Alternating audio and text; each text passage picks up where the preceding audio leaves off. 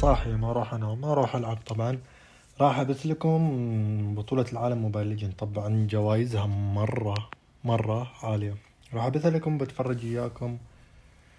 طبعا في تعليق معلقين انجليزيين اتوقع. شوفوا هنا داخل اللعبة موجود البث. Well, what can I say? It's just a straight up stomp right now where you could just see Heath outright bullying this Akai. Every single time he sees that panda's gonna go extinct. And it seems like there's gonna be another one biting the dust. And once more, E1 goes down. Oh, Stu tried to help. I see that. Stu tried to help. Goes in with the rampaging sandstorm. I'll stun him. Let's see what happens. Oh, it's not enough. He survives. He goes back in. And I think quick sand guard would have been a little too dangerous given that Yelly Haze was there as well. Could have gone for the stun, stop the shenanigans. And right now, the map is looking mad blue, Contra. It's looking mad blue. And Omega Esports, this is what they're good at. Again, they know the steps between A, B, and C. You take them to like maybe J and K, things get a little shady, but it's not gonna happen because they get another one. Stu goes down in mid. Kenji gets caught out. Oh, he hooks him in! He hooks him in! They despair! They I'm sorry, I'm losing my words. It's because it's just too crazy. What was that? The flicker and hook? The flicker and hook? We gotta catch a replay if we can because that was absolute beauty. I've lost for words, but you know what? Go ahead, take the Lord. I think so that is pretty much done for. That was ridiculous. That was what, 3 people underneath the turret. He goes for the hook, flickers away, feeds Chico and the rest into the rest of Omega Esports. That's the wrong team, but you know what I'm saying? Like these stickers, yeah, they're in other groups, but wow, Omega Esports sitting at 14-3. That's right, and maybe they're sending signals. It's like, hey, Alter Ego, are you watching this? Like, we're coming after you next. Evos SG, check it out. Oh yeah, and the list goes on. I wonder how many more stickers do we see because early on we saw Moon pop up that M1 sticker, but yep, this Hurricane Down is going to be setting up, and they might just actually get Heath right across, but he is in safety. Still gets caught out instead, and Kurtizi looking for blood, hunting for Chiku as well as Moon. He's already inside of the enemy space. What? And he doesn't care. Drop that missile arrow as much as you may. I will take out your inhibitor turret on the top lane. He caught it with much gusto. He's like, I'll take it. Don't give it out easy. I'll take it. Now Chico running for his life in his own base. This is not a good spot to be if you are Todak. And it looks like they're just focusing on the base right now. Ladies and gentlemen, it's just 11 minutes and 15 seconds in. Mid lane gonna be as well. The next target, another ejector on the E1. And ladies and gentlemen, it's just a matter of time. That's gonna be game 1 going over to Omega Esports. And now the Philippines will top the groups at the moment. Omega really represented it well with them hungry for the first win. And the champions of MYSG will suffer the first round defeat. But hey, all is not over just yet because this is just 1 out of 3 games in this best of 3 format. So we still got perhaps 2 more to go. Yep, this is what, a 12-minute game? Maybe even under. And I don't know, Todak, they had a solid draft. And in the first maybe 6 or 7 minutes, it looked like Chiku had it going still. But man, at every single front, it seems like Omega Esports exactly what to do. Again, to go from point A, B, and C. We'll hear more about this from our analyst in just a bit. But for now, ladies and gentlemen, we would also like to thank Tumi for being the partner or sponsor in M2 as the journey to become the champion of M2 has. على الصوت لحظة أنا دونكم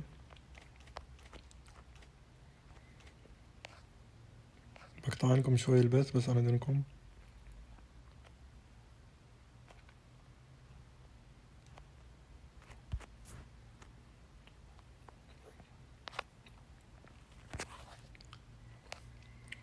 لحظة كيف ندخل على البث والله نسيت يب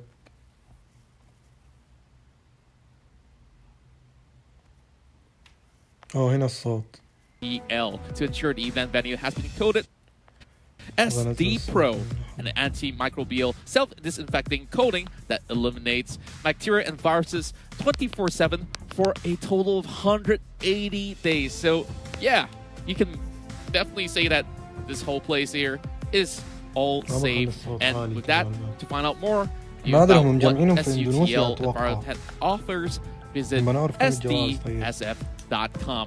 And well, yeah, It's a whole lot to talk about here, but still, I'm pretty sure the fans have something to say, right? Yep. For you guys at home, I know your bodies might be ready for the matches, but are you ready for more? Throughout the tournament, we'll be announcing various giveaways from Razer, M2's official gaming gear partner. So keep your eyes and ears peeled. My guy, if the fans at home are ready, I don't know if we are, man. You heard me right. This is my job. I do this for a living, but I've been losing my words ever since that one last crazy fight underneath the turret. Yeah, indeed. And, you know, the best person to talk about this possibly wouldn't be us, because there's going to be another eye watching from across. LaFell that will be breaking down some of these matches later on. What an interesting game it was, and we're definitely excited to see what will be happening in Game 2. But before that, let's pass it over to our dear analyst. It's LaFell that will be bringing you the entirety of the breakdown.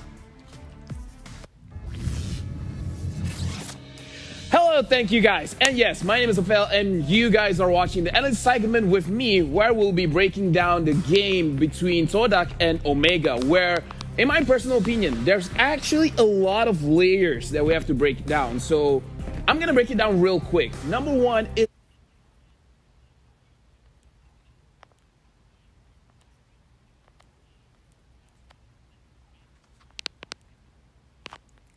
the draft. Even though I completely agree with both Leo and Contra, where they're just covering all of their bases, just banning out all of the good picks. However, if we really look at Todak's draft, they're really aiming for the side lanes, the Esmeralda, the Yuzong, and then later on, the second phase of the bans, they ban out their the enemy's mid lane. So we can definitely see that Todak, they do not want a bad side lane matchup as well as a mid lane matchup. And in this game, we can definitely see that going on, where the first fight between Courtesy as well as Formace. The thing about Formace, win or lose, he will always go for that 1v1. He will always try to get something going, even if that means that he's gonna die. Unfortunately for him, the matchup between Cho as well as the Benedetta with the eye for an eye, canceling out the crowd control as well as initiating the stun back onto Cho, wins him that 1v1, and then it kinda triggers every single thing happening throughout the match, where unfortunately Team Todak, I agree with Leo, where Chiku really looked like he could have been that guy that brings out the real Todak back into the game. However, there were so many botch attempts. But right now, let's look at the itemization between both of these teams. And right now, let's look at Yelly Haze with the Eudora, because this Eudora pick almost solidifies the win for Omega Esports, because as you guys can see, he already has the Lightning Transient and he is on the way of creating his Holy Crystal. And once Eudora gets that amazing burst from its ultimate, Chiku will not really have a chance to go forward and do anything. Like, as long as Yelly Haze is not targeted, he can just stay in the bush or any kind of safe distance. And the moment Chiku or the Claude goes in with the Blazing Duet, will get bursted down very fast, instantly winning the team fight for Omega. So honestly, even during the pick and ban phase with the Eudora pick, Omega Esports, in my opinion, they have won the draft.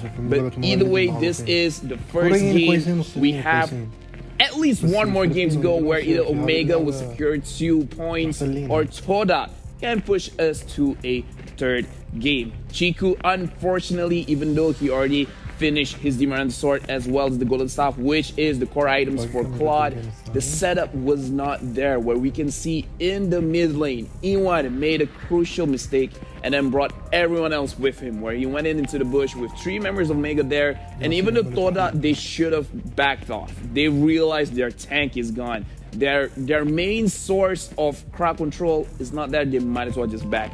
But right now, let's look at the guy that made it all happen. Let's look at the MVP of Omega Esports, which will be going to Heath with the Jawhead. Yeah, he didn't deal that much damage, but look at the KDA, 1011. He's looking really good as Mr. Fundamental. Not really making any mistakes. He knows what he has to do. Go in front and then pull someone back. especially the roam down bottom after Ruby with the arm offended, pulling Stu out of his turret, and then the Jawhead just continues with the ejector, and then after that ejector after ejector, forcing Team Toda to be away from the team, or better yet, forcing them to be out of position, giving the kills over to his team, only securing 1 kill for himself. So congratulations to Heath for getting the MVP of the first game of the M2 World Championships. But again, this is just the opening series. We have more games after this. But according to the first game, as we see here, perhaps Toda is feeling a little bit nervous, where we can see E1 was not that comfortable with the Akai. Even though Chiku looked really solid on his squad, the Akai didn't do well. The Cho losing out to 1v1, as well as the Selena not really making any kind of aggressive plays. He mainly stayed in the mid lane, not much locations to the side lanes, but to be fair, with the advantage that Omega has. And as Leo stated, Team Omega Esports, they are very disciplined. And the thing about disciplined teams, whenever they have an advantage, they hold that advantage. They make sure that the enemy will have very little chances of coming back. But anyway, that's it for me. Right now we'll be going to the second match, so back to the casters.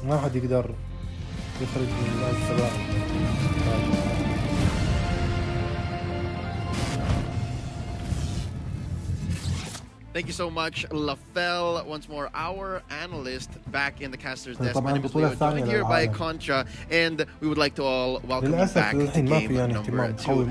Special thanks to our sponsor, by the way, Secret Lab, the award-winning gaming seats engineered for long hours of comfort and sitting for.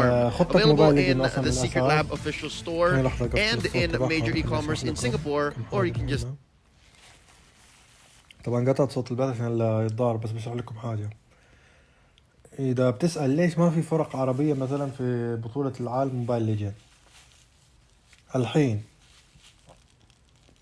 هالسنة هذه، موبايل ليجند صار فيه اهتمام للعرب، وأول حاجة سوتها من الاهتمام إنها فتحت سيرفر للخليج في الإمارات، ونظمت بطولة للعرب عن طريق الأونلاين، فاز فيها سكواد اسمه هوك للخليج. طبعا صح إن ما شاركوا فيها جميع السكواد بسبب يعني ما كانت واضحة الشروط، وفي فرق كثيرة من تقريبا 362 فريق بس دخلوا تقريبا 64 فريق، لو أقل بعد من 64 فريق. وبعدين عملوا بس على اليوتيوب لأدوار 16 فرق 16 الضالة، ولا دور 8 يمكن 8 الفرق اللي ضلت عملوا لها بث. كان جائزة المركز الأول أتوقع 45 ألف دولار، ولا مجموع الجوائز كان 45 ألف دولار. يب يب يب يب. في نفس اللقاء اللي عمله، وش كانوا يقولوا في اللقاء تبعهم؟ قالوا احنا نتمنى نشوف فرق عربية موجودين في البطولة، هم بيهتموا في العرب، كنا نتمنى موجودين فرق عربية في البطولة.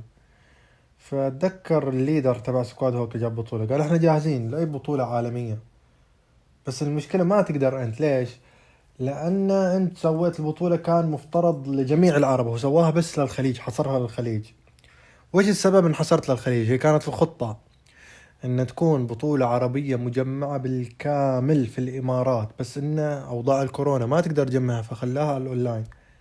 فمثلا يعني مثل مجمع دبي مول مثلا في الامارات، تعمل تصفيات بين العرب كامل، تسوي لهم جدول، واول 16 فريق، ال 16 فرق المتأهلة تجمعهم في المجمع، مثل شوف الحين هذا الموجود، وتجمعهم.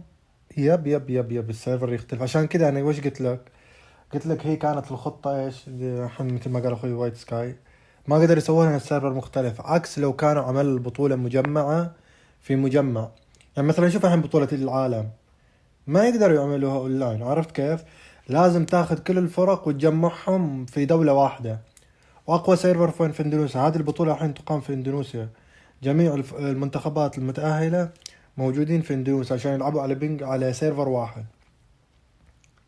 فيقول لك يعني بعد جائحة الكورونا ان شاء الله الله يشفينا اياكم منها، راح يكون في بطولة عربية كاملة وتتجمع الأغلب في دورة الإمارات، وراح يلعبوا فيها العرب. أول شيء راح يكون أول شيء تصفيات أونلاين طبعا، يعني مثلا يمكن عادي 300 فريق يصفوا، وآخر 16 فريق يجمعوهم طبعا على حساب لعبة موبايل ليجند، هي تتكفل لهم بالحجوزات والتنسيق من هذه الأشياء، ودوهم في الإمارات. لما يودوهم للإمارات 16 فريق شوف يعملوا لهم بث مثل كده خاص في العرب، واللي يتأهل يجيب الأول العرب هذا بيكون ممثل العرب في بطولة العالم. مثل ما شفنا احنا الجولة الأولى من اللي فاز فيها الفلبين على ماليزيا. طيب كان في بطولة الخليج فاز فيها هوك سكواد، ليش هوك سكواد ما هو في البطولة في هذه البطولة؟ لأن كانت هذيك البطولة تجريبية، عرفتوا كيف؟ يعني حتى أفضل الفرق ما شاركت في البطولة. تمام، الحين طبعا بنترك التعليق، بنخليكم مع تعليق الجيم، مع الجيم الثاني ندخل في الباندات. طبعا تعليقهم مخلين لكم بالإنجليزي، فاتح تعليقهم. When we talk about the gameplay here, of course, Todak really has to move more proactively across the map. And of course, with the early game being so, they aren't allowed to do that, especially when they started off with Heath. لحظة لازم أسكر ده عشان تسمعوني. هنا اللعب الصح، هذه لعبة موبايل ليجند، تتكلم عن لعبة موبايل ليجند، مو إحنا سيرفرنا الخليج أو سيرفر أوروبا. هنا اللعب الصح، ليش هنا اللعب الصح؟ هنا يلعبوا بالميتا. كيف تقول لي يلعب في الميتا؟ كل فريق عنده محلل خاص فيه، يعني يحلل لك من الضرر أكثر، وكومبو يلعبوا، يعني 5 لاعبين يعني مع بعض معسكر يلعبوا.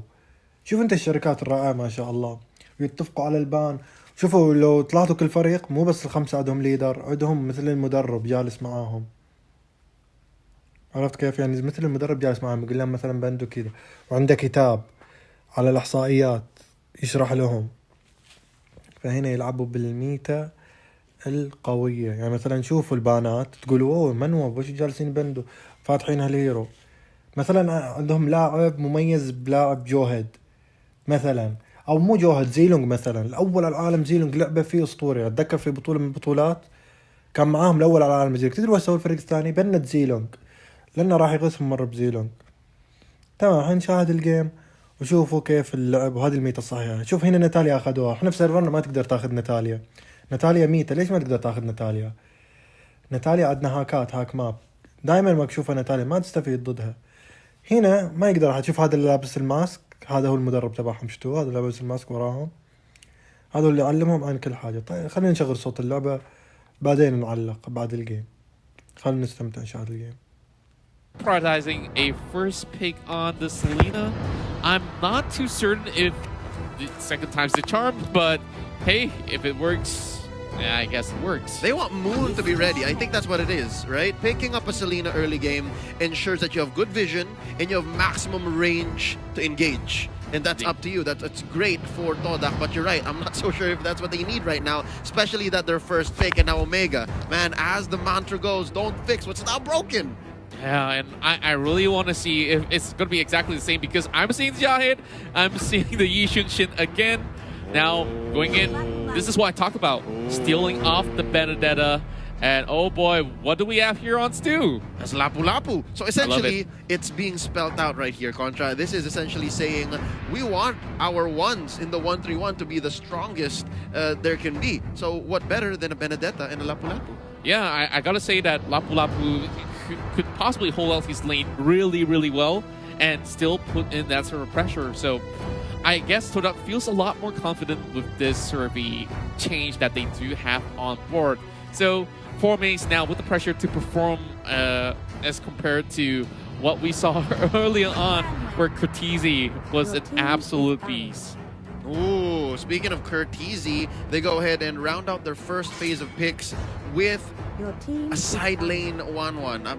I prefer the 1-1 in the side lane. I'm pretty sure a lot of teams do as well. So now going into the second phase of banning, they get rid of the possible predators to the prey. That is the soft marksman. That's going to be the link taken out for Omega. What is left for Chiku though? I feel I can smell a Lancelot ban coming up soon. It might just be coming up next, but hey, there's still a plethora of things that they really have to consider. Like, honestly, they possibly will be banning away those tanks. And are you sure you want to go for that Ruby ban? I don't know, dude. Again, I told you that one moment underneath that second tier mid lane turret, that was a thing of magic. I'm pretty sure when Kenji retires, whatever day that comes in, this is going to be one of those highlights. Yeah, and I think right now with that target ban, like he knows, okay, Kenji's the last pick right now, so we're going to be limiting some of these server pool, but hey, I felt like Todak here is just having a little bit of knee-jerk effect. Like you got hit once and you very know reactive. Very reactive, yeah. So تدري ليش بان لينج؟ بان لينج لأن لينج من اللي راح يقدر يجيب لينج غير كاجا مثلا. لينج ترى هم دا يلعبوا في لينج بتشوف يعني لينج اسطوري. يعني احنا اللي عندنا اللاعبين ما يلعبوا لينج بالنسبة للموجودين. في لاعب اسمه في ار كيو نسيت اسمه، كان مجنون مرة في لينج. ولا تنسى اللينك جي بشات ومن هذا الكلام عرفت. كان خلونا نتابع الجيم، بعد الجيم نسولف مع بعض، خلونا نركز على الجيم، بعد الجيم نركز على بعض. ببين لكم نقاط يعني جاي للعبة إن شاء الله بطولة إن شاء الله في المستقبل بتشوفوا فريق من العرب، أول العرب الأول على العرب كامل السكواد راح يكون متواجد في بطولة العالم بدعم من موبايل ليجند. خلاص صارت مهتمة الحين في العرب. وكلام لك يا محمد، لأنه راح يفتحوا لكم سيرفر في أوروبا، بس جالسين يشوفوا يعني الشركة الجاهزة إنها يعملوا معاها شراكة عشان يفتحوا سيرفر في أوروبا. خلونا نتابع نكمل. Off with Omega here as Yelly Haze has to really go in. Either they have to steal away some of all these priority, well, could I say priority mages right here? Because they really do have most of the stuff that they need already. Yeah, I don't think it's a matter of stealing. Is because Todak again, they how do you say, spent their mage pick already on the Selena, which I think opens it up for Omega Esports. So these two teams, they're playing on very different wavelengths. Yeah, they're thinking about priorities in a different order, and I think so far it's going well for Omega Esports because it's open for them. And there you go, Kenji says, hey man, give it to me first, let me get my hero first, and they get the Tams, which by the way is in not in any threat of being stolen away because they don't need it. So there's a nice win though. Oh boy, this other little boy, he's been on the up and up. Okay, we haven't seen Harley in a while, so Jungle Harley though. I think it's a Jungle Harley. I think so too. This is honestly extremely exciting. Well, we talked to a few people, some coaches and analysts as well, that this is an up and. أنا قلت بما إني بعد في اليوتيوب وما عندي شيء أسويه يعني وجالس أنا بتفرج البطولة، قلت خلني أبثها على اليوتيوب ونعلق عليها مع بعض نسولف يا بعض على القناة، يكون أمتع يعني جالسين نتفرج مع بعض بدل كل واحد متفرج على حاله، وما يحتاج تدخل لعبة، تقدر على القناة يعني تشوف البث. الحين احنا نتعلم منهم الميتا. شوفوا كم البان، 4 البان، مخلين البان 4، ملاحظين 4 لاعبين البان. ايه لأن في لاعبين واجد ميتا. شوف بانين سيلين، لا لحظة أنا مفهي كيف قلت أنا بان 4؟ بان 3 ولا بان 4؟ كنا البان 4. يلا الموجودين واجد لاعبين ميتا.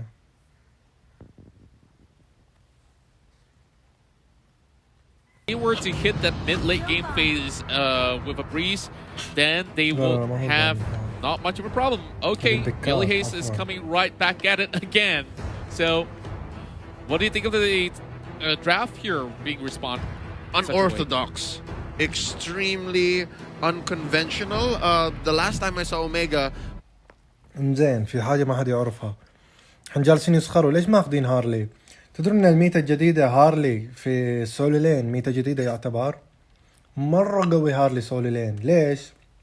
اولا هارلي يقدر يهرب 1 ضد 1. هارلي معروف الت تفعل وخلاص، والسكيل الاول خلاص جي تقدر تقتل ضدك في اللاين وتبش التور جي ما راح ينصاد هارلي، لازم تكمبر عليه. وثاني شيء لما يصير ليت جيم هارلي يدخل على الدمج تبعهم جي. خلونا نشغل جيم نتفرج.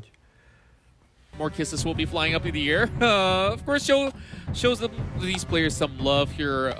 Of course, support your favorite teams throughout the entirety of the M2 World Championship run. Now, Todak has already suffered a deficit in terms of, you know, the points. They feel the pressure. They feel the pressure. Indeed. طبعا أنا أتوقع ما في مقارنة في الجيم. أتوقع الفلبين فايزين 1000%. الفلبين هذا الفريق أتوقع للنهائي مع الإندونيسيين. النهائي معروف دائما في بطولة العالم دائما يصير بين الفلبين واندونيسيا، هم أفضل فريق ومنافسة، أحيانا يفوز الفلبين وأحيانا يفوز اندونيسيا.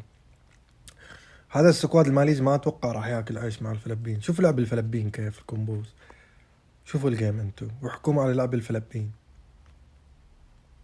This is just what he does. Missed the fundamental. Back at it again. Clocking in. 30 seconds. He's saying, Chiku, I want your buff. I want your buff. I wonder if he can hit the ejector just right. He did do exactly as he should. طبعا سكواد ماليزيا غلطوا نفس الغلط اللي غلطوا فيه أول جيم. أول جيم من كان عليهم الام في بي؟ كان عليهم الام في بي جوهد. الميتا الجديدة جوهد بان. شوف مرة ثانية فتحوا جوهد، فجي راح يبلعوا اجين. شوف لو مثلا يلعب ضد اندونيسيا او مع تيم معرق، صح يعني تيم معرق، ما يعني شوف الماليزيين على قدهم في اللعبة، تيم معرق 1000 جوهد مستحيل ينفتح في الرانك، مستحيل. حتى ترقل اللي بيبندوه التانك. فخلونا نشوف الجيم. كان ضدهم جوهد ام في بي ما بندوا جوهد. What a setup coming from E1. This time he replies, he responds, and Yelly Hayes might just be first blood, but he survives! What? Spiral Strangling able to put enough sustainability onto Yelly Hayes to spare Omega Esports, surrendering that first blood. Stu, I wonder what Stu was up to. Oh boy, yeah. Why is he at less than half health? Yeah, like, that's not supposed to happen in these. احنا يا شباب سيلفانا ما حد ياخذها في سيرفرنا. سيلفانا من الفيرست بيك في الجيم. شوف هارلي جي بعد هارلي جانجلر ملعبينه. يب هارلي هو جنجل، متخيلين؟ بانديتا سولو لابو انت تتكلم عن بطولات. طبعا اللي ماخذين هارلي جنجل اتوقع الماليزيين. يب الماليزيين.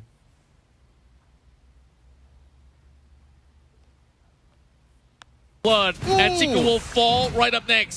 As you can see, Hajizi just poking him from quite a distance, and Yelly Hayes will be the next one being focused by Cody.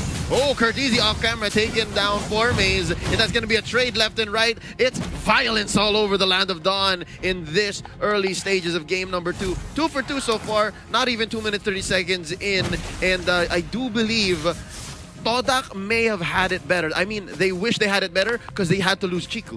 Indeed, and there's going to be a little bit of pause, so we can definitely talk through what. هذه إذا توقف اللعبة كذي أنا حد الفريقين أخذت تايم أوت. أتوقع ما أتوقع باك الميتا. أنا أقول أنت كلامك صح يا بيكون البان في الرانك أعلى من 3 كل فريق. شخصيات الأوبي صارت كثيرة. يب بصير مثل لعبة ليج اوف ليجند.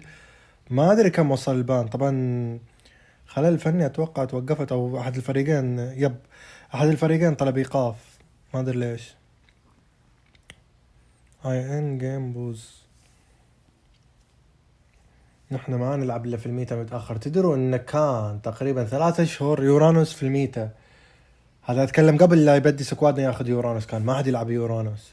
وأنا شاهد البطولات مثل هذه، بطولة العالم بطولة اندونيسيا، كانوا أفضل لاعبين في العالم المعروفين مبالغين يلعبوا يورانوس. أقول ليش سيرفرنا ما يلعبوا يورانوس؟ ليش ما يلعبوا؟ لأن أصلا ما يعرفوا إلا يورانوس. كانوا سيرفرنا يورانوس كان يعتمد على إيش؟ كان يعتمد على ستاكات. لما تجيب بالسكيل أول 3 ستاكات على أي خصم تهجم عليه خلاص تكسر كل دروعه الجسدية والسحرية، يجي دمج 300%، يموت أي هيرو. كان 1 ضد 1 ضد يورانوس جي. حتى إزمرالدا كان يجلدها 1 ضد 1. يب هذا يخاف من كابتن. انت كلامك احمد صح. كانت الفلبين هي اقوى دائما في اندونيسيا في النهايه، لان اخر بطوله العالم جابوها، لا اخر بطوله العالم جابها اندونيسيا، جابها ايفوس اتوقع. النهايه وصل 2 اندونيسيين. بس اللي قبل البطوله اللي فاتت الفلبين هو اللي جابها. ليش اندونيسيا جابها على الفلبين اخر بطوله؟ كان الداعم اقوى للاندونيسيين، جابوهم احصائي على مستوى العالم للعبه خاص، وراعينهم نادي باريس سان جيرمان. متخيل؟ عندنا في اوروبا وعندكم في اسيا غير ترى. يب ادري بس مو غير. احنا على اللعب يعني كل تيم على الهيرو اللي يعرف يلعب فيه. عرفت؟ احنا ما نلعب الميتا متاخر. شوف هارلي هارلي ناخذ في الرانك تبعنا. هم هارلي سولي لين لو تشاهد يعني قام احنا اندونيسيين افضل اندونيسيين. ديم يب شوف دول الفلبينيين اذا لعبوا لك بلينك جوشن فاني دي الشخصيات ديم السرعة، يعني شخصية تحتاج سرعة احتراف. بنديتا مجانين، تشاهد تتحمس تلعب الشخصية. نشوف شغل الجيم يبا نكمل الجيم. Exactly, and glad that we are resuming back in towards the match already. Now, stuns are coming up towards the side of E1 as we are seeing more and more members invested in towards getting that turtle coming from the side of Toda. But look at Omega, they're responding really well. 3-man pushing inwards through the jungle. What? And they're trying to catch Chiku. Very greedy response coming from the side of Keith, and he gets punished. This is not going to be good for Mr. Fundamental as... شو كيف دمج هارلي التعديل اللي جاي عليه تدروا ايش؟ انه يكسر الدفاع السحري والجسدي. هذا البفت كان تبع هارلي، فلما يعمل الالت خلاص يكون كل الدفاعات مكسره ويعطيه دمج. وين ديم الدمج، خاصة لما يجيب ايتم بتشوفوا دمجه. والله هذا الجيم للحين يعني منافسينهم الماليزيين. That we're talking about. Yep, actually I admit it's a 2-for-1, right? And the reason why is because actually Heath was also taken out. But again, note, ladies and gentlemen, the put yourself together. His death timers are just lower. Yeah, indeed, and it's still very early into this game. It's not going to be all too punishing at all. And Cortese has made a big purchase. Corrosion Scythe already, so I guess he's just one more away, possibly a Demon Hunter sword or a Golden Staff, and this one's ready to go.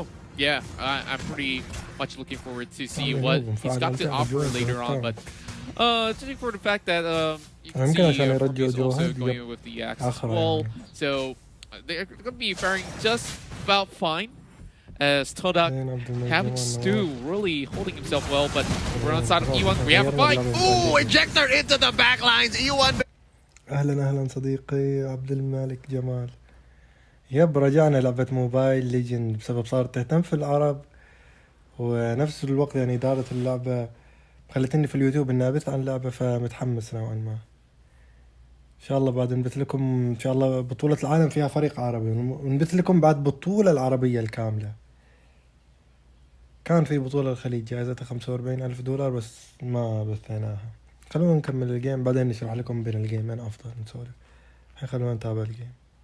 You get to see how well Toda has changed after the first matchup. Now, this is what we are in for, and they are looking pretty much well in shape. Keep now trying to catch out this Tigreal, but they're aiming for Moon instead. Yep, do note, ladies and gentlemen, E1 has no more implosion. Cortese looking low. There you go, gonna dash in. Uses the Electo, final blow, taking out Cortese. 1-1 slain. That's the Imperial Justice catching no one. Yeli is taken out. 2-for-0, currently in favor of Todak, and they are gonna disengage. Omega says, let's Delta out of here. There's nothing for us to get.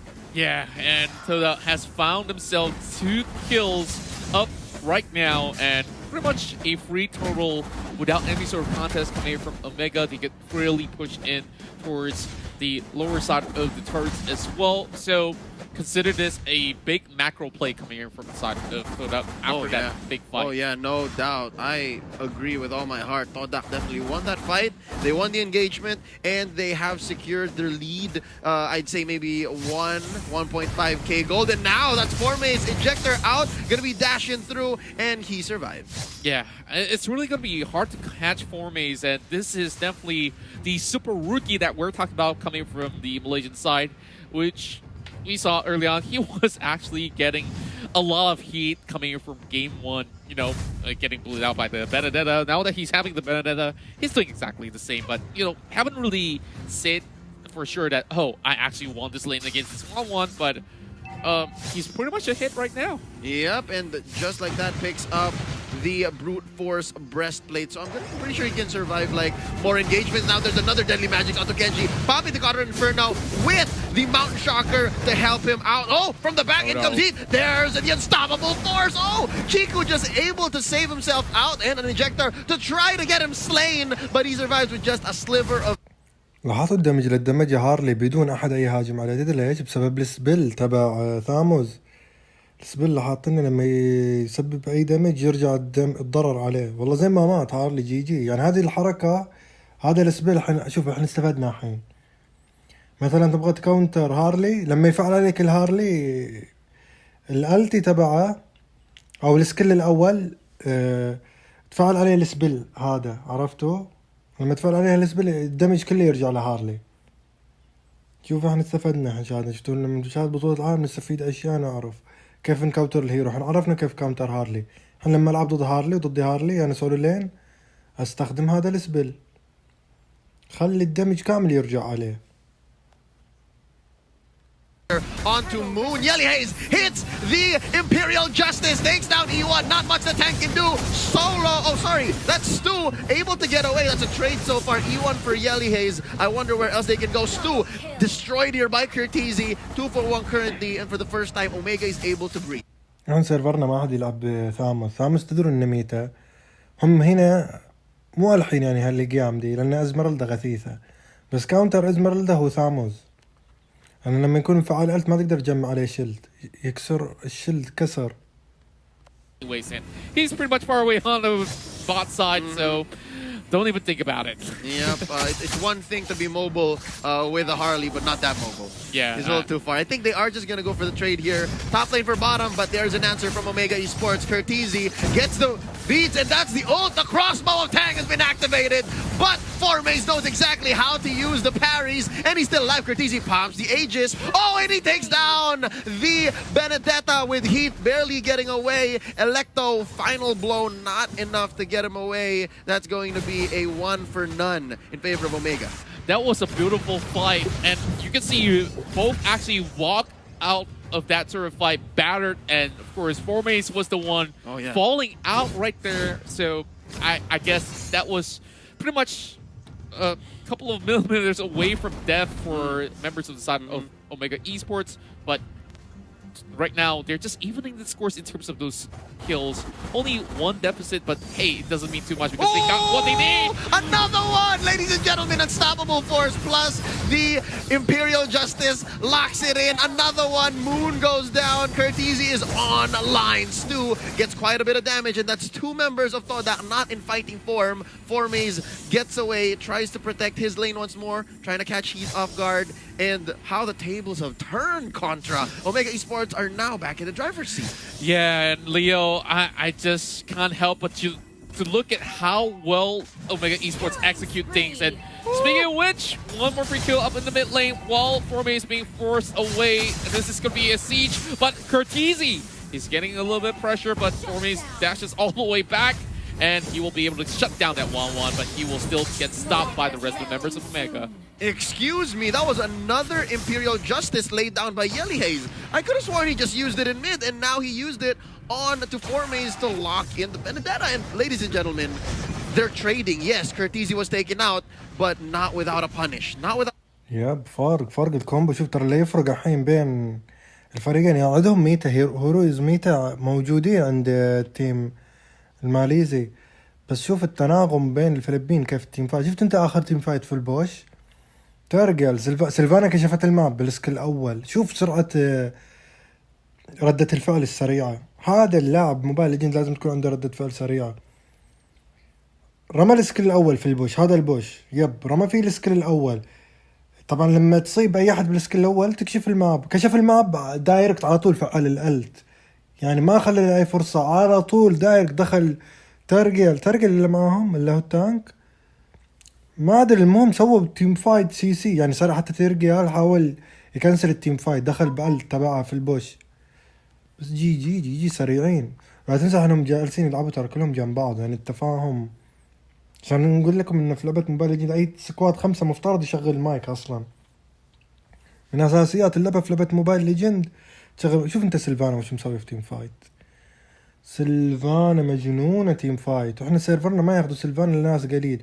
عارف واحد اسمه فوكس يلعب سيلفانا، لعب معه لعبة اسطوري فيها، لعبنا معه 5 جيم معانا كان هزاع، بس هزاع ضد ناس كويسين في سيرفرنا 5 والله فزنا عليه بسبب سيلفانا. ان سيلفانا تدخل اي واحد داخل الجي يموت، خاصة الجانجلر لما يكون عنده داشات يقدر يهرب خلاص إجباري ياخذ الستم.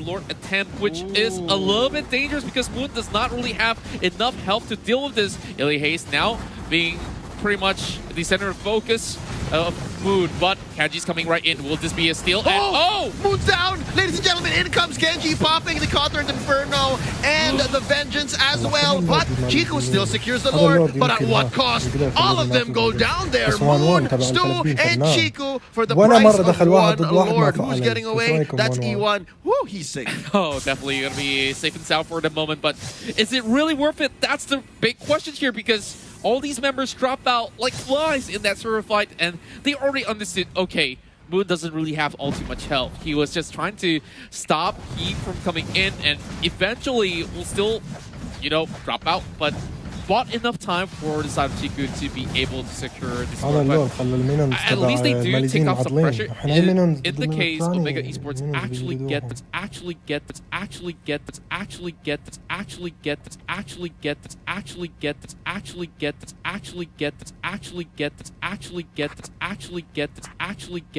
قصر ده المايك تبعه علق ولا وش السالفة؟ actually get لحظة خلينا نتأكد.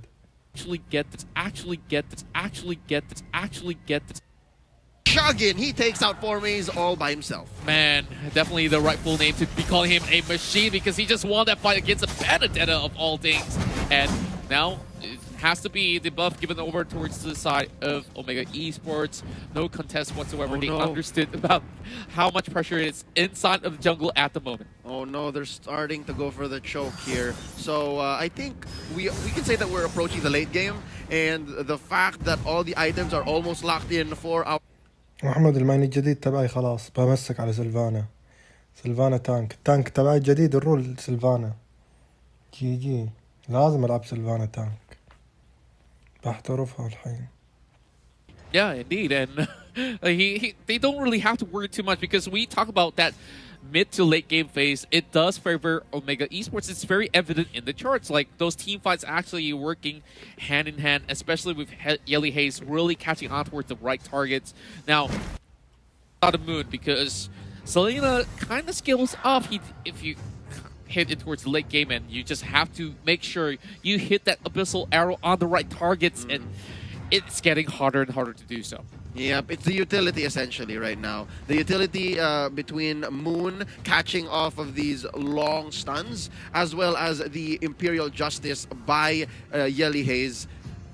I don't know. It's really a die roll, a coin flip at this point. Who can catch their targets easier or even better? So right now, Chico secures his orange, at least with the help of E1 from the bushes, and I do think this is a great pickup by Yelly Hayes. The glowing wand, because a lot of times people get away with just this much health. By the way, I'm making a hand signal, ladies and gentlemen. It's a small hand gesture. All right? That's right. So with that, the glowing wand, they can secure more kills. I definitely agree with that, and they're waiting for the next big objective, and another 1v1 breaks out as 4Maze will challenge Kenji once again. But Kenji looking to sustain this really well. He's not phased at all, but over on towards the mid-river side, we do see, of course, a lot more big items coming out for Sudden Heights. They're getting clipped out, and this does not look all too good for Kodak. Speaking of big pickups, this is what? A rotation of epic proportions. 5 members of Omega Esports with lethal intention. You see it in their eyes. أنا اللي عاجبني فيهم تدروا إيش؟ لما يدخل تيم فايت ما جابوا اي سي مع بعض على طول يرجعوا. احنا سايفنا يدخل واحد تيم فايت بس غلطة واحدة في تيم فايت التيم كامل ينمسح. نايس، عاجبين دول الفلبين.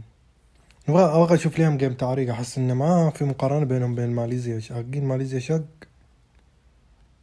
Really roam across the map. They have more pressure inside the jungle, which is why Todak is just being forced to go on the defensive. Like, even the Lord is up right now, being empowered or so.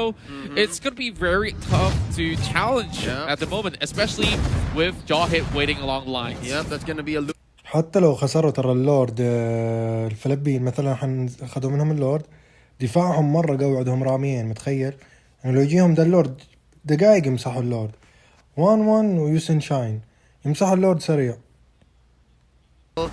They have all of their ults, they have all of their flickers, It's just a matter of really using your timing and picking your spots. And of course, Mountain Shocker to check. They see that down bottom there is Stu, and Chico's a little farther. So I think they want to make sure that they don't lose any turrets. Like, I think that's priority one, and then second priority is Lord. Yep, that's right. And we could definitely see that Omega is just guarding it so well. Like, it's part of the gallery. Hello. Formace. Hello. Oh, does not get any yet. There's the Electo final blow. Heath tries to go for the ejector, still stays on the spot. The big fight is actually both. شوفوا سيلفانا ذكي. وش خطة سيلفانا هنا كان؟ كان يبغى يخلي 1-1 الرامين يفعل الالت. لما يفعل الالت هو جنب تيمه بيقول لهم 1-1 بدون الت. 1-1 بدون الت على طول بيجوا الماليزيين بيدخلوا تيم فايت ضد الفلبين. ان يكون 1-1 اصلا ما منها فايدة في الجيم، ما عندها التي. عرفنا حاجة ان سيلفانا مانية ضد الت 1-1. لو لاحظتوا من شوي لما فتح الالت لما تستخدم السكيل الثاني المناعة ما يجيك اي دمج من 1-1. والله اذكياء دول يا اخي، اللعب دقيق مرة. هنا متعتك يا تتفرج مباريات. To clear this wave, and the answer is yes. Look at that. If there's a pixel brush, there's a pixel health on that turret up top.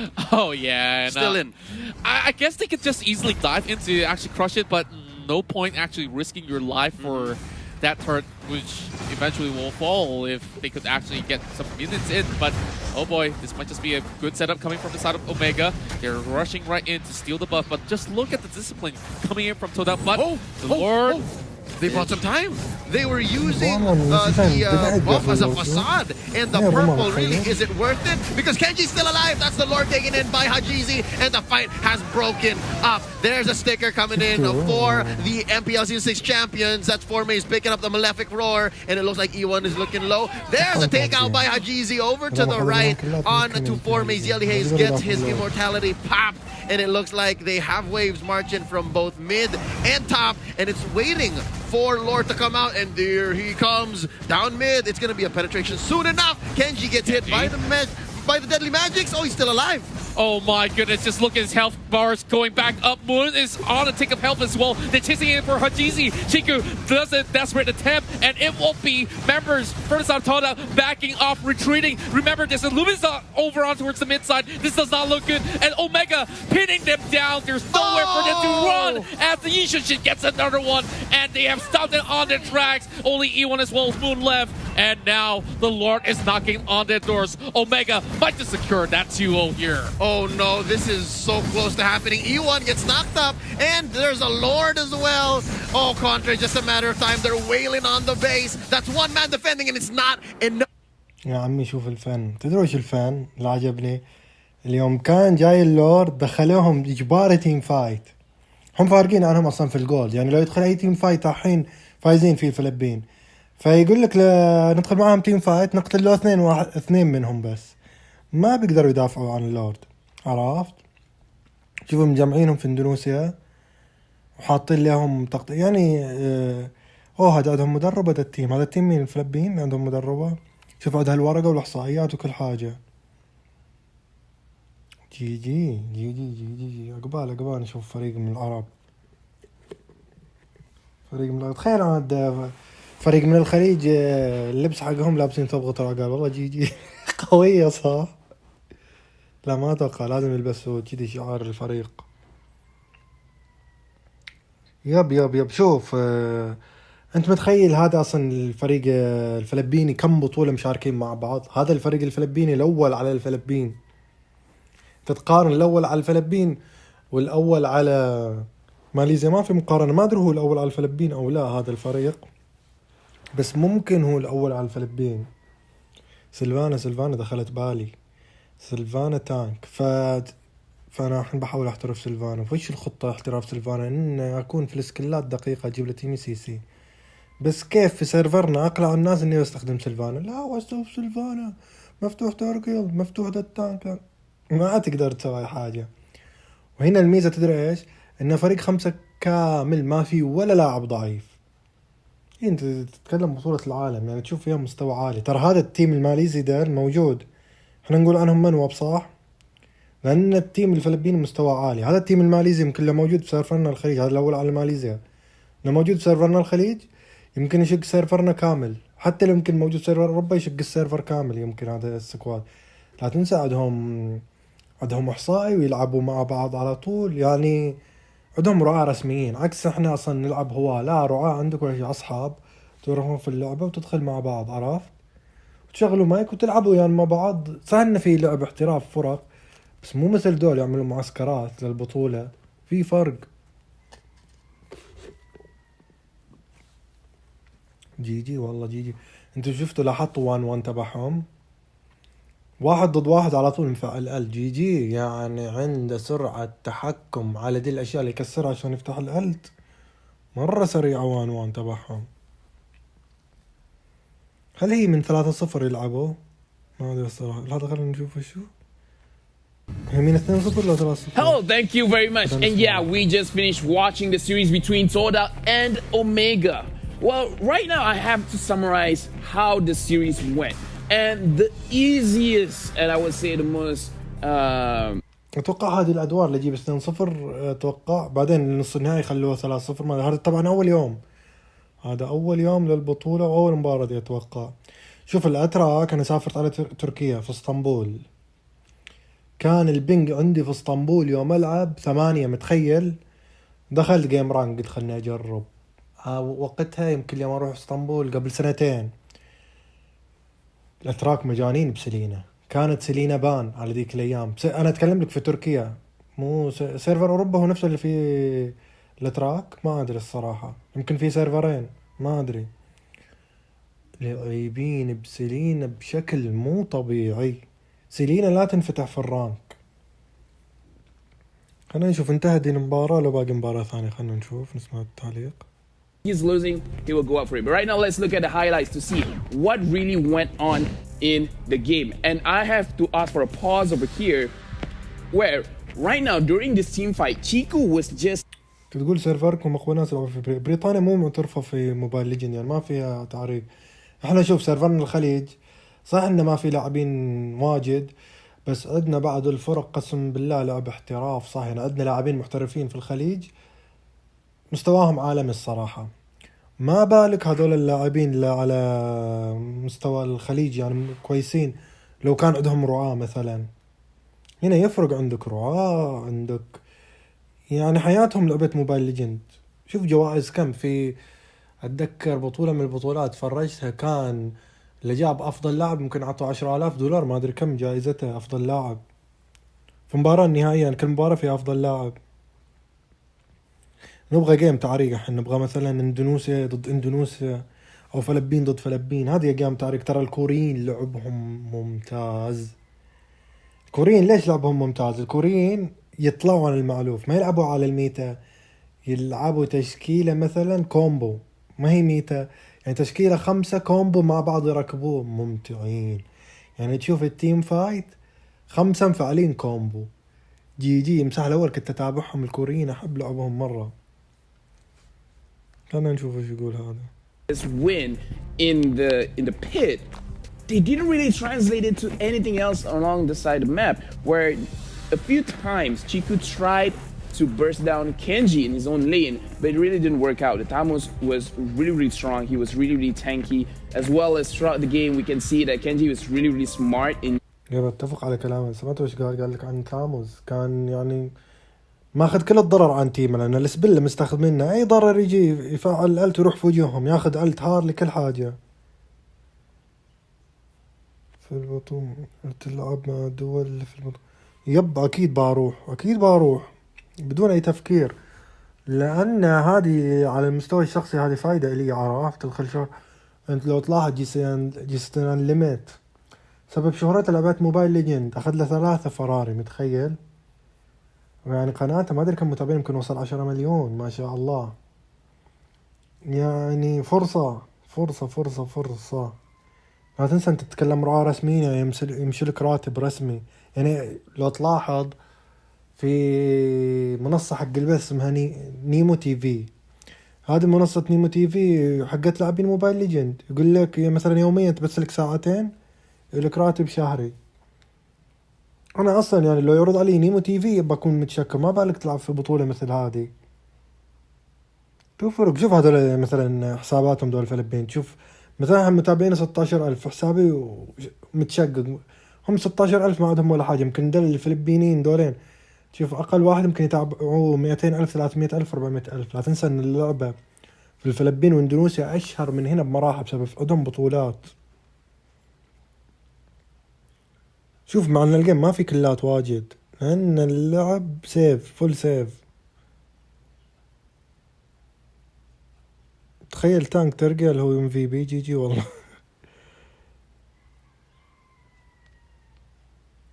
خلنا نشيل الميوت. To take out the feather of heaven and then put in the glowing one, because as we can see, Chiku, he tries to be in front and then deal all of that basic attack damage, but it didn't really work out because the more he stays in front, the more he will be chased out.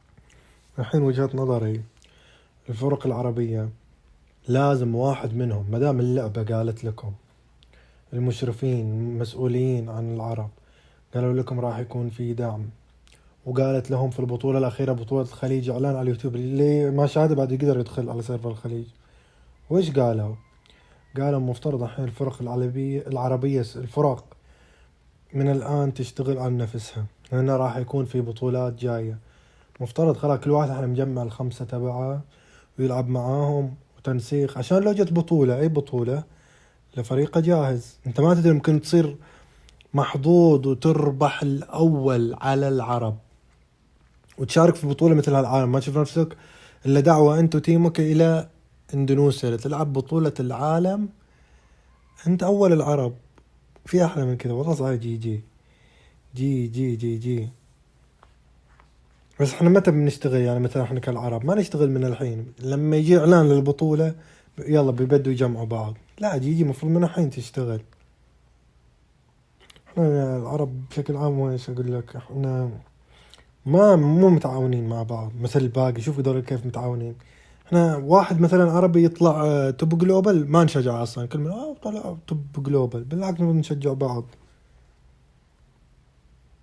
شوفهم صغار كلهم في العمر الاول يوسي شاين. لينك شوف لينك في تيم اسمه RRQ والله نسيت اسمه اللي يلعب في لينك. في مباراة في البطولة النهائية جيم واحد بس فتح له لينك، هو كان الأول العالم لينك. تدري ان دول لما عندهم مثلا بطولة الجلوبال ما يطلع اصلا من اندونيسيا، يعني الاول على العالم ما يطلع من اندونيسيا لان الاندونيسيين دول المعرقين يجلسوا كله يتدربوا كاستم ويلعبوا ضد بعض كاستم اقيام، يعني محترفين كله تدريب ما عندهم وقت يعني عشان يرفعوا حساباتهم. فتشوفهم يعني عادي يرفع لك 3000 بوينت بس طقطقة لان اصلا تيمهم معسكر يلعبوا مع بعض. والله اتذكر ذاك الجيم فتح له لينك أسرع لينك شفته في حياتي. لما يفتح الألد الخامس على طول الخمس السيوف أسرع من حياتي يجيبها. سافيت جاب فيهم ذاك الجيم مسرعة من لينك مرة سريع. وفي لاعب كان يعجبني اسمه انتيميج اللي هو سكواد اونيك ديم لعبة بلينسلوت ما شفت في حياتي. لينسلوت تيم فايت زي داشات يدخل في التيم الخمسة داشات تسمع صوت السيوف. جي وجسرة طبعا اعطونا احنا بريك 10 دقائق. خلونا نسولف في ده بريك 10 دقائق. بطولة الخليج اللي تتفرجها كانت ترى مرة ممتعة. لحظة خلينا نشوف مثلا مهارات كلينت زين مدام شرح عن كلينت نستفيد. كلينت الحين ترى ميتا مفترض بان جانجلر. خلينا نشوف مهارات كلينت.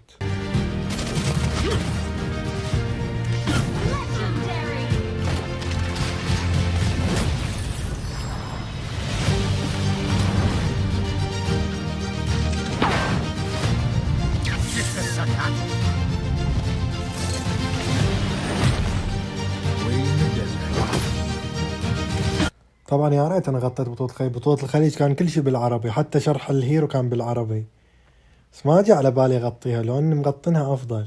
كانت حلوة والله فيها قصص بعد بالعربي. هذا اعلان للسكين تبع تبع كلينت.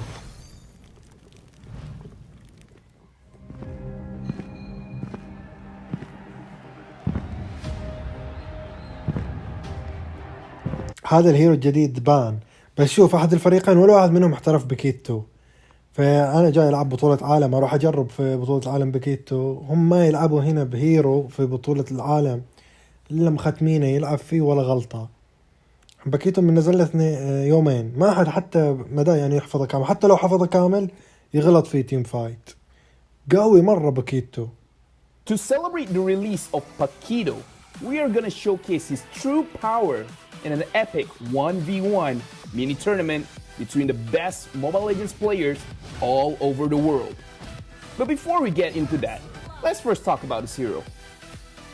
Paquito is a super versatile fighter that aims to be the strongest fighter of them all.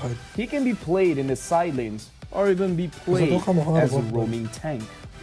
His passive, Champ Stance, is a unique mechanic that allows him to conduct a variety set of combos, making him unpredictable and able to create skillful plays.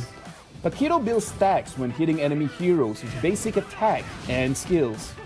When 4 stacks are reached, Paquito enters Champ Stance and enhances his next skill. After using his enhanced skill, Paquito will have a short burst of movement speed. Personally, I really like his movement speed animation. Whenever Paquito enters Champ Stance, his skills will be enhanced and he will also... شوف أتوقع يا محمد إنه في بعض الأيام بيجي بيكون مفتوح لينك بس ما يقدروا ياخذوا لينك. تدري ليش؟ إنه يكون مثلا التيم اللي ضدهم ماخذ كل هيروز كاونتر لينك، يكون لينك ما منه فايدة في تيم فايت، فيقول لك ليش أنا أخذ لينك؟ احتمال كبير أخسر. لا لا لا، هذا من بداية الجيم والله، هذا من بداية الجيم. جي هذا يقدر يفتح له 3 مرات، بيجي نيرف على طول. ده هذا ما ينفتح في سيرفرنا، مستحيل ينفتح حتى لو واحد نوب يعني ما يعرف يلعب له. بس تخيل يجيك الالتي 3 مرات. ماني هذا مثل تشو، عرفت تشو؟ اغث من تشو. انت شوف تشو كيف غثيث. تخيل هذا، شوف الداشات، شوف هذا، شوف الال 3 مرات. هذا اللي اتكلم انا شفتها فتح التي 3 مرات. لما تكمل الباسف كامل يلك طريقته ان تلعب فيه. ده يعني انتو طريقتك في اللعب فيه، تقدر تفتح الال 3 مرات. مشكلة هو بالانجليزي، وانا لو باثنا في بطولة الخليج لو بثيت افضل كان الشرح كله عربي، حتى الهيرو يتكلم عربي. بس عشان الحين بطولة العالم ولا فيها اي احد عرب، واللغة المستخدمة للعالم معروفة اللغة الاولى الانجليزية، فعشان كده الحين كل حاجة بالانجليزي. عكس البطولة العربية الخليجية كان كل حاجة بالعربي. Paquito challenge we have 14 جدول البطولة. في فرق من الفلبين، من اليابان، في برازيلي تيم. From the second seat below will only have 1 representative. They will be competing in a 1v1 best of 1 elimination ladder match, except for the semifinals and finals. That will be a best of 3. Who among these talented players will pilot this new hero to the greatest height and be the champion of the Paquito Challenge? Get ready for some impressive fistfights. Stay tuned to the next episode. Mabilis siya gumalaw, tsaka marami siyang burst damage. I think in general the hero has a lot of potential. لا ما يقتله، هذا منيع. هذا باكيتو منيع وداشات مرة واجد. جربت لعب فيه باكيتو، مو جربت لعب فيه، جرب واحد يعني لعبة كويس لعب فيه. ما تقدر تمسكها. إذا واحد سريع أنا أتكلم لك. هذا إعلان سكين كلينت. بطولة الخليج كانت حلوة. شاهدت محمد بطولة الخليج؟ كانت ممتعة. كان كل الشرح بالعربي، خلوه الهيرو يتكلم عربي.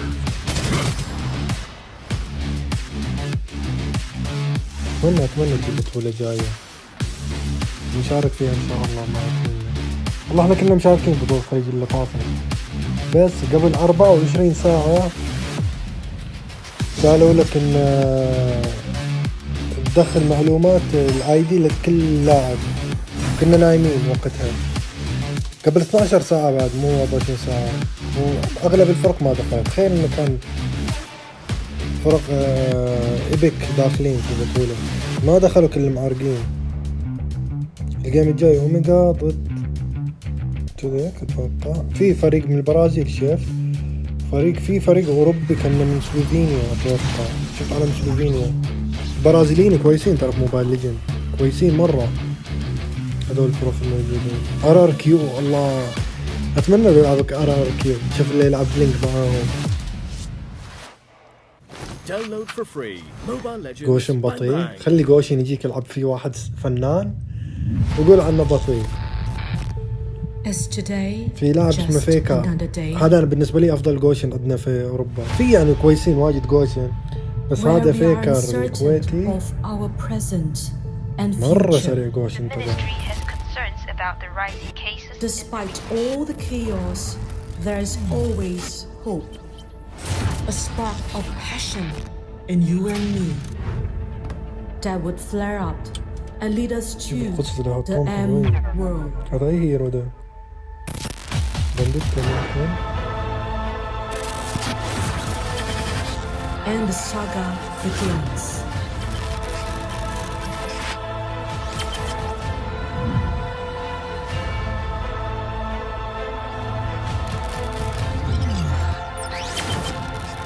Welcome to M World. Tune in to M2.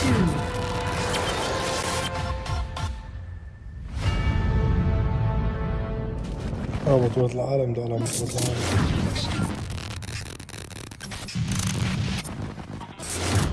قلنا احنا واحد في سيرفرنا اسمه تايلر بعد له أي مرة.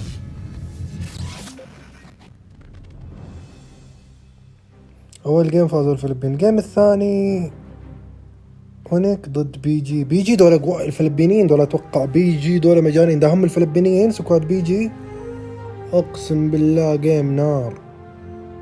RRQ آخر جيم ضد بي جي بيلعبوا للأسف. لا RRQ بعد جولتين نقدر نشاهدهم. أبغى أشوف RRQ، أفضل لاعب عندي أنا طبعا في موبايل ليجند كسبورت.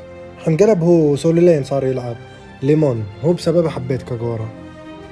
ليمون مجنون كاغورا كان، والله ما حبيت كاغورا إلا بسبب ليمون. أذكر كنت أشاهد بث لليمون، رسلوا له في البث يمكن 6 طائرات.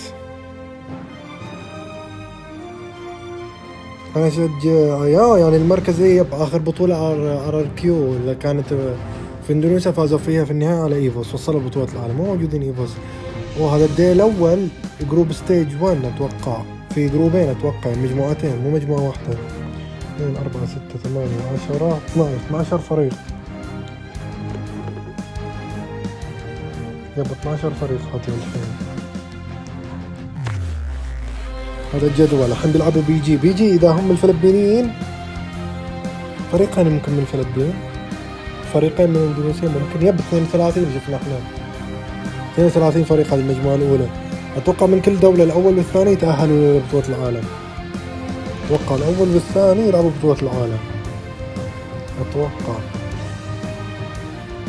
هذه اليوم مباريات اللي راح يبثوها، يبثوا 6 مباريات.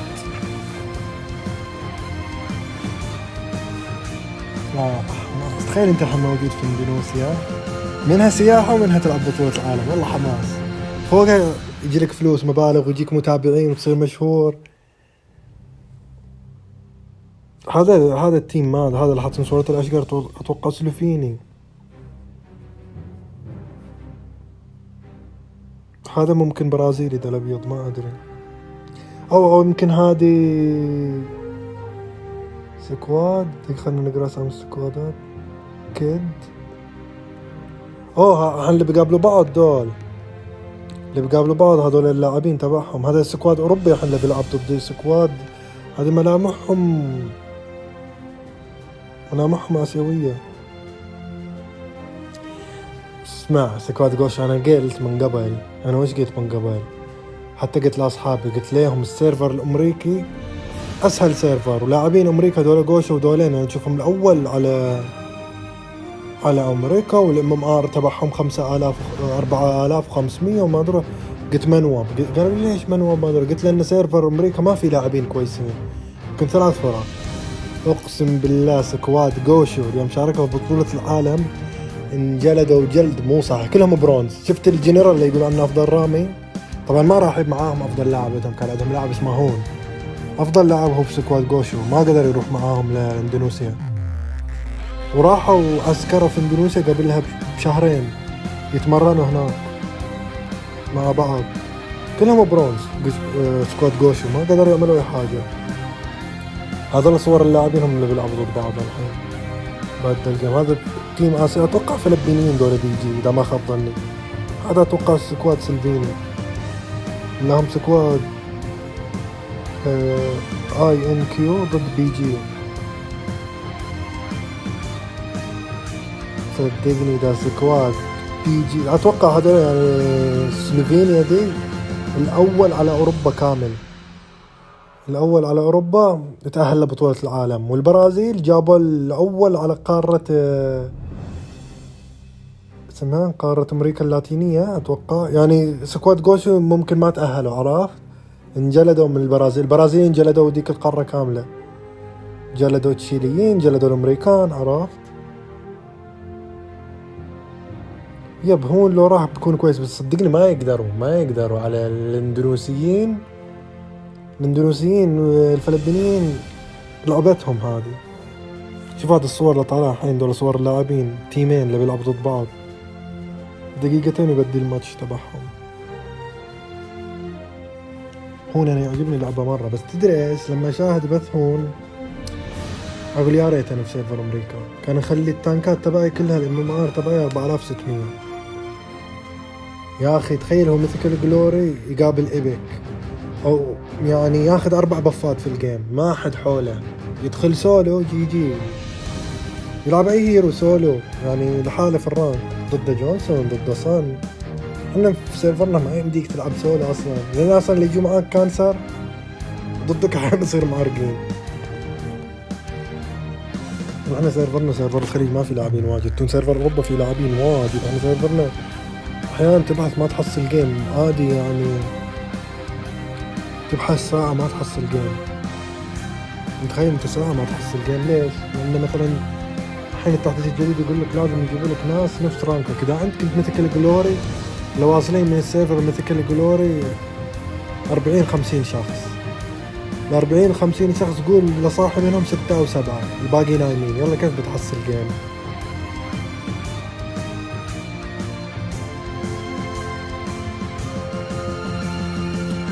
سيرفر أمريكا مرة ضعيف. دليل إنهم ضعاف لما لعبوا بطولة العالم يعني كانوا مشهورين وكل واحد في حسابه 400,000. واحد قناته في اليوتيوب قريب 1.5 مليون. بيّنوا في البطولة إنهم بمعنى الكلمة تيم سيء ولا ينافس على بطولة العالم. انجلدوا جلد مو صاحي.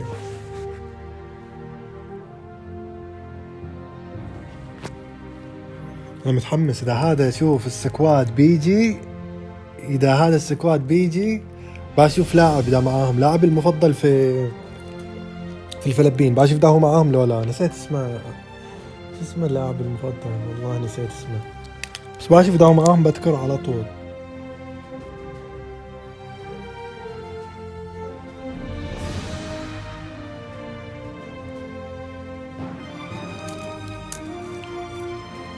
يلا باقي 42 ثانية.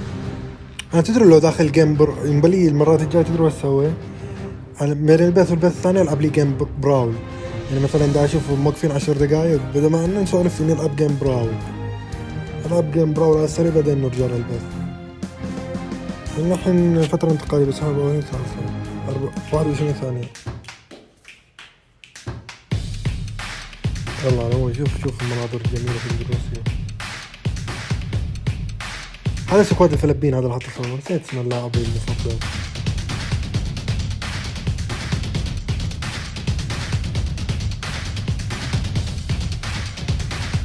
شوف مع ان اصل لعبة موبايل ليجند ترى صينية اصلها بس ان الاندونيسيا مهتمين مرة في لعبة موبايل ليجند محتضنين اللعبة. واقوى سيرفر مفتوح والسيرفر في الصين اول سيرفر اندونيسيا مره قوي. Welcome back to the Mobile Legends Bang Bang M2 World Championships 2020 powered by Moontun and supported by Singapore Tourism Board and Skoga. We'd like to thank everybody for coming back to join us and also IMDA for making this possible. Don't forget that also includes you guys. We also have to mention Secret Lab, Toomey, SUTL, Singtel, MeWatch, Cathay Cinema and as well as our official gaming gear Razer for making this all possible.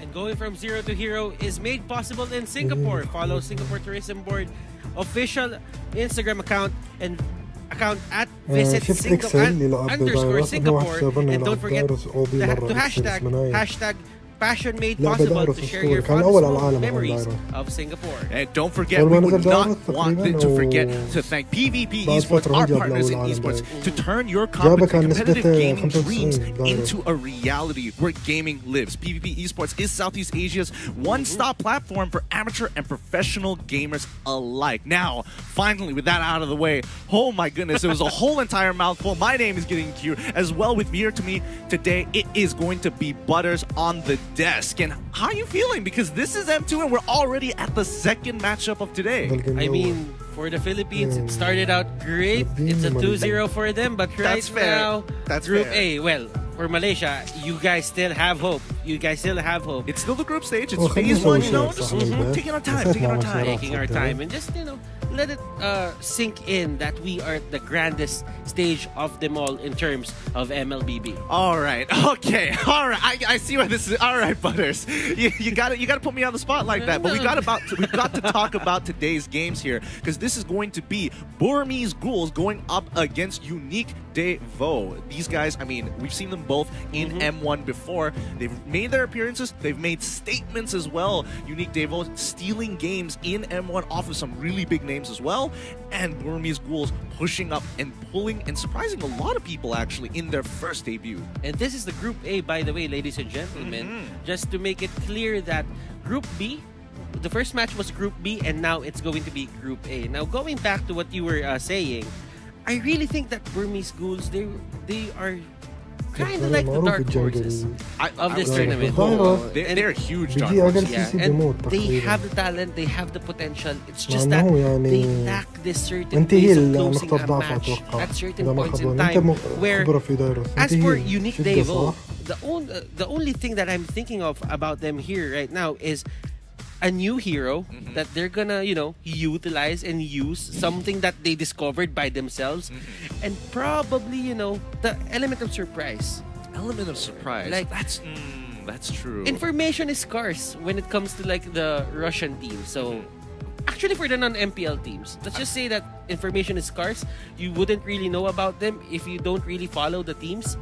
But for the MPL teams, the VODs are everywhere. Oh, yeah. So if they use that to their advantage, that is going to be something that they can use to win the games. This is interesting because we've had many discussions previously about, M1 the first time everybody is coming in together and everyone's unsure about what they should be doing. 10-second gaming now turned to 10-second gaming. Frost had some great preparation coming into it and really pushed their way all the way to a pretty high standing against a lot of these MPL teams. But coming into M2, it's about that catch-up game. How much have these outside teams from the MPL regions really caught up to what we are seeing here today? And looking at whatever it is, we are going to head into something right now, ladies and gentlemen, and let's just throw it in.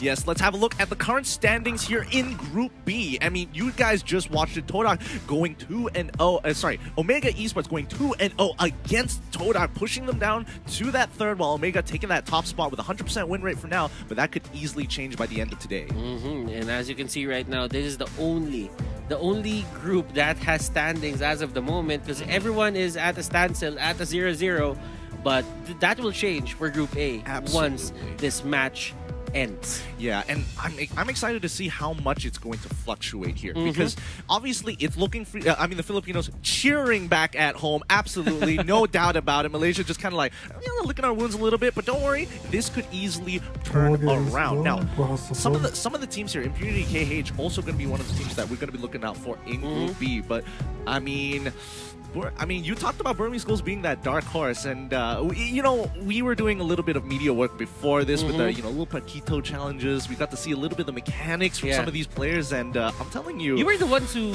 did the voiceover for that, right? we did the voiceovers, so we actually got to see the players playing it from their perspective, and they're actually kind of nutty. You need that crazy playstyle. You need that crazy mechanic.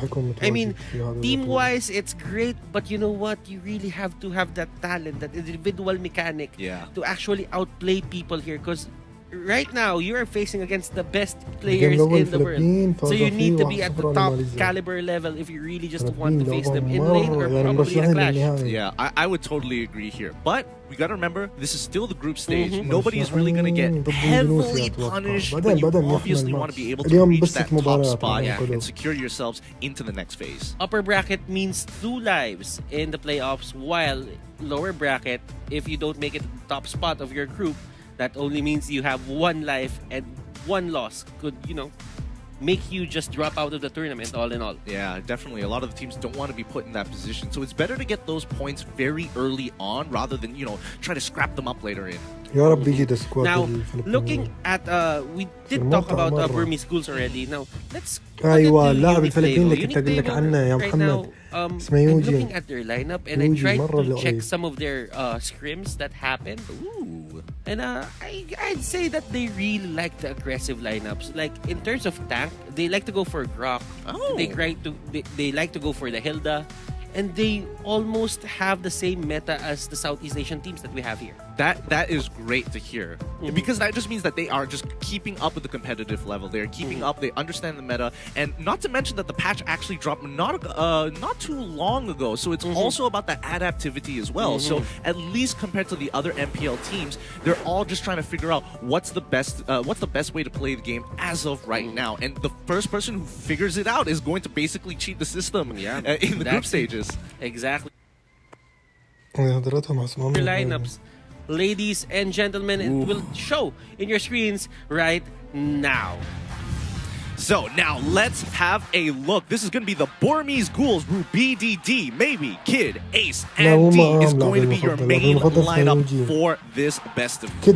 I mean, these guys have shown some really exceptional skills outside in their own MPL as well, naturally netting themselves the champions multiple times. These guys are undefeated locally, but let's see what they're going to bring to the international stage. These guys haven't left each other's sides ever since that MSC showing that they did last year, and right now I think in a way we can say that they're the most consistent and in terms of the connection, the synergy. I think they're the most stable in the World Championship. Absolutely. I mean, the bonds between these players it's got to be something else, because a lot of teams change it up every single time, and you never really know whether it's going to be something better or worse. But Burmese Ghouls are exceptional because they've stuck together and they progressively get better and better and better. And you know what? It's hard to hold the top spot for long, especially if you don't have changes. But these guys just held on to that Myanmar MPL title for the longest time that they wanted to. Absolutely. But now, let's look at their competitors here, coming in all the way from Russia itself. It's going to be روسيين أول أوروبا الروسية know and love these guys coming in from M1. They brought out Natalia for the very first time. We thought it was troll. We were absolutely wrong. And it popularized it here in Southeast Asia. It's defenders, Sunset Lover, Sawa, One Shot, and ما كان لهم ما لهم سيرفر عشان كذا ما لعبوا التصفيات. ولا هو المفترض لو عندهم سيرفر اللي كانوا مشاركين في بطولة الخليج اللي صارت تكون للعرب كاملة. أول أوروبا روسيا، أول أمريكا اللاتينية البرازيل. تمام عرفنا يعني سكواد جوش وذل الأمريكي البرازيل شكلهم شك. And also Lil as well, both of them. Now it's kind of interesting here because we're going to expect to see a lot of that side lane, especially with the way the meta is sort of shaping up. It's going to be the side lanes as well as the supports really pushing that charge instead of the carries. Looking at their pictures right now, by the way, Gideon, look at those eyes, the intensity of that look. They're all killers. Men on a mission to take that trophy, وانتم مفروضين مشاركين بطولة العالم. Team in the world. يعني هو المفترض لو كان عند مصر اللي هو سيرفر مشاركين في هذه البطولة، كانتوا تلعبوا ضد الروسيين، تلعبوا ضد بريطانيين بعد معاكم عدل. يعني شوف أقوى ناس في سيرفركم ترى الروسيين، أقوى بريطانيين. أنت قلت لي أقوى البريطانيين، أقوى الروسيين أقوى من الأتراك. شفت كيف؟ فيعني لو فتحوا سيرفر يا أخي للأسف. تدري هو كان بطولة الخليج اللي صارت الأخيرة، لو كان في بطولة الخليج الأخيرة اللي انفتحت كان في سيرفر، مو سيرفر، لو كان ما في كورونا، تدري وش كان يروح يصير لما كان في كورونا؟ مثل ما قلت لك كان في الإمارات تصير بطولة مجمعة كل العرب مشاركين فيها، وآخر 32 فريق متأهلين من التصفيات يجمعوهم في الإمارات ويلعبوا بطولة اسمها بطولة العرب، يكونوا على بينج واحد لأن مجمع البطولة كاستم يدخلوهم، والأول على العرب يجي يشارك في بطولة العالم يكون ممثل العرب. السنة الجاية بإذن الله راح يكون في أحد من العرب مشارك ببطولة العالم. الآن هذه هي بطولة العالم، هذا السبب إن ما كان في سيرفر أصلا. تعرف أوضاع الكورونا، في البطولة الجاية راح تكون في بطولة عربية، تذكروا كلامي كان بتروح فيها بطولة عربية، أول عرب راح يشارك بطولة العالم وجوائزها بتكون جامدة طبعا. idea of where the standings are going to start looking like. And this is going to be fun. We are going to head into the draft in a bit, but you know what? إيش توقعاتك محمد المباراة؟ الروس يفوزوا على الفلبينيين؟ والله ما أتوقع، سكواد بيجي محترم، بس ما ندري عن لعب الروسيين. من ناحية لا تنسى إن الروسيين بعد معسكرين، فاحتمال كبير إن الروسيين عادي يجلدوا الفلبينيين، ما تدري. هذول هم أول سيرفر أوروبا اللي هم الروسيين، روسيا ضد الفلبين راح يلعبوا. أول سيرفر أول أوروبا ضد أول شرق آسيا جروب 2، لأن في سيرفرين لآسيا، سيرفر اللي فيه إندونيسيا وسيرفر اللي فيه الفلبين والفرق الثانية. Teams within our region is a huge advantage. Getting that, getting that أكيد. الراعية الرسمية الكاملة شركة مونتون تصير هي الراعية الكاملة، حتى حجوزات اللاعبين كلها من شركة مونتون. You kind of get a perspective on what the other teams want to do, and you can actually incorporate it into your own strategy. So it's a give and take. For sure. And I think for that 14 days that we had, or that they had as well, they could have been scrimming against each other. Who knows? I would agree. I would agree that they had to have some kind of preparation within that 2-week quarantine period time. I will say, Unique Devo, what's scary about them is that we don't really know how much they're going to get away with here. They could get a lead and then slowly lose it back. They could play from behind. We don't have a general idea of what their playstyle is going to be looking like, other than the fact that we know it's aggressive. So we're hoping for those picks, the Grox and the Hildas. If it does stray away from that, I'm expecting some of the weirder picks to start showing out. Arguably a Fanny, arguably start going into the weirder picks like Saber at level 4, looking to just go for those pickoffs as soon as possible. Katarina, I mean, there's a lot of options. Yeah. And you know what? I actually watched that Unique Devo really likes Selena, the Kagura a bit, so you know that كاغورا ليش ما ياخذوها صح؟ والله كاغورا مرة قوية. أتوقع لحظة تدري إن كاغورا في سيرفر الإندونيسيين بان وياخذوها والاختيار، إذا جو الإندونيسيين بيلعبوا كاغورا. But for Unique Devo, they are caught up with the Southeast Asian meta. كيف بسيرفركم معروفين روسيا منوب، هم فازوا على البريطانيين، فازوا على الاتراك، يعني اسطوريين مو منوب. هذا افضل تيم في سيرفركم الاوروبي. الروسيين هم اللي جابوا الاول، يعني فازوا على الاتراك وفازوا على البريطانيين. Honestly, yes, but I mean Southeast Asia. I mean we saw in the previous draft, Natalia absolutely 100% pick ban. Selena got through once or twice. Esmeralda absolutely gone. صح. وش الميتا بسيرفركم؟ بنشوف الروسيين انتم سيرفركم الافريقي وطبعا ما عندكم سيرفركم الاوروبي عفوا. وش الميتا اللي فيه؟ بنشوف الروسيين يلعبوا الميتا تبع سيرفركم ولا عشان بطولة العالم يكون مختلف؟ are going to bring out something else. They brought up the Natalia last time. We thought it was troll. Ends up it was amazing. Let's see if they're going to do it in M2. And for M2 for Mobile Legends Bang Bang right now, it's not the same as for the previous patches. We only had like 17 heroes that are activatable in that sense, but right now everyone is in a way usable for your advantage. So what you do is right now is you try to find the right mixture and right strategy just to fit in that certain draft. Now I'm not saying that all of them are going to be playable at the highest level, but given the chance, given the specifics of the situation, you can make the most of one hero, given that he's not probably the tournament's favorite pick. Absolutely. Hey, did you know that there was actually an event happening in-game right now to get those M2 exclusive skins? Well, if you're not playing the game, it's understandable if you're watching the stream, but if your friends are at the meantime, they could be earning a lot of M2 coins within the game itself to allow them to get that absolutely beautiful Clint skin. And yeah, complete the task and predict the champion to win M2 coins. Exchange M2 coins for M2 exclusive rewards. M2 exclusive skin and can be gained. This pass can be gained for only 899 diamonds. The event is happening right now till 24th of January. So there's still plenty of time. 24th January. I mean, as long as M2 is going on, this event is going to be going on at the exact same time. So don't waste your time. As soon as M2 is over, you got to start grinding right away. And you know what? Just have you spurged? Have you bought the pass? I'm not going to answer that. I'm not going to admit I spent money on it. I mean, I grinded it like everybody else. I spend my money responsibly.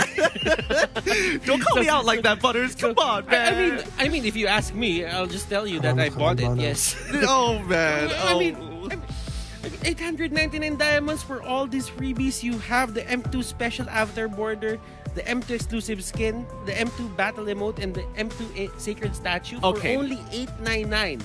Okay, now you're starting to convince me. I feel like the sales pitch makes sense. Alright, even I'm like, okay, I kind of like that battle emote though. I have to admit, the battle emote looking pretty good. But it's time to move over in towards the ban pick. Are you guys ready? Because we are at the caster's desk. And you know what?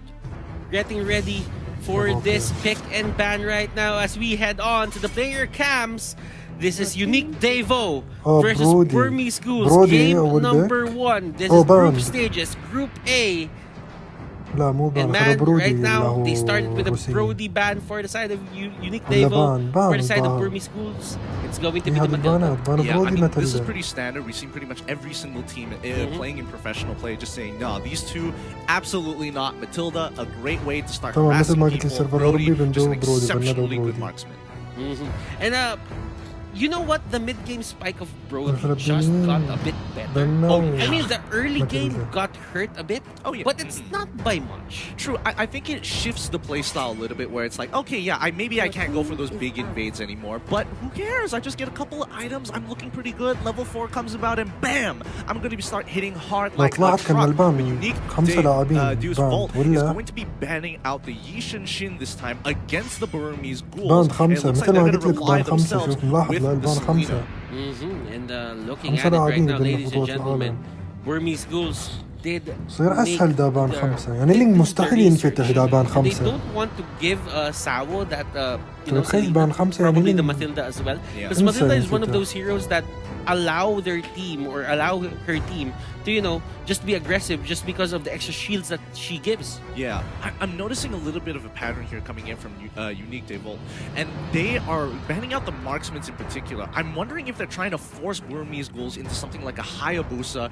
and then looking to try and looking to pick up the Jawhead or something that can absolutely lock down that Hayabusa and shut them down early. That plays well with their own playstyle of being hyper aggressive from the early to mid game. Now, looking back on MPLI, I remembered Burmese Ghouls playing a lot of these marksmen mid laners, junglers rather, and I think they're forcing them to go for the assassin pick onto the jungle side because they think that it's, well, in their perspective, it's easier to take down Burmese Schools if they go for the assassin mid lane. I think I would kind of agree compared to the 2 item power spike that a lot of these marksmen have in comparison to a 3 item power spike coming in from a Hayabusa. It's definitely understandable. Oh, Burmese Schools getting rid of the fan favorite Natalia here as their last ban of the first phase. First picks going over to Unique Deus Vault. And to me, I'm seeing right now Burmese Schools just went all out on targeting Sawo in terms of the support, the mid laner bans. Now, let's see. Unique Devo, they have the first pick.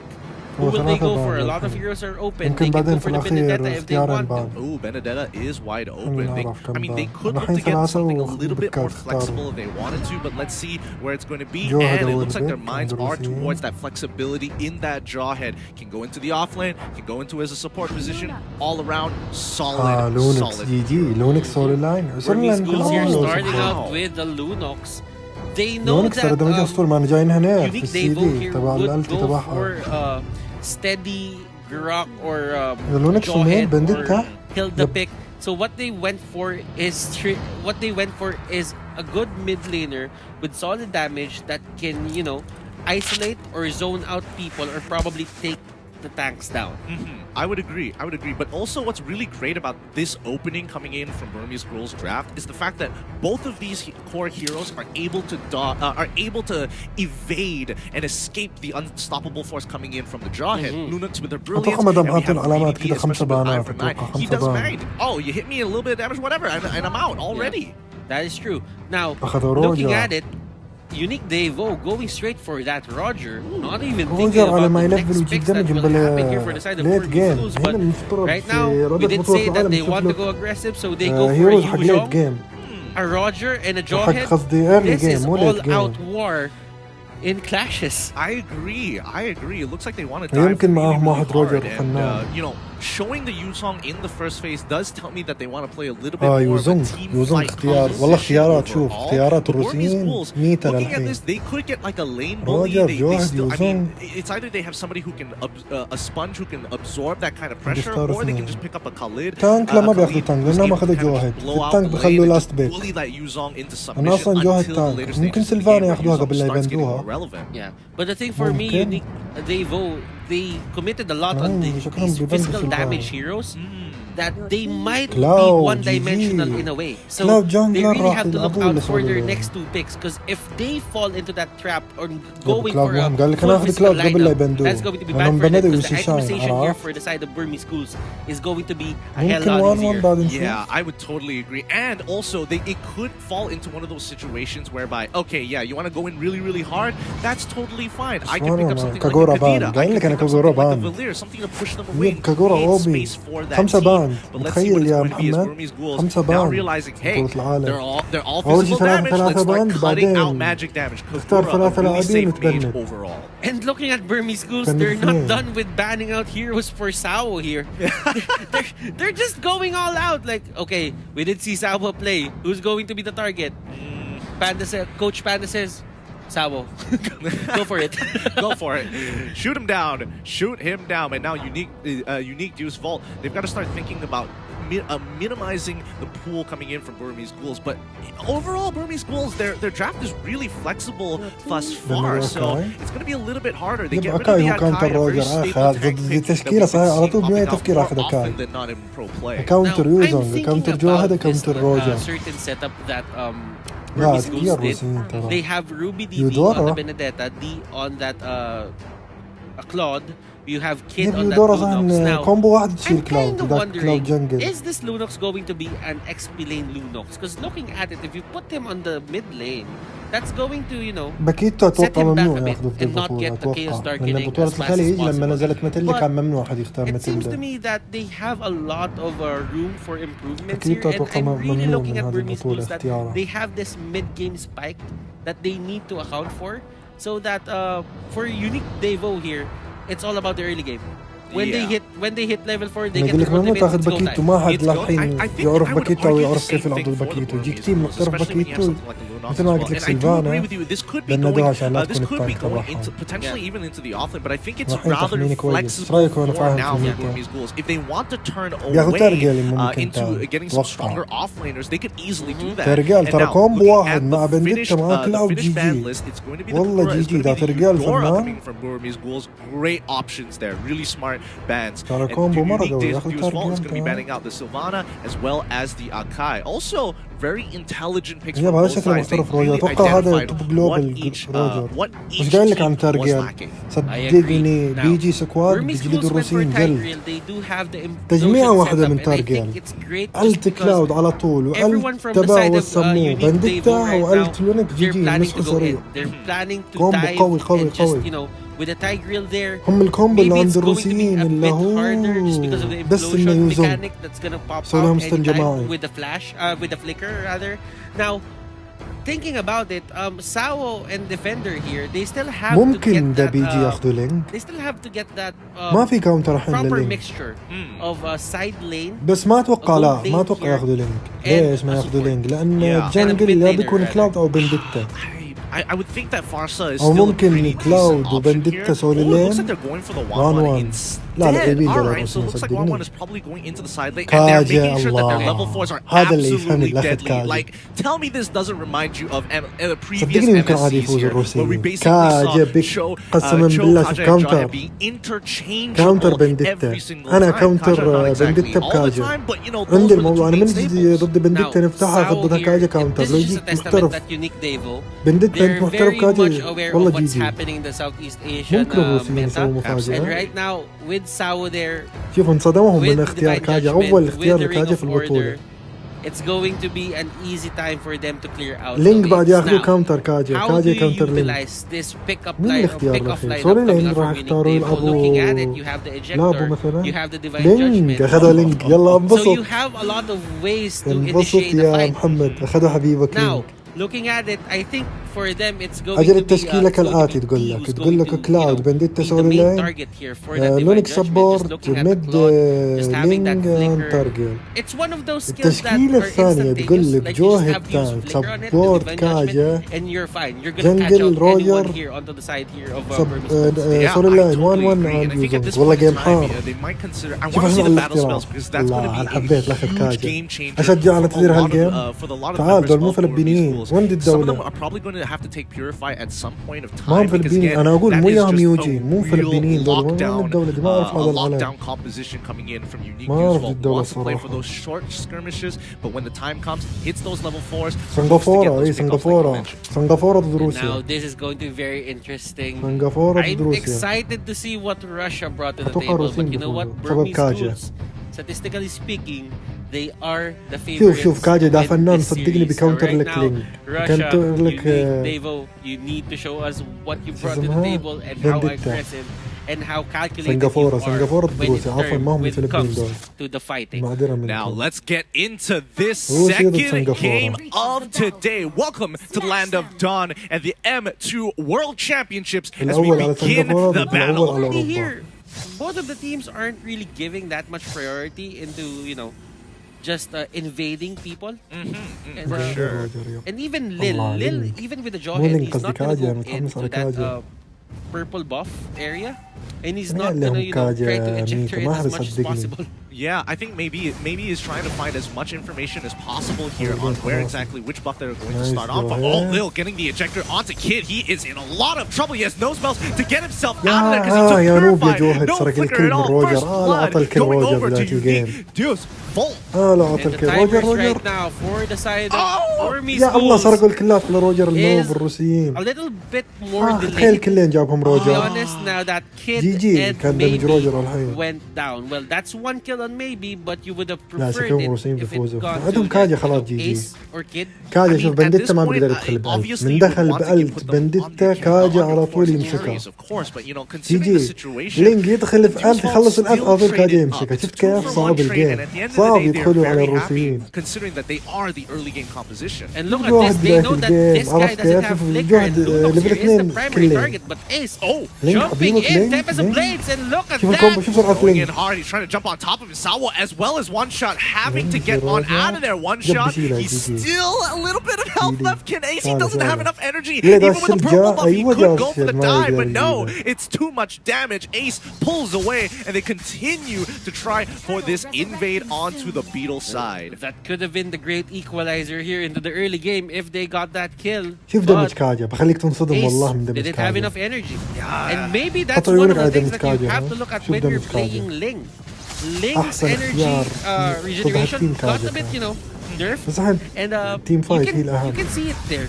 You can definitely see it. Oh, but now Defender coming in hard. He's already using his Black Dragon form to try and hold, but he manages to get his passive off, allowing him to sustain longer, and the rest of the Burmese ghouls forced to push back. Sawo getting more information on where exactly this كاجا سلاح to واحد be. راح يجلدون صدقني بتشوف. Still has the orange buff on him, كاجا but هم maybe بنديتا يدخل zoning تيم them فايت. out. The turtle is مثل up هذه again. الألف على طول يجيبها كاجا. Looking kind of حتى low. لينك لما يدخل تيم And فايت as كاجا you can see يجيبه. right now, Sawo has his level كاجا 4 هو السر عند divine الروسيين. judgment is up طبعا هذه how will they المباراة يا utilize شباب this. اللي دخل But البث he doesn't have the flicker, so بين there's أول no أوروبا forced روسيا engagement that's gonna ضد happen right أول now. شرق Lil آسيا السيرفر here الثالث getting اللي spotted out. سنغافورة. Maybe and the others just trying to control منتخب that north سنغافورة area, ضد the turtle area rather. أول Yeah, أوروبا. and I mean, Sawo doing a good job اللي هم making sure that روسيا. he's getting plenty of information so that his team can actually, you know, avoid certain areas and force out Ace to use a lot more energy. But Ruby DD going in hard onto Defender, he's getting plenty of damage, clears the wave absolutely perfectly, and dashes on out of there as لازم soon بنديتا ينزل as the على لاينها passive coming كاجا in يجيبها. from Defender pops. And as you can see, a يخليها lot of تبكي، these يخلي teams are بندتا. giving a lot of priority right now to this يا turtle. تبا أنا بس البطولة كنت مستانس ألعب And كاجا. they're trying ألعب في to سولو لين، measure ألعب up في each other. Are support، they gonna go GG. in? Are we gonna go in? Could we كاونتر initiate the غيروا fight right now? لابو And I think يوزون for Burmese Ghouls, لينج it's all بندت about zoning them الكاونتر out, just ربحهم giving the كاجا. idea that they're there in the area. But Ling was actually taking that soul of lava onto the top lane. Yeah, and this is a في really good فايت idea. جاي Using كاجا that كاجا mobility, but وصل. oh, Lil كاجا going in pretty بتجيبني. hard, already using the جدا unstoppable force. He كاجا gets في pulled الفايت. in, but the implosion here, but it's not looking great, as now the rest of أول ما Burmese صحوا Ghouls من going to be اللينج cutting جديد. down the unique طيب Deus كاجا Vault استخدم members الأنتيدوت، ما one أتوقع by استخدم. one. They use a lot of their abilities, but unfortunately it's ما not going to be enough. أتوقع. They داخل want to التور go for بيموتوا this من dive, لينكس. and Kid, he is waiting for the opportunity. The machine رجال gun دخل mage التور looking for the يفكر opportunity جي again. جي Maybe مسحوا looks for the لينج initial جانوب pickoff. بس He might رجع. sacrifice his life for this. He goes down finally. Concussive strike is going down, and that's going to be a 3-for-1 trade-off in favor of Burmese شوف Ghouls. البكات تبع الروسيين كويسة. They've got to be so بس تيم فايت سيئين that مرة implosion بالنسبة coming in للسنغافوريين. particular. السنغافوريين Nice مرتبين. order of brilliance they're coming out here for شفت Kid اللي هو dodging الفايت جنب that الترتيل unstoppable مرة force coming مرتب. out from the jawhead. Sunset عكس Lover and the الروسيين. others. بس التيم They're فايت just trying to ضايعين. get the farm. Corrosion site is up, and it's a step in the right direction now that he's getting ولا كومبو items. تقريبا فعلوا Yeah, في تيم it's looking فايت. good, and considering that the gold lead that they have 2k ahead, Burmese Ghouls, and they also have the EXP هذا lead, التانك which صح. is شوف ديف even لك better التانك. for their side, يجي speeding معه. up this game as soon as possible. But they already found that هذا pick اللاعب onto كيف Lil. ترجيال There was سولو no في way الماب. for him ما to يدري get عنه on راح out of there. جوهد Kid جاب ensuring جوه that شوف even لونكس if he did have his flicker up, he would have لينك ensured ثلاثة. that he would go away. And now Roger بفوز would have been next to fall سنغافوريين. under. He can't walk under the tower at all. No minions to actually help him out فن here. فن Let والله. me just remind you that jawhead was attacked. السنغافوريين لعبهم افضل من الروسيين. طبعا اخونا هيثم هذا فريق روسيا هم اول سيرفر اوروبا مثل سيرفركم. بس انتم المشكله ما كان عندكم سيرفر فما خلوكم تشاركوا في البطوله بسبب ما عندكم سيرفر. فصارت بين الاوروبيين وجابوا المركز الاول روسيا يعني فازوا على الاتراك فازوا على البريطانيين. بس تدروا هذا الجيم ليت جيم جي جي فوق لروسيا لما تدري من عندهم 1 عندهم روجر يوزون هم برضو عندهم كلاود لين. شوف التيم فايت كم داخل التيم فايت 3 4 ما قدروا يدخلوا. شوف دم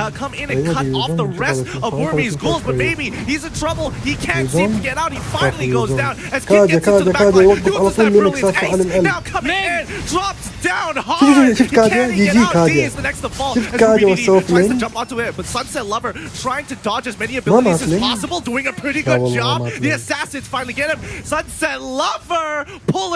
روجر لينكس لو يجيبها ولا ما يجيبها.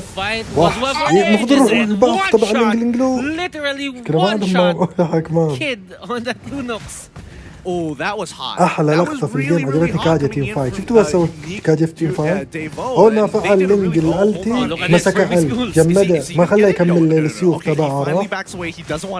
عشان كذا لما اقول لكم كاجا هو كاونتر لينج. كاجا وش تقدر تسوي فيه اي تيم فايت؟ خزن الالتي تبعك اول ما يفتح الالتي لينج امسكها راح تختفي عن السيوف ما بيقدر يكمل الداشات تبعه. Yeah, they aren't backing down. That's a scary part. But now Lil trying to هم مشكلة opportunity to go in. Oh, Ruby DD getting hit. مش قايل لكم شوف بندتا بندتا مانيا صح ولا لا؟ من الكاونتر تبعها كاجا. ليش كاجا كاونتر كل هيروز؟ وش السبب؟ لأن كاجا الالتي تبعها الالتي تبع كاجا ما تقدر تمنحها لا تنقي ولا حاجة.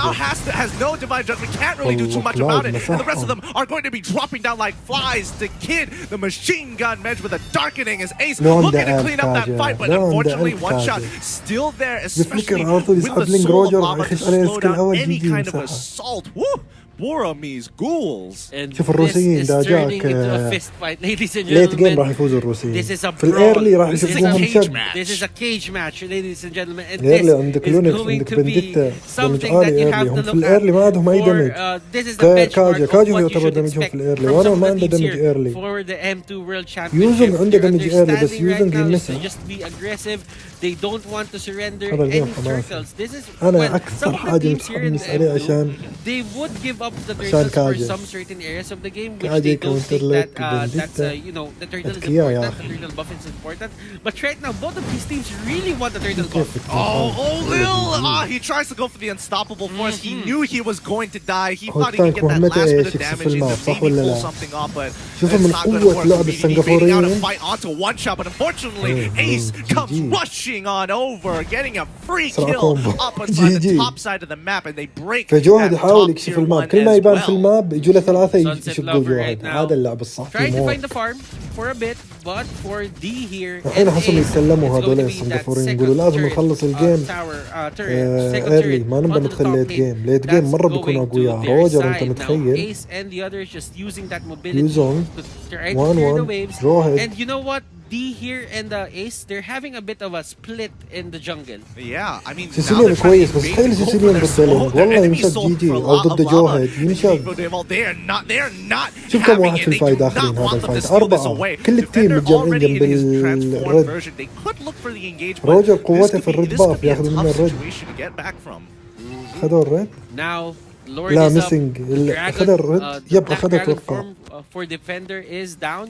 Will هذا Burmese Ghouls مكسيوت. take this opportunity to take the Lord? ضغطهم Probably خلاص. not, كم as فرق they الجول go بينهم and وين؟ steal that purple أربعة buff onto the side of ورا Unique Devo. مقابل I'm interested to اثنين. see what the items are going to be looking like in a فرق little 3000 bit جول. here, but it looks like, oh, on the top side again, Ace دمج getting some لينج good جي damage جي والله on one دمج shot. لينج. One shot has been really heavily targeted this يلا محمد entire انبسط game. نزلوا لك لينك في And, البطولة. let's try to see the items ما أنا right ضد now, كاونتر. ladies and لينك gentlemen, ضد so that, جوهد. we have an understanding. ضد يوزونج what's going يوزونج to, لأنه لما يستخدم الألتي come out ينزل لينك من for these الجدار. players. I know that Sunset وضد Lover, كاجا it's a بس جي جي. very, let's say, item dependent hero that won one.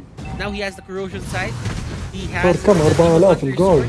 and looking at it, his counterpart onto the other lane, it's going to be the Wind of Nature, the Demon Hunter ما عندهم Sword, استن and the جماعي Golden هم Staff. عندهم So يسموه Claude ترقية. is stacked. استنهم Yeah, الجماعي it's 3 to اللي هو 2 يوزونج. items on the marksman players. It's looking really tough here, and especially for Lil, he's been picked off so many times. حتى توت so many على times اللورد في already الماب that بيجيب he is اللورد. falling شوف كاشفين significantly الماب behind when it comes to التانك just being وبنديتا. that شوف raw tank for the team. شوف He's getting التمركز pulled out, but تبعهم. it's tough. خلي بين Now, Lil, جوهد he's يشوفوا gonna walk out جي once more to bait out as much as they can. The أسرع Lord has لورد been في given الحياة. over to the Burmese Ghouls. They had a really good foothold on الحين that مع side of the اللورد map. تدري وش I'm not sure يسوي؟ what يدخل Unique عليهم could have ترقية done there. تجميعة بفليكر.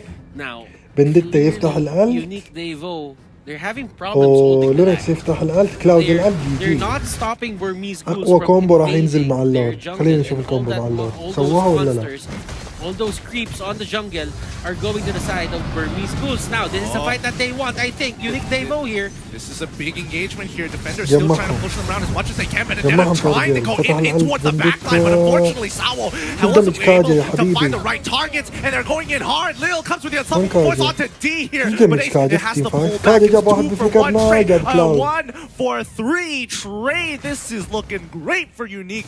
Dude, الاثنين خلاص خسروا اللورد ما استفادوا من For the اللورد. side of Burmese Ghouls, اثنين ضد 4 مات بس يوزونج. you know, the places they fight in, that was a very narrow كاجا space. شكله And بيتبنى when the بالجيم الجاي Yuzhong came صدقوني. in, everyone, كاجا every أتوقع بان path بالجيم that they الجاي. had to escape was blocked.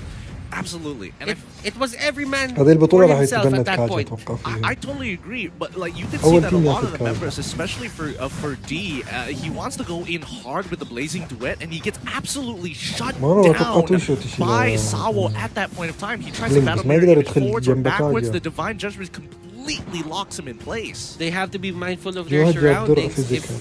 another fight like that happens, you're عشان giving ضد extra كلاود. time for Sunset Lover to get his items. Remember, he has 0 deaths. So, meaning his uptime on just farming is 100%. as long as he's alive, he's getting the gold, and right now he's just clearing the waves and صدق وانون لكن فعلا ما بدي يجلدهم يعني ما عندهم تحمل بس اهم شيء ما يفعلها على بندتا it's a monster that you منيحة. have to stop alone. Yeah, it's pretty insane. Looking at Ling's items as well, it looks like he's got the الجولد Demon Hunter الحين sword فوق as well as 5000 the endless ليرة. battle, and it looks like he will be purchasing that Blade of Despair. روجر عدل وصل ليفل 14 روجر عادي ترى لازم روجر يموت. Looks like they are hitting their item power روجر بغثهم تيم خلاص وصلوا الحين مرحلة الليت جيم الحين مرة قوية الروسيين. Sunset Lover and the others, they're just trying to بس wait إذا for هم the أتكي late game سنغافورة well, for the يعني side of Burmese كمبروا schools. لواحد جي مثلا They do كمبروا have the late لروجر. game insurance on D. Oh yeah, for sure. For sure. Now, I think let's just say that whoever uses Wind of Nature first loses. Yeah, That's how this matchup No, works. it's a That, ball. I totally agree with that. That is absolutely right because both sides are so focused on getting rid of those marksmen that if they use it a little too early or they use it ineffectively, they just end up dying anyways. Then again, it's all about the positioning. If you do not want to use your Wind of Nature, do not get caught out. Agreed. But I will say that Unique رأيي يوزن قليل actually has a أكثر little bit of من an advantage in this لو كان جد خلى particular بفليكر ما area of ينسى catching people off فين because a lot نسى of their بندتا abilities لو is خلى just point بفليكر and بس click. خايف يمكن Yeah, يجربهم تيم فايت to be honest, they have a lot of these heroes that we talked about this earlier in the draft. That it's single target, it سوبر. messes up with your أنا position, بالنسبة لي and في that's the only واحد thing that you اسمه need. عندنا It's the سكروب worst feeling. Blade of يلعب Despair كويس being مرة purchased ترجع. by RubyDD as they lose another turn. The macro play coming out. روجر شوف لينج يحافظ على الالتيمات روجر طلع going جديد. to get heavily punished for that. شفت الفرق بين التيم فايت روجر دخل بس ولا واحد من تيمه دخل A مع bit of a روجر. miscommunication there. شوف as لينج لما دخل defender ثلاثة wasn't جو مع really in لينج. the area to go for the follow-up. جي جي تيم One فايت shot. والله.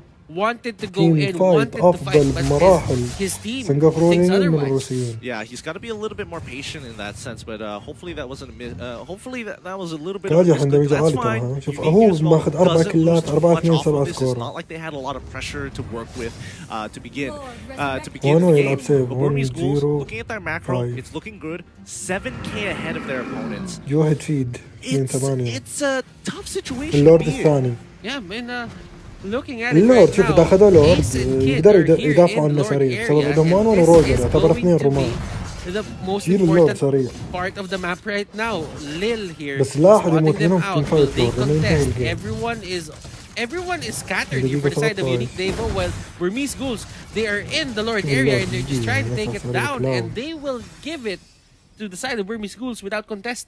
لازم اتوقع Yeah, جواد I think ياخذ it's خلود. definitely understandable here. Burmese Ghouls are finally, especially for their core heroes, are reaching that point شوف حامينهم من of البفات that breaking جي. point, being able to have that الرجل 3 to 4 يدخل item تيم power فايت ما في spike, مانع. and that's what happens when you reach 49k. While لينجا توقف البيت. Unique Deuce Vault is trying to catch up to it. They're just a little bit behind. They're just 5k behind فرق actually from 9000 hitting that جول. power spike themselves. So until they hit that, I don't think Unique is going to be doing too much. Yeah, clock's ticking for both of these teams. Who has the better positioning? Unique تيم Devo. فايت الحين لو يصير They 5 got من the 5 early game ينسحوا advantage. الروسيين. Right now, it's slowly, slipping out of their hands. يعني كلاود And for يفتح the late التيم game, فعل it's انتهي جي anything جي. goes because you have the Claude, you have كلاود you جاب have خلود your جي 1-1, جي التيم especially فايت. تخيل for, كلاود يدخل Burmese التو Ghouls مع that they have خلود. this late game Lunox potential, and that's Benedetta who has حتى لو late game فعل potential التو as وانو well. يفعلها على كلاود Yeah. يصير في الخلود. Oh, this is going to be tough on يا Luna's أخي Lord مو going to be قلبه crashing قوي into the كاجا. hip والله تجيني inhibitor بندتا turret. كذا It عاطل breaks it فليكر اسحبها. instantaneously, موت but دمج كاجا عالي. League is doing a good job clearing out the Lord and يقدروا power يدافعون عن minions on اللورد. the mid and bottom side. Now they just have to وان deal with وروجر. Lord.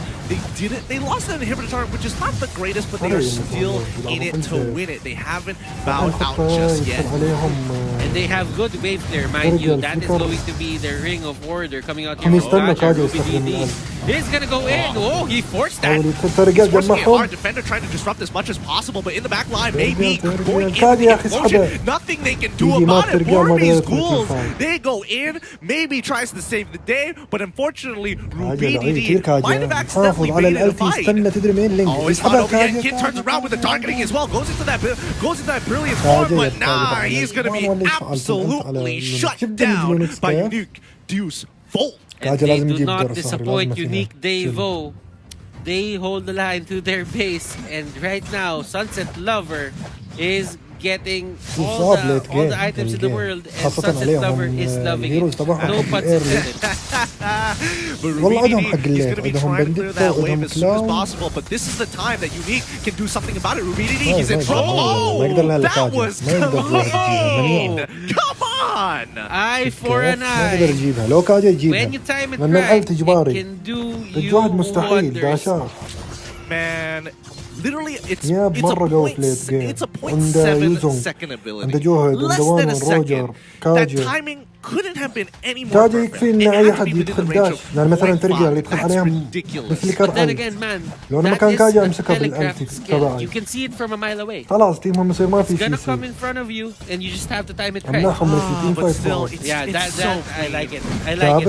Oh, wait, hold on. Oh, Sunset Lover! It's looking bad. They finally found that pick on the Sunset Lover with the explosion, but now they're going in hard. Defender trying to disengage the rest of the team. They cannot afford to lose any more members.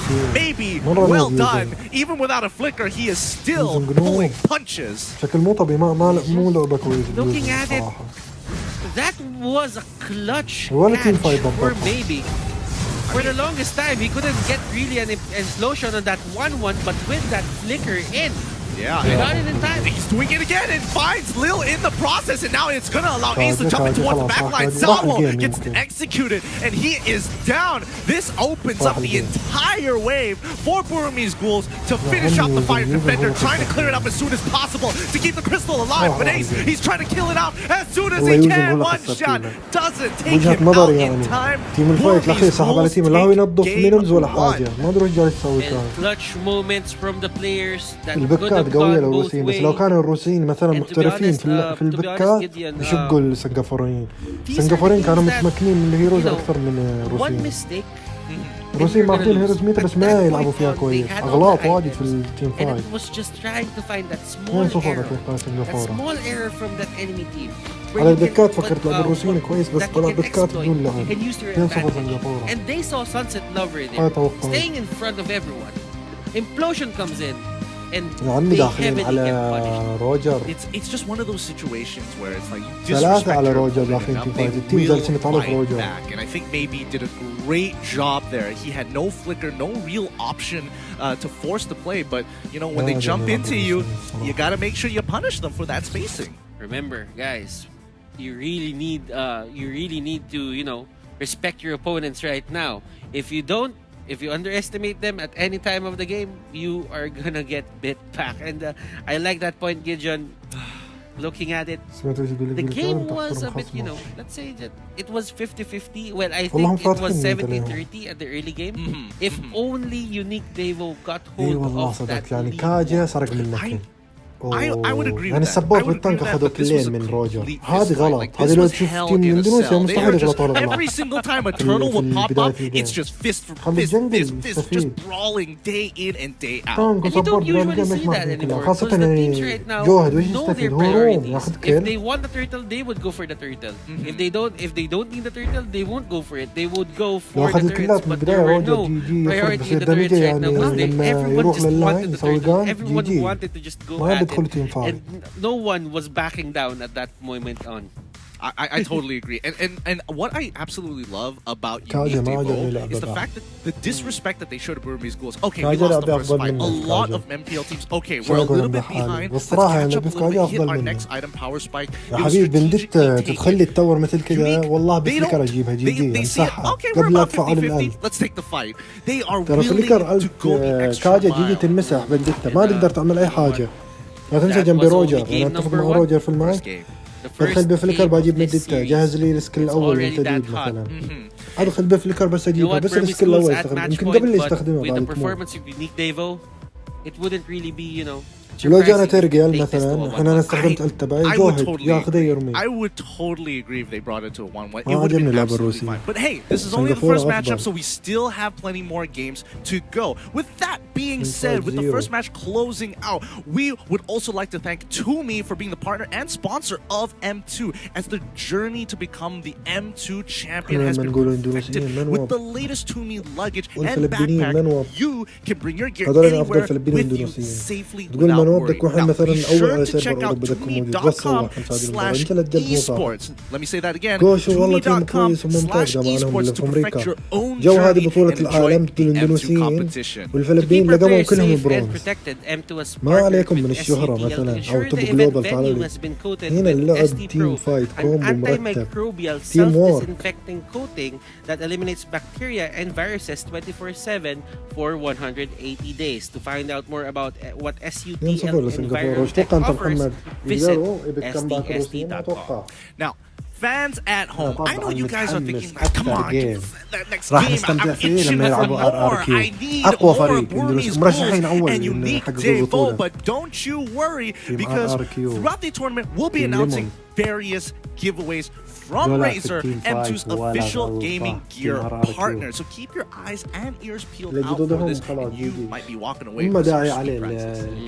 And with that being said, Gideon, I think it's time to pass it to our analyst. Wolf, what do you have for us right now? Well, Butters and Gideon, it's all about understanding win conditions. I feel like what إذا I في واحد really يلعب noticed الكارد about أكيد Burmese بيحضروه. schools is إذا that مثلا they have a يعني firmer مرة grasp متمكن في الكارد of بيحضروه. what their draft looks like بس تدري وش عيب compared الكارد؟ to Unique Debut. My name is Wolf, your ما analyst, ينفع and ايرلي let's أبدا. talk about win conditions الكارد of أقل each سي سي يموت draft. يعني I mean, خوفرة for example, وخلي looking الكارد at يبكي. this lineup coming out from this vault, حتى ترقيع. it's very important to take note that they do have good early game good early game composition. They can be aggressive and then take it to the late game with a 1-1. But the biggest problem is they are very much dependent on their ultimates. They needed the Kaja to work. They needed the Roger to pop off in the early stage of the game. And in a way, I kind of see some glimpses of them going into that crowd. However, it was a very interesting reaction from Burmese schools. Do take note, they have taken out all of the important mid mages for Unique Devo to use, which is a very interesting to me, because this is probably the first time I'll see an all support or all mid mage ban. Well, there was a ban on the title, which isn't a mage technically speaking, but they did take it away. Now, here's the thing: what they did was they put a Duck Claude, and I thought it was gonna be a jungling Claude, but then they throw in a curveball, getting the Ling instead. Now, this lineup is, I would say, not the easiest one to really utilize or really make work, but what they did was very interesting to me. So now they only had the Lunox, and if you think about it, they don't have enough wave clear from a mage that you're looking for, like from a Farsa, for example, or from a Chango, to put them into the late game situation.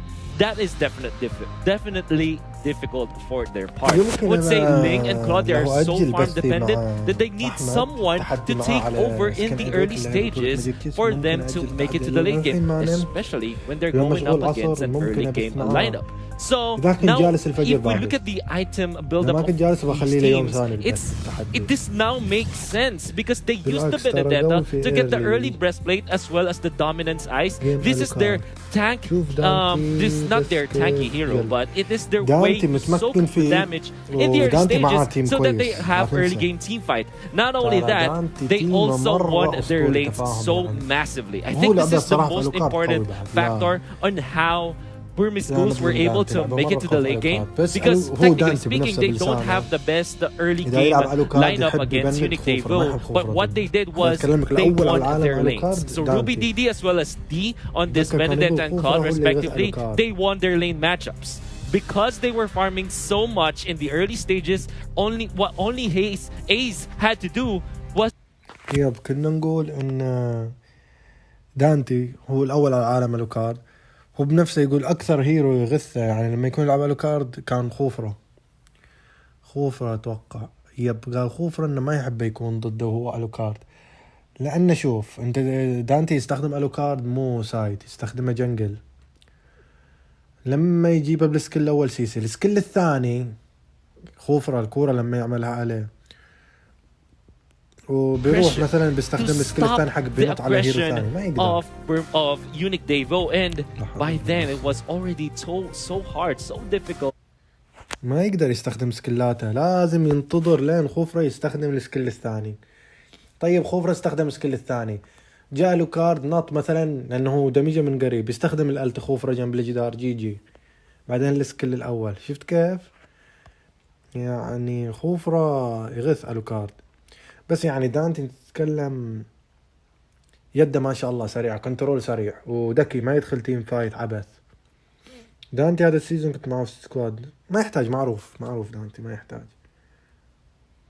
اكس ال جولدن طبعا مثل ما قلت لك. شوف لينك ما حد قتل لينك وجاي بنتهي اللينك. جي 6-0-8. يعني احنا مفترض الروسيين تدري ايش، لا تقول لي كاجا كاونتر لينك وانتم ما تعرفوا تلعبوا كاجا، العبوا بيست. ما دام ان البان 5 في البطوله بند لي لينك، لا تجلس لي تجرب في البطوله. Massive push in the middle and in the bottom lane because of their man advantage. This was because of them splitting the map. That is also another key to victory coming out from Burmese schools. They have. فالحين شوف هذا الجيم اخر جيم للروسيين، ان خسروا يخسروا هذه المباراه.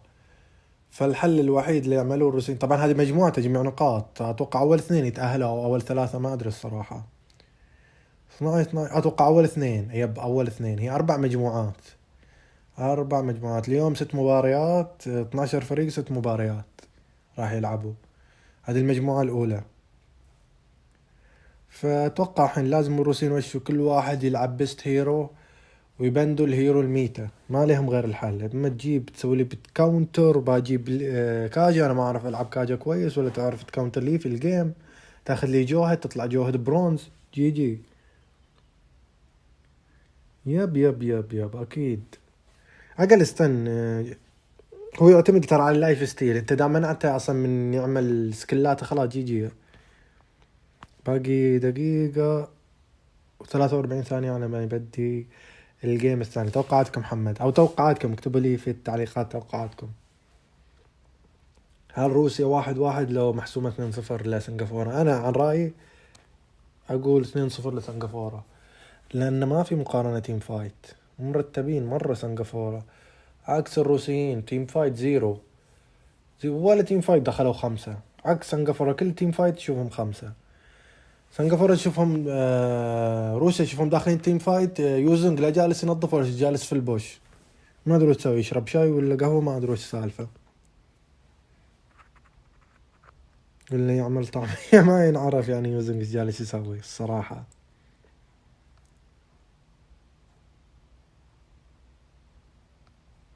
نشوف هذا الجيم الحين بيبدأ. About just playing a couple of heroes and just trying to لينك get بندت لازم بان. بندت ليش ما يبندوها؟ ما flex on them.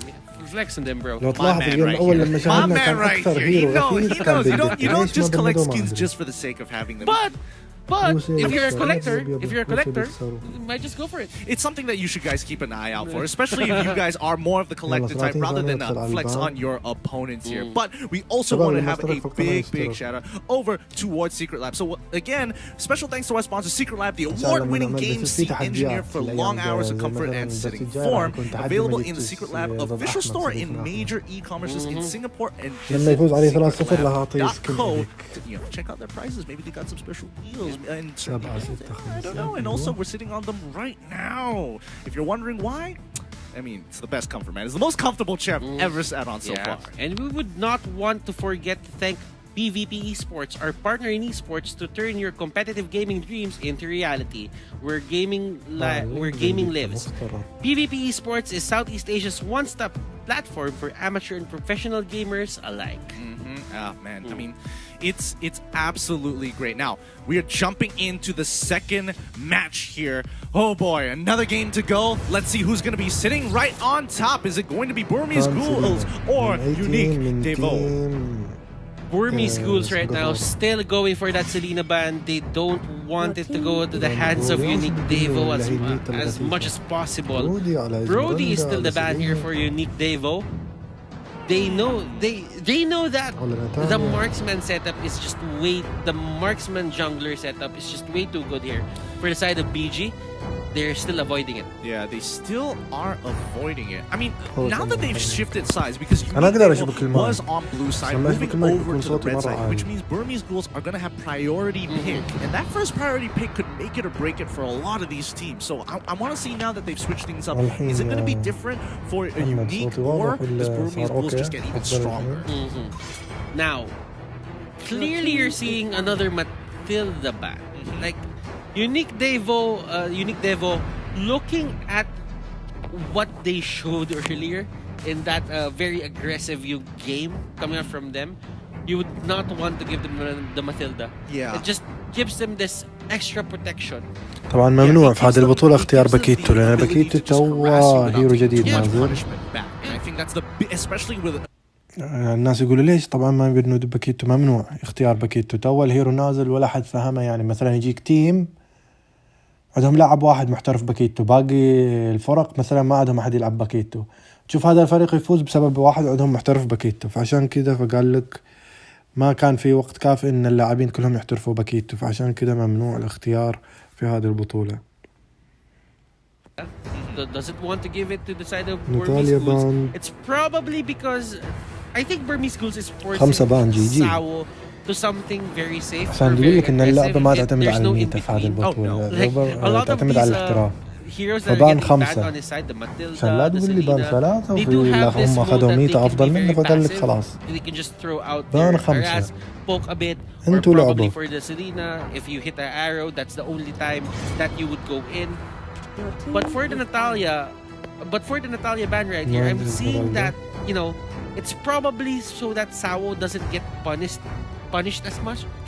Well, I would like to believe that, other than the fact that I just feel like Unique understand they're on red side, so if they leave Natalia up, it's 100% going to be picked off. And if they don't, they could have actually readjusted their draft such that they can wait until the very end there, so they could even pick up a potential Esmeralda or Natalia and make Burmese schools choose one or the other. Burmese schools banning out the Esmeralda. انت عليك بس تروح يحجزوا لك تذكرة وكل حاجة وانت تروح عليك بس تلعب البطولة. لونكس بان حلو ده البان لونكس كذا بوسيله. نشوف مفترض بان لونكس وبنديتا ولينج على لو مكانهم يعني. بنديتا حقهم كان اسطوري، ولينكس كان تبعهم اسطوري، ولينج كان فوق الاسطوري تبع سنغافورة، فراح بندهم عنهم. خليهم يلعبوا ميتا ثانية. If you cannot fight it, just ban it out. Yeah, and I think this is a little bit of a tell, because now that they are banning Lunok's isn't great in every single composition. That's for sure. It's particularly I don't want to say Unique and be specific. That guy. Yeah, it's very situational, especially when the Jawhead pick comes up. But Burmese schools, they pick it up for themselves almost instantaneously. يمكن الحين فلبيني بندوا سيلفانا أو ترجل يمنعوا روسين ياخذوهم. They banned out the Lunox. Burmese schools just went straight and picked up that hero. بعد ثالث اختيار. There's no more counter. ثلاثة لاعبين. ميسي شاين عشان لا يبندوه. ميسي شاين وبنديتا نايس. Alright, totally understandable, but let's see what the Burmese want. أتوقع أجل بان لينج. ولا الحين يختاروا لينج، ما في حل غير الحين يختاروا لينج أو راح يتبند. لأن البان بعد الاختيار الثالث، تختار الهيرو الثالث وتبند. أفضل الحين يختاروا لينج قبل يتبند. عارف؟ That is a Harriet and that is a Lapu-Lapu. You were right with the Lapu-Lapu. It's a great matchup against the Benedetta. It could hold itself up onto the lane. Now, for this Harriet, this could be an answer for the Yisun Shin as well. Because remember, Yisun Shin, the faceless dash it only resets cooldown at certain when a certain requirement is done. So that means when you're a Harriet, when you have the Salmon Force on, you can chrono dash as much as you want as long as you can hit people with it. Yep. So that means when you have one dash on your hero, that means the Harriet will really have a easy time chasing you down. Well, for now, we don't know what exactly Unique. They smart picks, really smart picks. So they want to have that disruption. And this was one of the few picks that I was thinking of. Either it was going to be leaning towards the Tigreal or a Tigreal Cho or even an Akai. All of them having some hard CC. So, you pop the Diamond Force, you try to go in a little too hard, boom, you get Wave the Dragon, boom, you get hit by the Hurricane Dance. So many more options. You know what? It just feels like Burmese schools and Unique Devo, they swap strategies.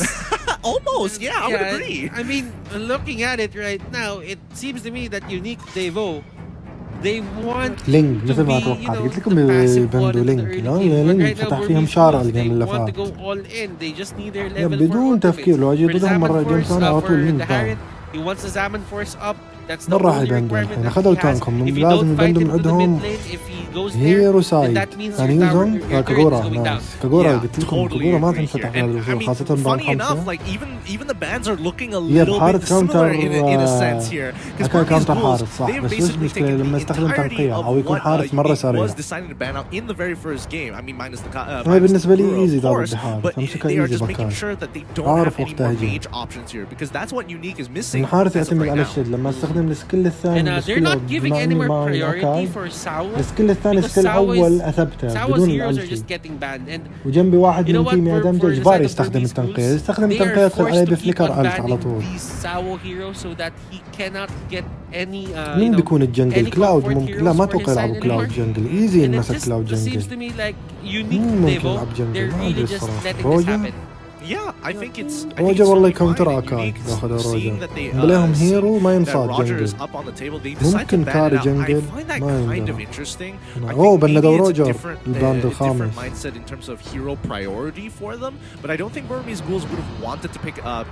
الحين باند عندهم من راح يبندوا طيب لازم بالسايد يمكن يوزن مع انه يوزن بنوب مع روسيا اتوقع يفتحوا لي يوزن اكاي كاونتر اغلب الهيرو ما عدا بنديتا بنديتا يقدر يطلع من التكاي But you know what? Just reading بندوا كاجا وأن كاجا كان نوب حق روسيا بس يب كاجا عشان لا يكاونتر حارس انت حارس تعتمد على الشيلد فلما يدخل بيعمل الداشات تبع حارس يجي كاجا يمسكها ألت يكنسل الألتي تبع حارس باند اسطوري باند ذكي بالسنغافوريين من بياخذ يوزن مع انه يوزن ما عجبني لعبه مع روسيا It's hard because you have the Yisunshin, you have the Minadeta. When someone gets hit by that divine judgment, أتوقع سنغافورة لو ياخذ يوزن بيشقهم شق يعني بيكون متمكن منه أكثر من الروسيين. Yeah. So who's gonna get the pick? Is it Sunset Lover for his side lane hero, or will it be Sao for his middle ولا سبورت lane? صار سبورت ما عندهم لازم يختاروا سبورت. ليش ما ياخذوا له؟ I think Farsa is good. Chango والله قوية. شان. فارسة واختيار فارسة قوية فارسة. If you want to be فارسة الكاونتر تبعها لكن جوهد يصيدها ايزي. You have to have this way of keeping people at bay.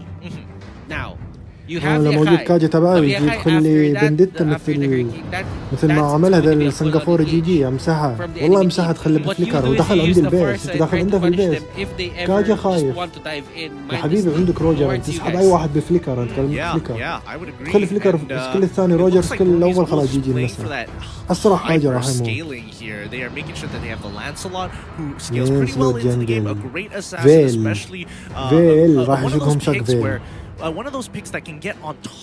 فيل راح يشوفهم شق فيل يلا من اللي بكاونتر لي فيل من تيم الروسيين اكاي يستخدم تنقية كيف بصيد اكاي تدرون ان فيل كاونتر اكاي زين لما ينط اكاي على فيل يبغى يجيبه يستخدم عليه السكيل الثاني خليه طاير في الهواء قبل لا ينزل سنغافورة 2-0 جلد مو صاحي لأن فيل جي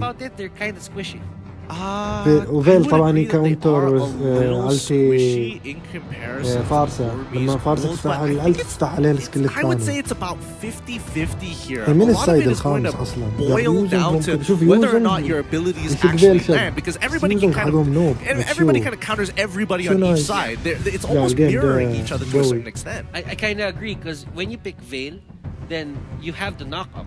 كانوا بيخلوا كاجا يسوي ألت غصب بس كاجا كان خايف وكاجا عنده دمج ليش خايف ما أدري يعني أنت لو استخدمت ألت هو كاجا وش كان خايف في التيم فايت أنا بشرح لك تخميني يعني هم قالوا كاجا لو دخل استخدم الألت نقدر ندخل عليهم تيم فايت بترجل وبنديتا بس بنديتا كان بتموت لو دخل صح لو كاجا كان بيقتل بنديتا بس بيقول لك فري هيت بيكون كلاود لينك ترجل يقدر يدخل بفليكر ألت بس الحل بسيط جوهد كونتر بعد لينك استنى لنفتح الآن استخدم السكيل الثانية بعد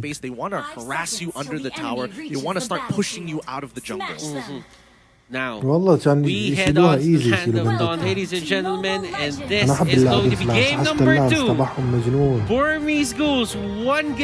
حسلانس تبعهم أوتو داشات تحمسوا فلانس أنا متحمس لفلانس ديم يجيب ألتي واحد فين للانس جي جي لانس يمكن يجي فيهم سفج تجي دمج لا حسب فرق سكيل الأوقات فرق سكيل على require you to bring your A game so that you can get the upper bracket slot. Absolutely. So it looks like Ruby حتى لو كانوا شوف بكات الروسيين الصراحة قوية بس في التيم فايت سيئين مرة ما في overall Cho's not going to have the greatest of times until he hits level 4 and then he has some kill pressure.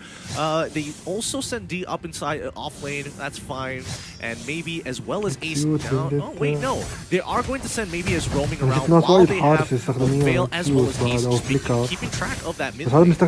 Sunset Lover here not holding back on that aggression. He just wanted to get the mid راح أعاني ذا الجيم. أنا أعاني من فيل إذا يجي محترف فيل. Using the ejector to force everyone out of his لما ما يكون هو الستان من أكاي مثلا أكاي حشر مثلا لينسي. No one wants to get ejected. يجي فيل يستخدم السكيل الثاني كنسل أكاي. It's always a feel bad situation here, but you know so far the game has been pretty okay. And immediately once one shot hits that level 4, using that mountain chakra to get information on where the rest of the team is, and oh boy, maybe getting pushed down to lethal damage, but he still is going to be alive. This is a more tame game than what we saw in number 1. And actually, under the bottom lane, this is, for me, I would coin this as the movement battle, because the Cho and the Harriet has a lot of dashes.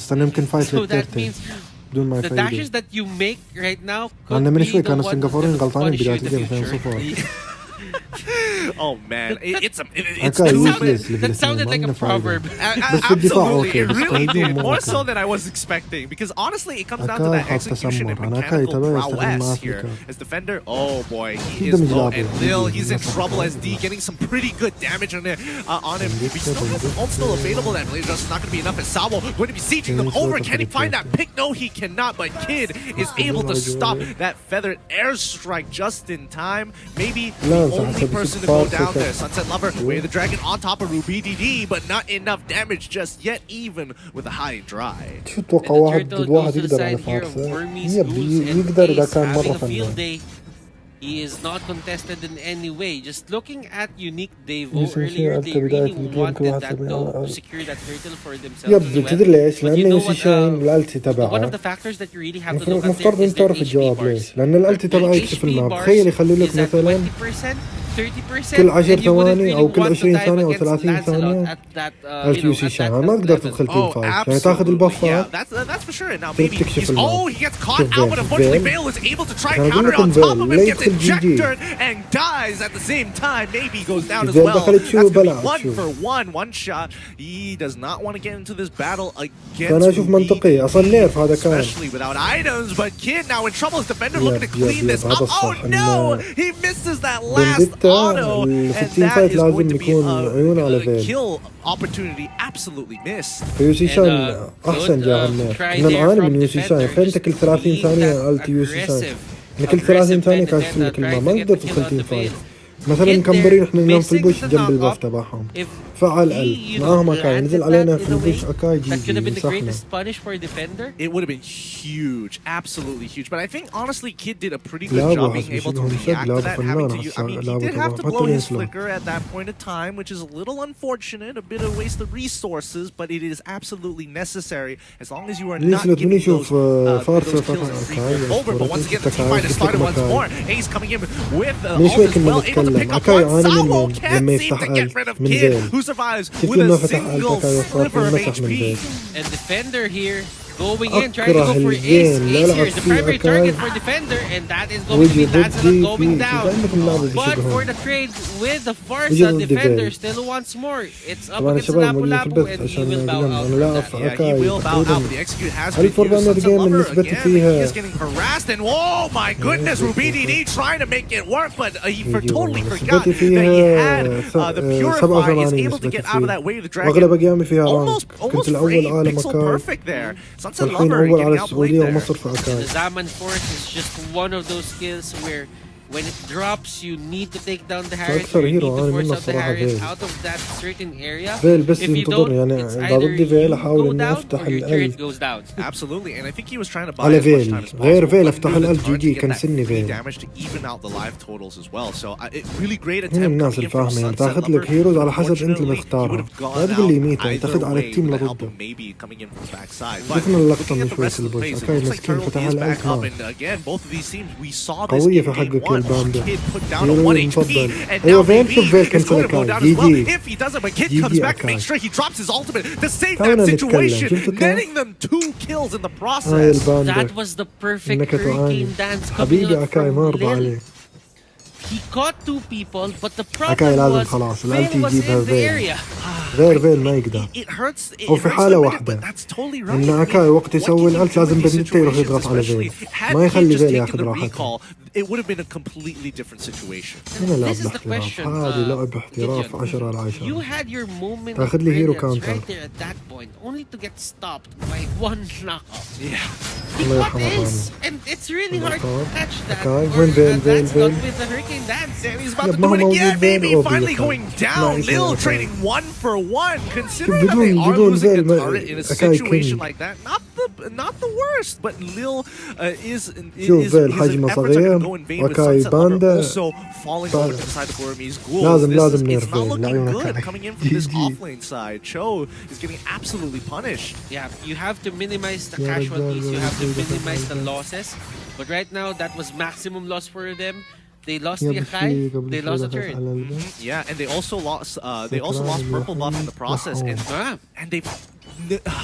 It's tough. Burmese ghouls have full control over the bottom side of the map, and you just have to give it up every single time. 3-0 Right now for Burmese ghouls, I'm seeing them, just take control over this top lane for sure, because the turtle is there, it's gonna spawn there, and at the same time there is still a الروسيين لما يرجعوا لروسيا يلعبوا خلاص من يجي ضدهم أكاي خلاص دمج فيل جي جي جي جي فيل بيشيل الجيم كامل. But again, he's got to be careful here. He can't die to maybe, but the rest of the team, especially with Ace so close by, he can make this happen. He gets a pretty good throw and rush, and he goes in with a lethal execution as well to secure it, to secure the kill. Ooh, one shot.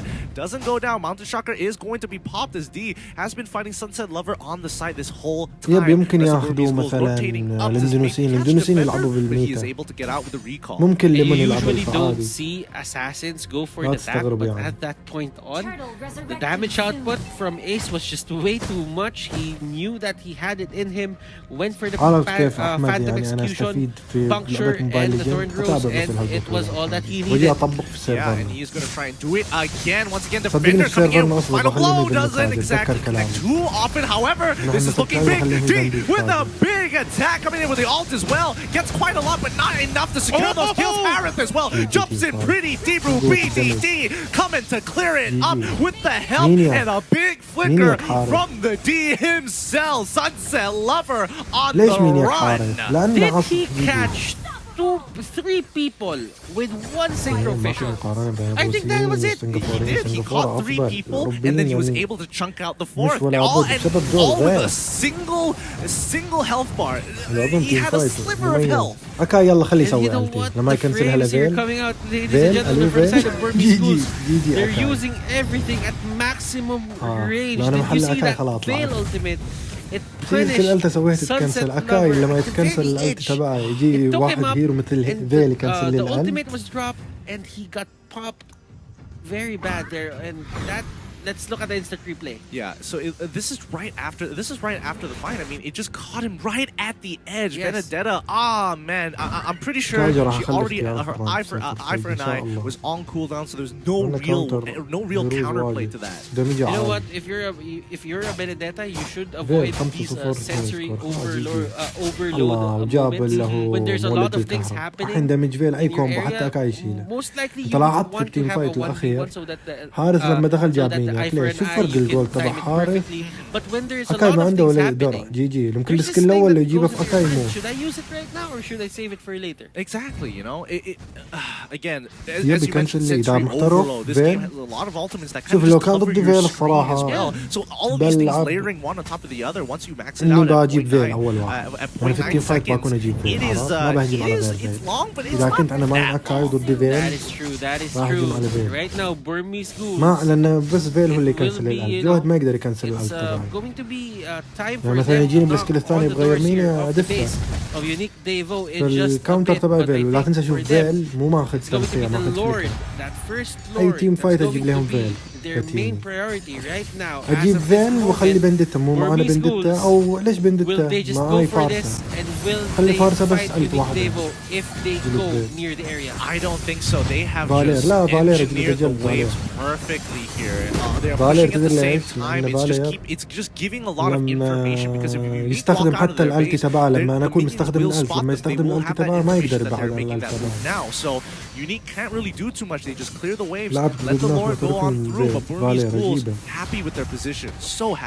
لأن فالير لا تنسى السيلي تبع السكيل الثاني تبعه يطول لما يستخدمها مثلا السكيل الثاني وفعلت عليه الألت وفعل هو الألت ما عنده السكيل الثاني عرف ما يقدر يبعدني فأنا ما بروح أجيب فالير إلا كان مستخدم السكيل الثاني راح أهجم عليه حتى لو استخدم الألت تبعه ما عنده السكيل الثاني ما أدري كم 10 ما أدري 12 ثانية السكيل الثاني تبع فالير عكس فيل ما أدري كم 5 ثواني ما أدري كم السيلي تبعه He is going to dive and he's going to try to take down people there on the side of Unique Devo. Oh, defender, he gets choked out pretty heavily here, but now it's going to be the rest of the team. Lil, he's looking for an angle, he's blocked out. What happens? AP one shot gets absolutely destroyed by Lancelot, and the rest of the team is just going to walk and end this game absolutely clean and perfect. Burmese Ghouls have an even more convincing game. Congratulations for that 2-0. Burmese Ghouls 2-0.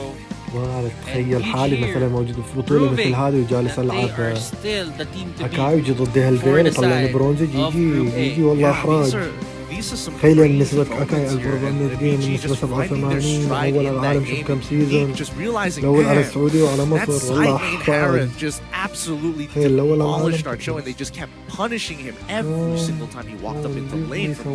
يس ديس الكلمة حقت أكاي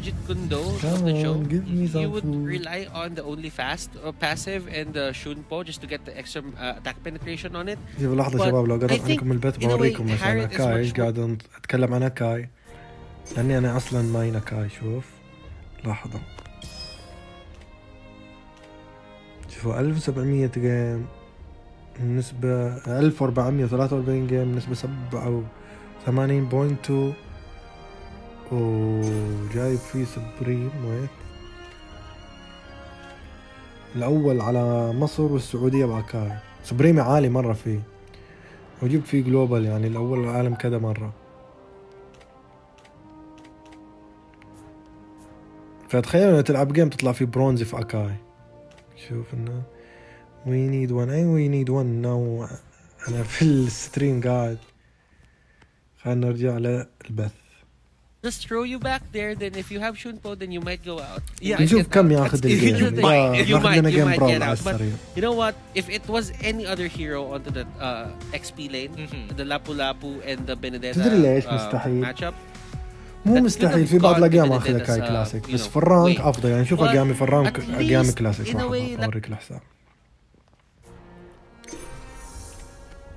all seasons أوكي أنا لاعب كم 11,000 جيم 124 لاعب كلاسيك 1609 نسبتي في الكلاسيك 79 لاعب براول 700 الرانك 8804 جيم عشان مثلا يجينا واحد ويقول نسب كلاسيك ما ادري ايش كيف نسب كلاسيك اغلب نسبي رانك عشان شوف الستريت حق هذا دليل ان اكثر اقيامي رانك شوف كم ستريت يعني مثلا عندي مشكلة احنا هذا التحديث الجديد مرة بكلم يعني مثلا عندي شوف أكاي عندي لوليتا عندي خوفرة عندي جروك يعني أغلب التانكات عندي أطلس عندي مينيتور عندي هيلوس يعني اغلبهم 3000 4000.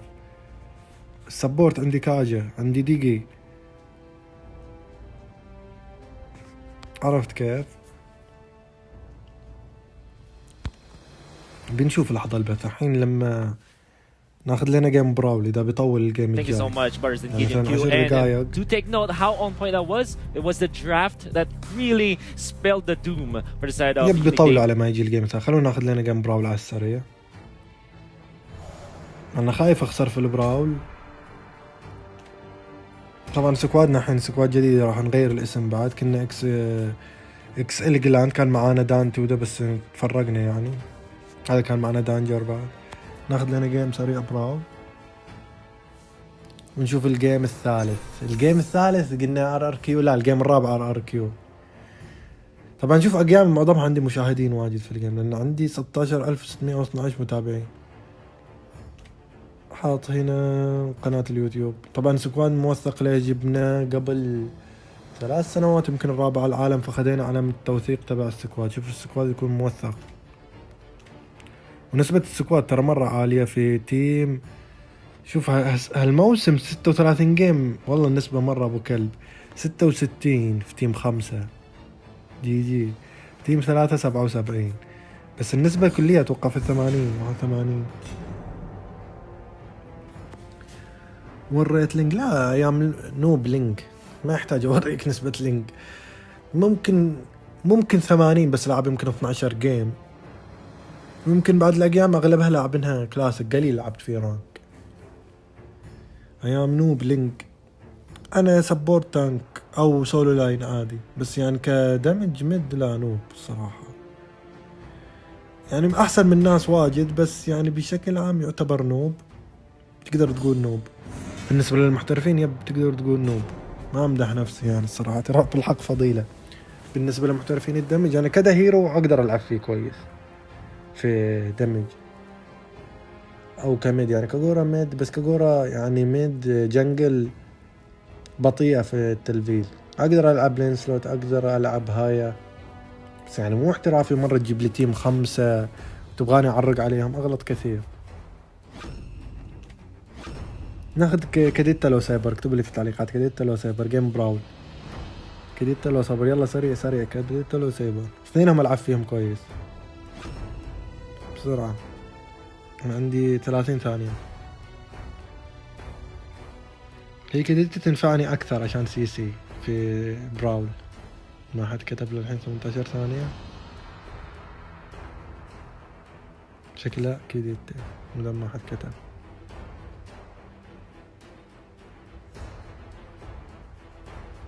يب تمام كديتا. ناخذ لها هذا دمج.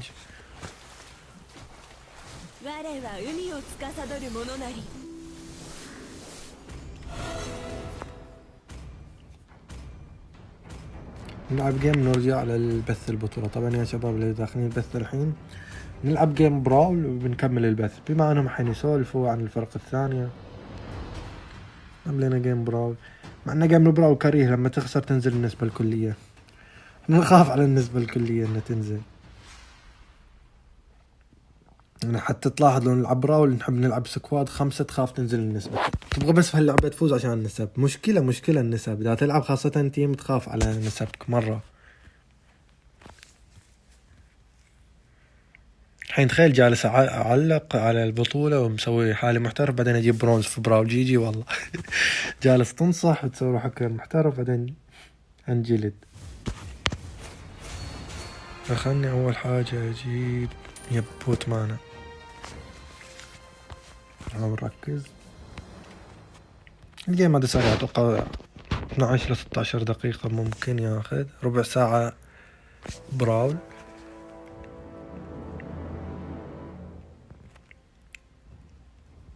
اهم حاجة في البراول الويف هذا اللي جاي، يخليك توصل ليفل 4 سريع. نضرب الويف ناخذ ليفل 4. دهم تانكين جي، بس تدروا ان كاديتا تمسح التانكات. نرجع بفليكر. تمام مات. سايبر غثيث، مينيتور اكثر غثيث. جي بستخدم السكيل الاول. شوفوا جي طلعت من اللعبة. جي والله مت. الايفون كريه والله، الايفون كريه. بستخدم السكيل الاول اكون منيع. طلعت والله ما اموت دي. ممكن عادي اكون في الاتش بي. يلا نركز، لسه ما جبنا ليفل 4.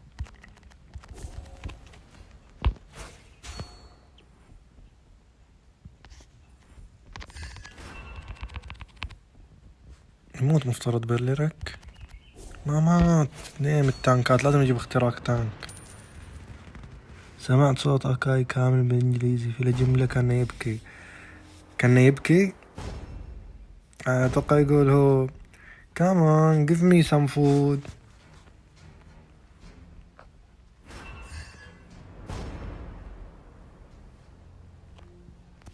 أنا نسيت باقي جمل ما حفظهم الصراحة. لازم أجيب اختراق تانك ضدي تانكين.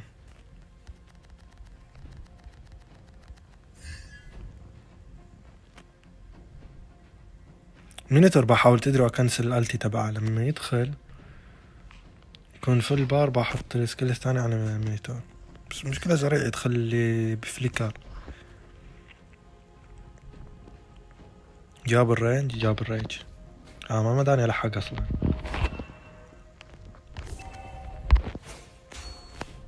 مينيتور بدون الت. خلني أدخل تيم فايت. هذا سيسي عالمي.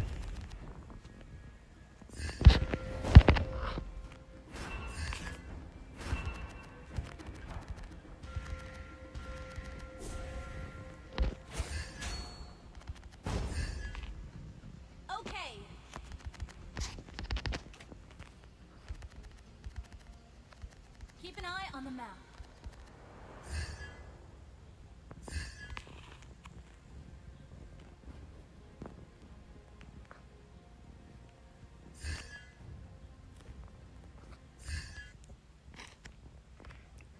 دي اعدادات الايفون غثيثة مرة، يطلعني من اللعبة. فالير راح يجي فالير بعد عن السكيل الثاني، كان يلعب معاه في التيم. والله جي فالير.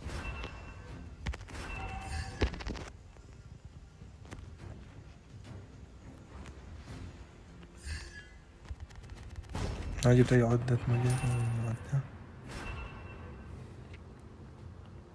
لحظة خلينا نقلب الجوال يمكن تضبط. ما في فايدة.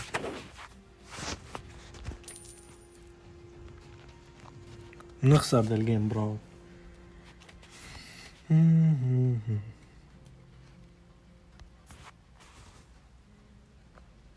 يا حبيبي مو اختلفت ماتش.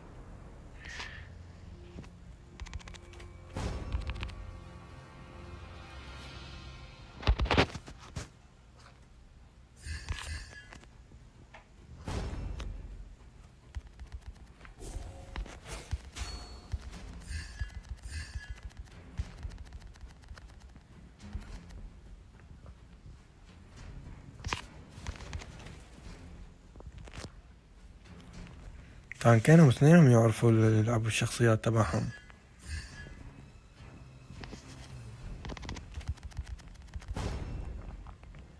ولا كاني دمجت شي بلرك.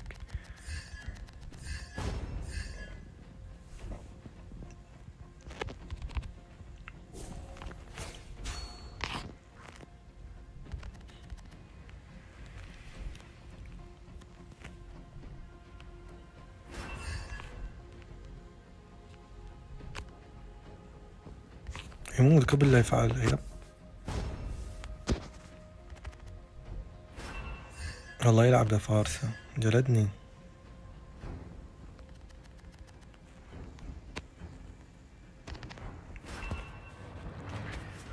باقي كم على مولد الكهرب؟ لازم يجيني هالمولد عشان يصير عندي دمج. يعني فصل البث ورجع مرة ثانية. جيت يمكن بالغلط وانا مستخدم يدي، ابغى استخدم فليكر. ترزله افك عندنا افاك. يبقى افاك ترزله جي عشان كذا ما احب العب سولو.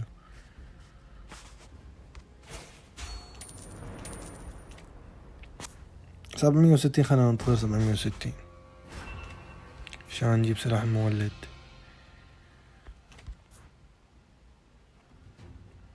مية وستين 760 جول. اوكي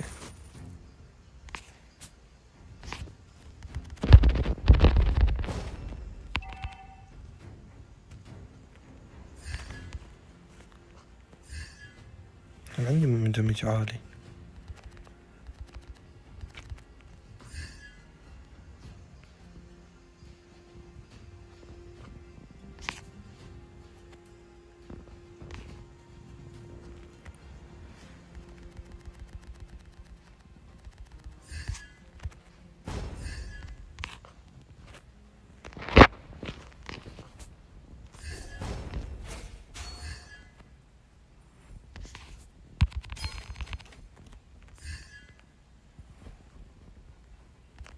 صدقوا ما اعرف الباسف تبع كيديتا كيف اهيل الفول اتش بي. في له باسف معين بس ما اعرف الصراحة.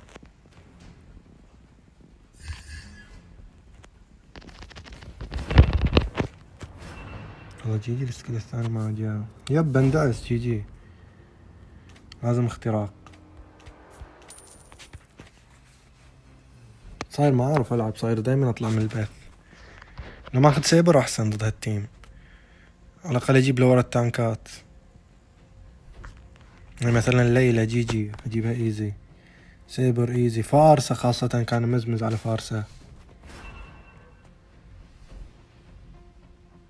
اذا جبت اختراق اقدر اشق تانك 1 فيرسس 1.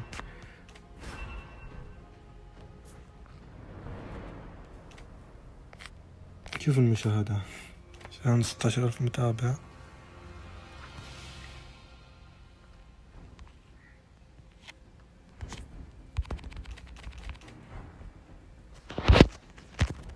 اخ ما ماتت ليلى جي قهر.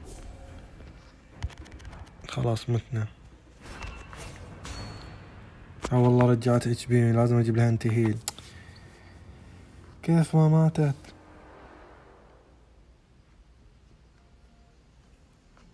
ايوه ده الباسف. كيف طيب يرجع؟ ما اعرف يعني وش قصته كيف يهيل. ما العب فيها واجد اللي هي كديتا. مينيتور غثيث تيم فايت. مشكلة لازم نحتاج رامي ضد تانكين. لا اندعسنا ده الجيم. نزلت النسبة الكلية جي.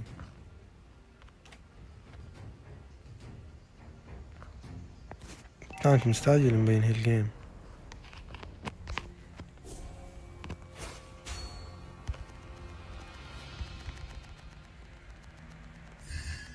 خلنا نكشف هذا البوش. ممكن فيه احد؟ لا ما فيه احد.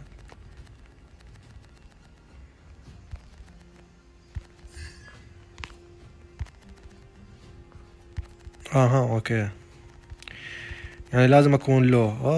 افك وسم ترزله مو وقته. نحن ليلى بتشقنا شق. هانزو يقدر يشقهم تصدقوا. هذا لا يجيب الباسف. لا تعطوا الباسف مونيتور. عطوه جي مسحنا.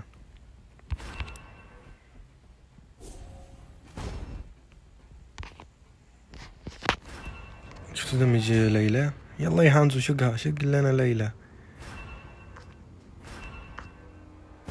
احسن حاجة ماتت ليلى الغثيثة. خلاص انتهى الجيم. جي نرجع للبطولة افضل.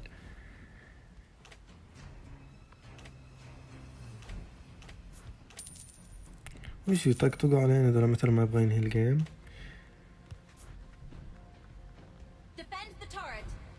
يبغى مثلا الجيم ينتهي من البوش. ترزل عندنا. افك نايس. جيب فليكر.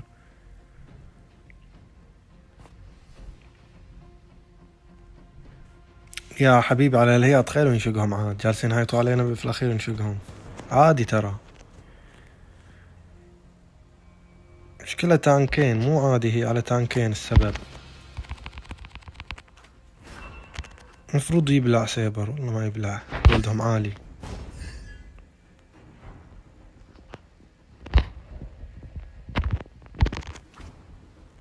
خلصت ليلى. لا ما عندي التي.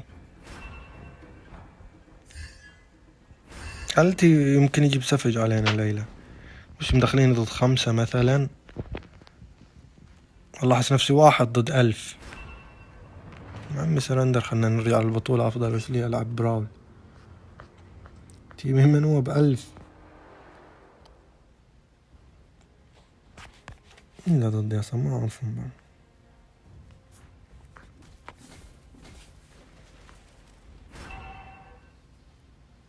محالفين اللي يخلص الجيم من المينونز. بس ليلى بالغلط تضرب التور بتنهي الجيم. والله يبغاها من المينونز.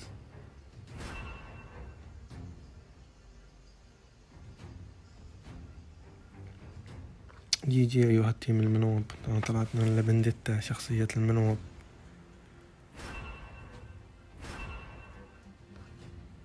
بفعل على طول التي. يبغى يقتلوني وانا في البيت. شوف على طول التي عشان لا احد يقتلني. لا تقول لي نزلت النسبة الكلية ما واجد.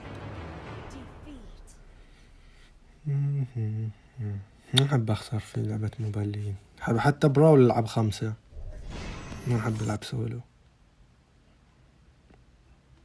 طبعا مونيتور اللي جاب لهم كل الدمج. لا تقول لي صارت 69 نسبة 70. خلنا نرجع للبث أفضل.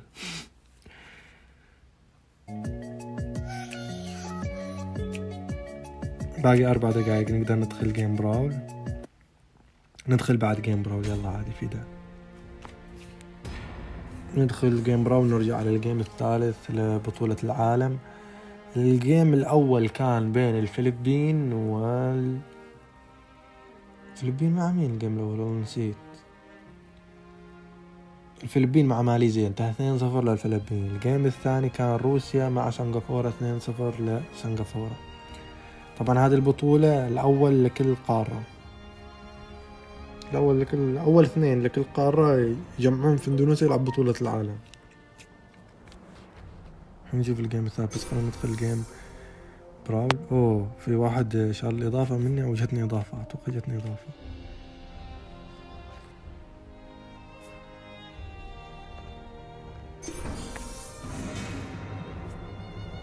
يا أخي أعطوني هيرو كويس. أنا فهمت عليك. يعني مثلا أحاول أدخل تيم فايت. أحاول ما أتضرر إلا لما يكون دمي لو أدخل تيم فايت. أنا راح أهيل. هذول البنات أعرفهم. دول أخوياي. دول كويسين لمعاي معرقين. جي جيم تعريق. اللي معاي طبعا ما يدرون إني فاتح بس في اليوتيوب. فبفتح المايك. بنت مع ولد. بخليكم تسمعوا أصواتهم. جي كيف النكبة. ما يدري إني فاتح بث. أشغل لكم مايك. بنت مع ولد. اللي هو أتوقع أول شو على السعودية. فهد.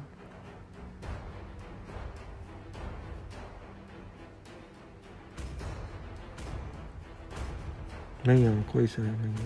خلنا نشوف معدات مية. خلنا نغير.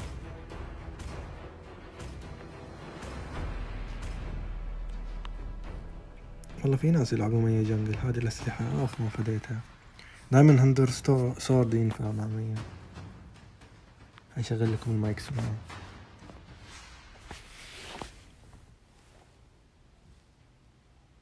تخيلوا عاد جايبه. تخيلوا فاتح اني مايك اللعبة وجالس اسولف. اسمعوا كل سوالفي. جي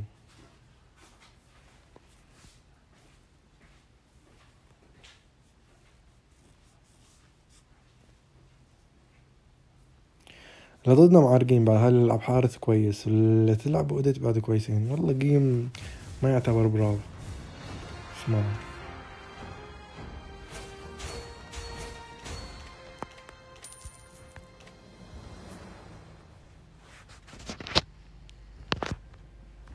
ليفت ماتش. ليش كذا ما تفعل المايك؟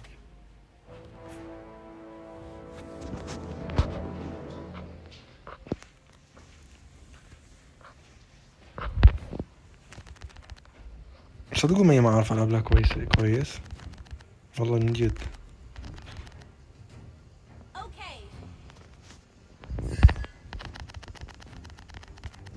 باسف سي جا.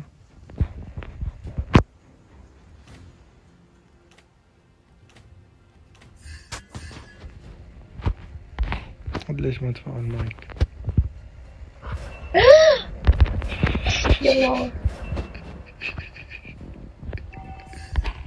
بس سمعتهم دم فل من فسك يعني.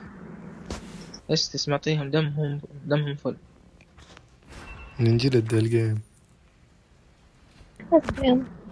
من استس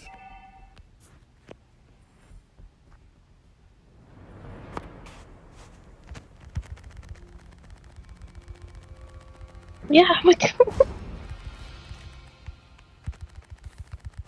أيوه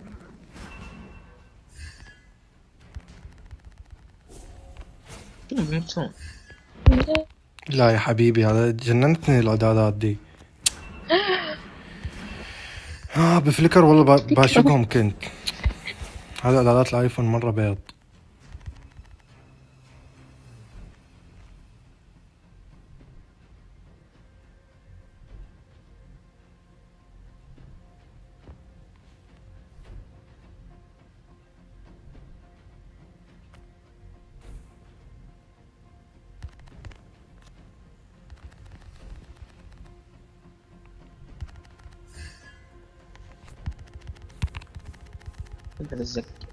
اوه صح الالتي تخليني دائما افعل ستاكات نسيت. لا تمشي سكر.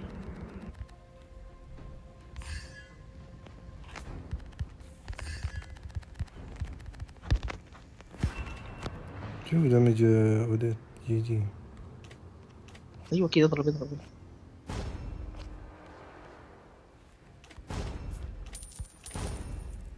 سمعت صوت البنت. خرعتني جي. ذكرت حاجة لما فعل ألتي أكون فل ستاكات.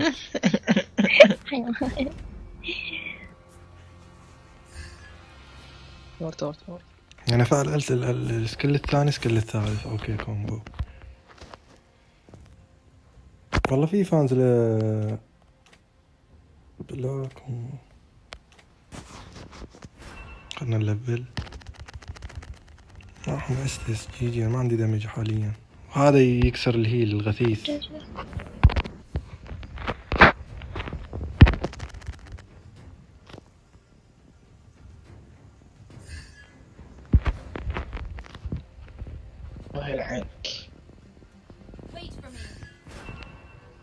دايم شوف الدمج حنا رماه. قلت عدت بفليكر ممكن سفج. خذ انتهي واحد انتهي.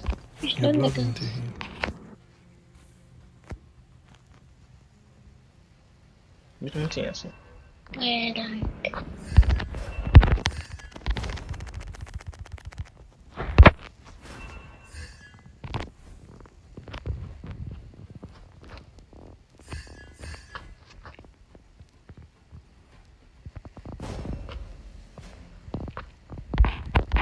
كامل.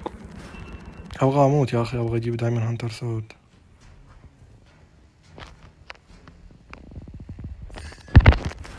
جي والله. لايك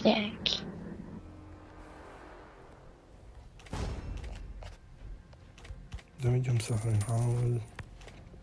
شكلي خلاص بجيب دروع سحرية كلهم. الخمسة اللي ضدنا سحرة. دايما هانتر سورد الباقي تانك. 100 تانك ما لها الا الحل عشان اصمل.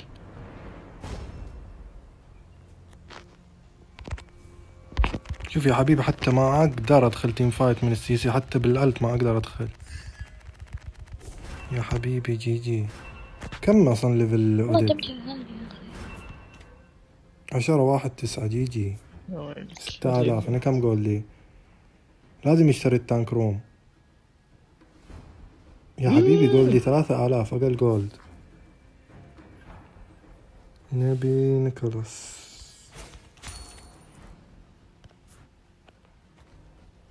انتهى الجيم. جي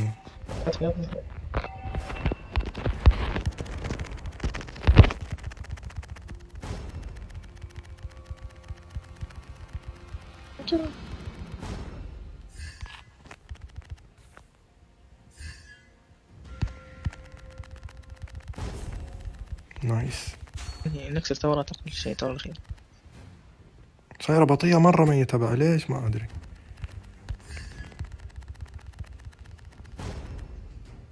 أيوة بحاول إني أذبح بسرعة كذا بطيرهم. فهد مين الهيرو تبعنا؟ ما أدري مين في هيرو فهد. انتهي هارلي هو. تور أقل شيء.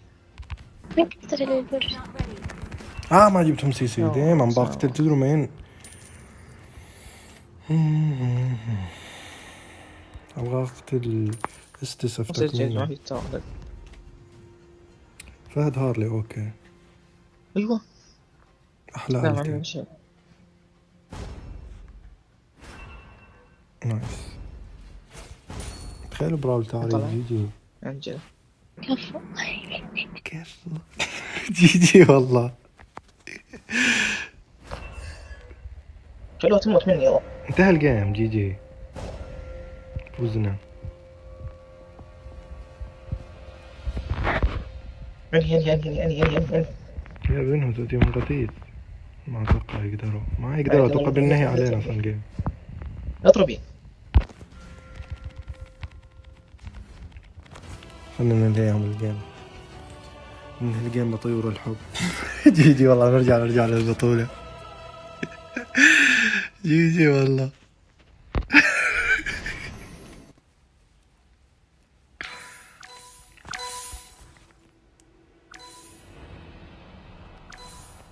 تخيلوا عاد الغبنة يكون أنا فاك المايك وجالس أحش وإني فاك المايك. نرجع للبطولة جي والله. Again, the vote here is going to be sitting out because up.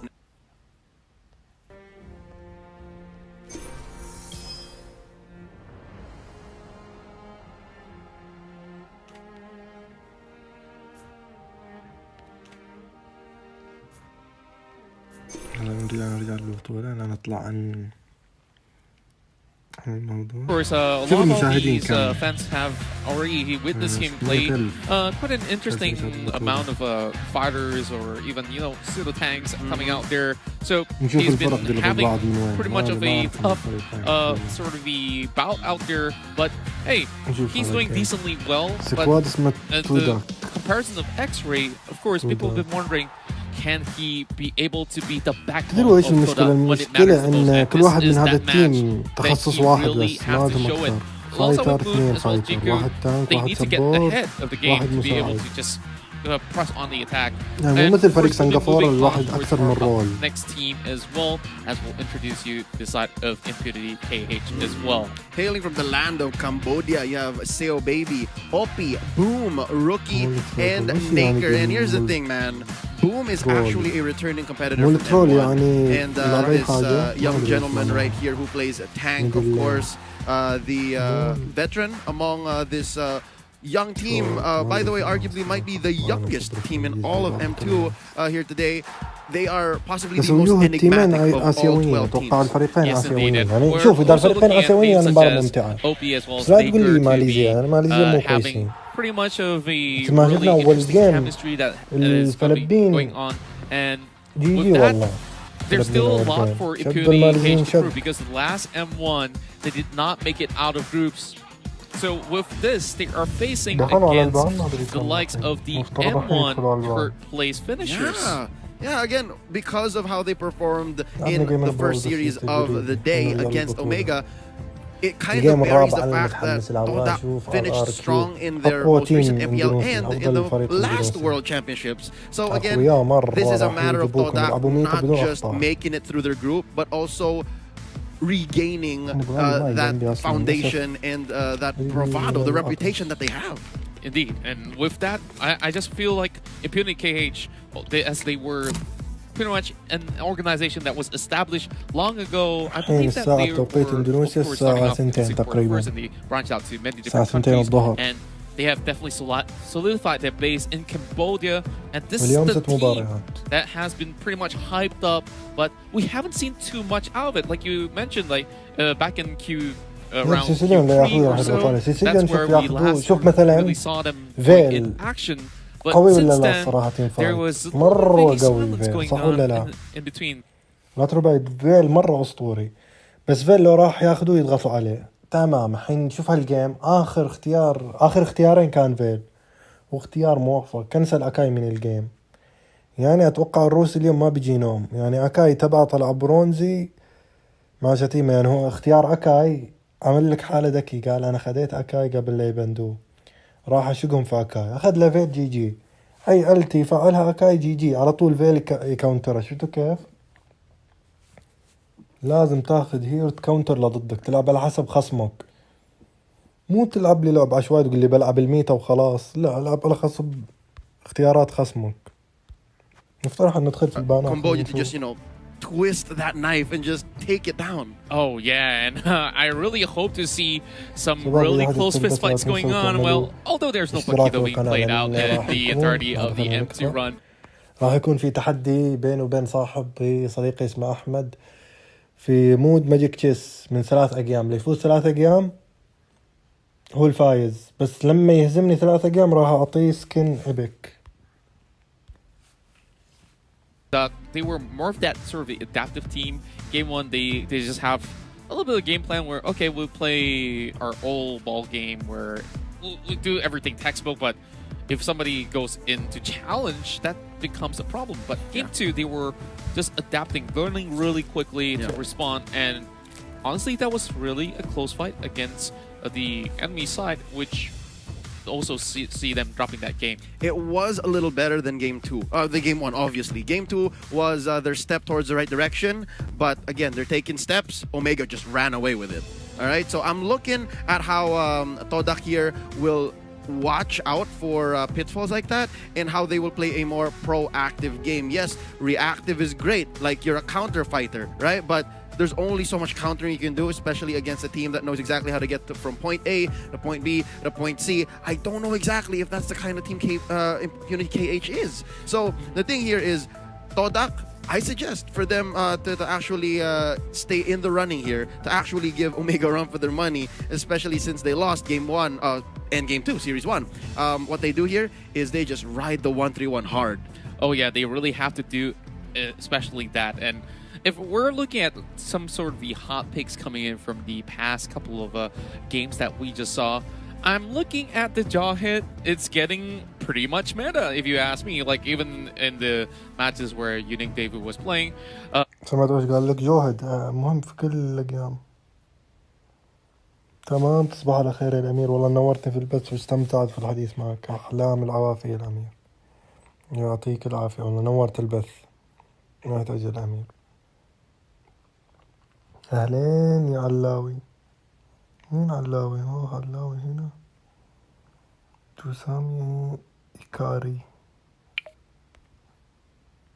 Today, I think what they gotta do is prioritize first, possibly, I don't know if I should say Chiku or E1. Is because the thing about E1 is he's the one who tries to make space for Chiku, right? Like if Chiku's hiding in the jungle, it's very obvious. Impunity can hunt him down. They can make his day just miserable, right? Indeed. So if E1 gets a good hero, like let's say his Baksha or maybe. طبعا لما يدري شباب اللي تو داخل البث، هذه بطولة العالم موبايل ليجند. أول آسيا، أول أوروبا، أول أمريكا اللاتينية، جمعوهم كلهم في الفلبين يلعبوا بطولة العالم. اليوم الأول 6 مباريات، هذه المباراة الثالثة راح تلعب. أول مباراة الفلبين فاز ضد ماليزيا، والجيم الثاني سنغافورة فاز على روسيا، وجميع المباريات انتهت 2-0. الحين هذه المباراة الثانية بين تيدك وتيم GMP، بس نشوف الحين الفريقين وين يعني دولهم، ما أدري من وين. Version of Burmese goals in a certain way, like in their infancy stage, which now how much have they grown up? I'm not too sure. Okay, we're about to find out. All right, so in that case, for Impunity KH, if Todak has already their priorities set, 1, be more proactive, 2, settle on E1 and Chiku, like get that duo down. For Impunity KH, are you saying that since they are a baby version of the Burmese ghouls, right? They have to learn how to pick their fights, because that's the thing about just the Myanmar metagame in general. They're all about the team fights. They're all about turning team fights into objectives, and more likely that score is going to hit the doubles, right? That's what happened in game 1. Yeah. They were double-double against Unique Devo. So are you saying Impunity KH here, off the back of Boom's shot calling, they're going to rack up those KDAs? And it's honestly quite hard to tell at this moment because it really boils down to decision making and of course when it comes down to different sort of teams, it may not be as clean as maybe I would say, oh, this is the baby version of this team, but it may not be just like the daddy in that sort of sense. it's all in the family, you know. But the thing is, I totally understand.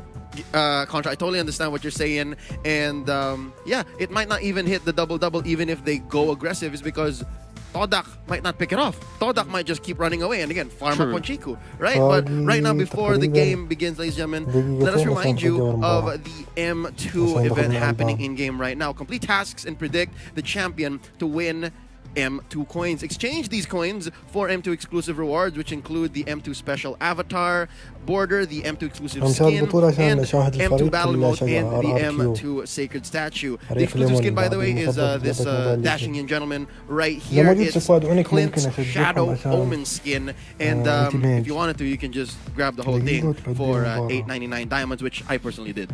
Oh, wow. Of course, it's just too hard not to get it on your hand. And remember, you know, it's only limited time and up until 24th January. You got to get it quick. Yep. Again, 899 diamonds if you want in on this Shadow Omen skin. Get to it. Clint is just waiting to be picked. I feel it, man. He has a great kit. I got a good feeling maybe in this series itself we might just be able to see it. So let's see it happen. Well, 30 more seconds before we get ourselves in towards match 1. Well, any sort of predictions coming in from you? That was one. Maybe Clint might show up, put him in the gold lane. This guy, again, some people might think I'm joshing, I'm memeing around, but no. For the longest time now, maybe 6-9 months, especially after seeing how the gold lane has started to, you know, establish itself, become a foundation in a lot of team strategies, right? Going from the 1-3-1 now to the 1-2-2, or even just really having a solid gold laner, a secondary core. Clint is up there, all right? So here we go. Draft has already been set. Impunity, KH from Cambodia on the play. Todak answering back. Impunity takes out Lapu Lapu. Wow, I really like the fact that every single team right now is giving a lot of priority on that Lapu Lapu to not see it go in towards the Land of Dawn. Same goes to Natalia as well. But you know what I really want to see in towards the Land of Dawn? A Farsa pick. We haven't really seen that much of a Farsa being played out in the group stage so far, so I'm hoping that that mage will be able to make its way into the map itself. So, with that being said, going in towards the second band for the teams itself, it's a tough choice, but I'm pretty sure Brody's somewhere under this. Yeah, again, since I have been hyping up Clint, one of the factors that might involve Clint coming out is Brody being banned out, 1-1 being banned out. He's up next in that line. So I do believe, ladies and gentlemen, we have to wait just a bit. These players have to figure out exactly what's going on. We might have to remake the lobby, but it's fine. There were just one ban in, so it'll be a quick remake of the room, and then we'll be back again. I do think it should be still Impunity KH on the play, and Todak answering back. Real quick, I gotta ask you, in this current meta game, Contra, how do you feel? Who has more of an advantage? First pick or that last power pick for the red side? I really feel that if you actually go in for the first pick, you do have quite an edge in terms of how you want to actually play it out. So you start off with maybe picking something that's a little bit flexible, that doesn't really tell too much, you know, or you can go in for some of all these sort of the picks that is going to be pretty much an important one that you can't drive away from. Like you saw, the party on towards Jawheads much early on is very vital. It means that, hey, this is something that I must have in my team, and I could work around with anything else, but my Jawhead will be the one that set the pace for the entirety of the game. I'd have to agree with you. So in this case, Impunity KH being on the play, have to look out for these solid pickups. Again, if Benedetta makes it through, Grabber, maybe even Farsa, right? Or Jawhead, if it comes down to it. For the side of Todak, I think they prefer red side here. I think they like this is because if there's anything we learned from them in game number 1, if they have that first pick priority, they have a tendency to just like let it go anyways. I mean, how important is Selena these days? How important was Moon Selena in game number 2? Well, I would say that the impact of the Selena wasn't really that high. It could have been better if there was going to be much more follow-up to be able to set something for the Selena to land those abyssal arrows, but we don't really see too much of that. And nowadays, everybody wants to pick heroes with high mobility on their kit, so it's not going to be that efficient, especially like there's no Farsight to be played out. Nobody's going to be sending any feathered airstrikes, so I don't know how are you going to be landing all these targets all too efficiently. But with that said, you know, like it's still possible that it can be implemented with a different sort of mechanical kit that can come into play. So hoping to actually see a different sort of drafting coming from the side of Toda at the very least. Yep, and what I'm expecting here, since they do get the first 2 picks, is they might pick up something for Moon and then something for E1. Like, I swear it has to be that way so that they have an easier go. Because, again, we're looking at Impunity KH. They are relatively... I don't know, man. They're a polygon. You know what I mean? Like, you don't know what shape they are until they actually show you. That's right. So, the fact that they banned out just good heroes overall, right? Like, they're not targeting anyone specific, means they have a game plan. What it is, we're about to find out. But, yeah, I think them on the play here should reveal, especially after that first pick, what they've been up to preparing, let's say, in the Impunity KH cave.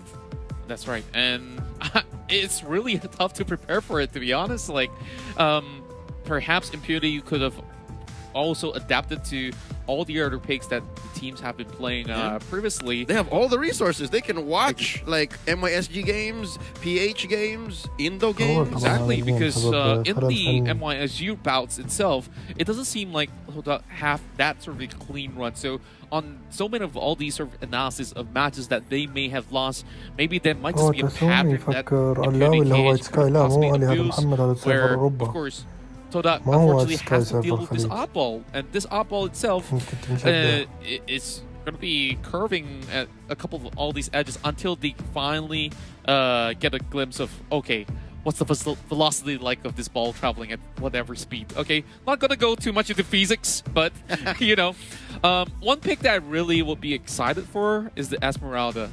You know? Yeah, Esmeralda has been banned out for a majority of games in several metagames, right? In several regions, she is just a menace of just all sorts and kinds. One, late game with items, she just deals an extreme amount of damage. Like, you just let her stay. Number 2 is she usually plays with Purify and Avarice. So she can farm freely, and even if you send like 2 or 3 dudes together, she's most likely going to get away. And speaking of getting away, her kit is just obnoxious. She has a speed up, she has shields, she has damage, she can clear waves, and she has this mobility / blink and stun. Yeah, like we saw even back in the very first M1 itself, like it was so hard to deal with Esmeraldas that it used to be banned like until a lot of all these nerfs came in for the shield. But hey, now that, you know, effectiveness might have worn off a little bit, but hey, it shapes very well into the style of play where you just need somebody to dive the back line. You got it, and Esmeralda can last for quite a lot of all these sort of long extended team fights. So I definitely think that this is one of these key picks that teams are looking to get a hold of, but haven't been able to do so. But since we have already seen a couple of those bans coming right through, you know, the first 2 bans, hasn't really touched on some of all these stuff like Detta, haven't been banning the Brody. Yep. So let's assume Esmeralda might just be there. Yeah, she should. And if she isn't, I'm expecting Impunity KH should pick her up. Like, let's say the bans went as such, Natalia, Farsa, Jawhead, you have on the other side Lapu-Lapu, Brody, and who's big these days, Selena or Lunox. Yeah, I expect as well for that to be an Esmeralda. Like, it's so safe. Like, you can't blame anyone for picking Esmeralda first. It's because even if you do pick up on the other side, a confirmed stun. She's just eating it with the Purify. Now, back into the game. No longer do we have to speculate. There's a Selena ban. Oh, okay. Selena ban. Is it necessary or not? Well, leave it up to you guys in the chat to discuss about that. So, moving alongside, we're going for the second ban of Todak, and we did mention Esmeralda. There it is. Okay, Todak knows what's up. And there's another ban by Impunity KH. And there's a go-ahead. We just spelled out the bans. Okay. We drafted in our heads. Well, we got for the Esmeralda. Like, it pulled through. Oh. We're no fortune tellers. We're not going to give you any sort of clues what's up next. But I'm calling Brody right now. Brody, come on, come on. It's gotta, because if not, Impunity KH has one pickup for the Brody.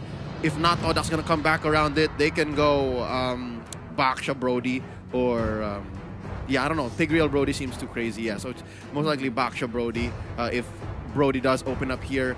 If you are, though, what's Todak looking to ban? They were afraid of the Cho earlier. So if they plan to keep the Brody open and Impunity KH goes for the first pick Gambit, then that just opens up the metagame for Vendetta being banned away, and we are talking about a potential opening. Oh, Opie did not even think about anything else. Not even Brody. Yeah, we're actually sitting pretty much on distance between LaFell, and we can just see his eyes just blown wide open, and he just went blinking. But hey, back to the pick. لا البرودي مفتوح في تيم راح ياخذ البرودي فتحوا هيروز Again, I think our prediction here was to prioritize Chico and E1 or Moon and E1, and there you go. Wow, Matilda. I love it, Matilda. You did pop me the question that will we ever see a Matilda coming to play? And yes, we will, alongside with Zone. So I really do like what is coming into the picture. I guess this was pretty much the risk that they had to take. They have to force a ban, and they were hoping to get the Yuzong in return of an exchange of the Brody, but is it really worth it that you are actually giving such a strong pick to Impunity? Yeah, and here's another strong pick Impunity's picking up. I mean, same for the Tigreal. Tigreal has always just acted as a foil to Jawheads, but since he's not here, this might just be an Impunity preference. So yeah, Farsa gets picked up on the other side. It's Todak with the Yu Senshin, most likely being played by Chiku here. Oh, I gotta go back while we're waiting for this ban here. I know that neither of us said that they were gonna try to prioritize the side lane, whether it be the EXP or gold lane, but here we see Yu Zhong, who most likely will be played by Stu.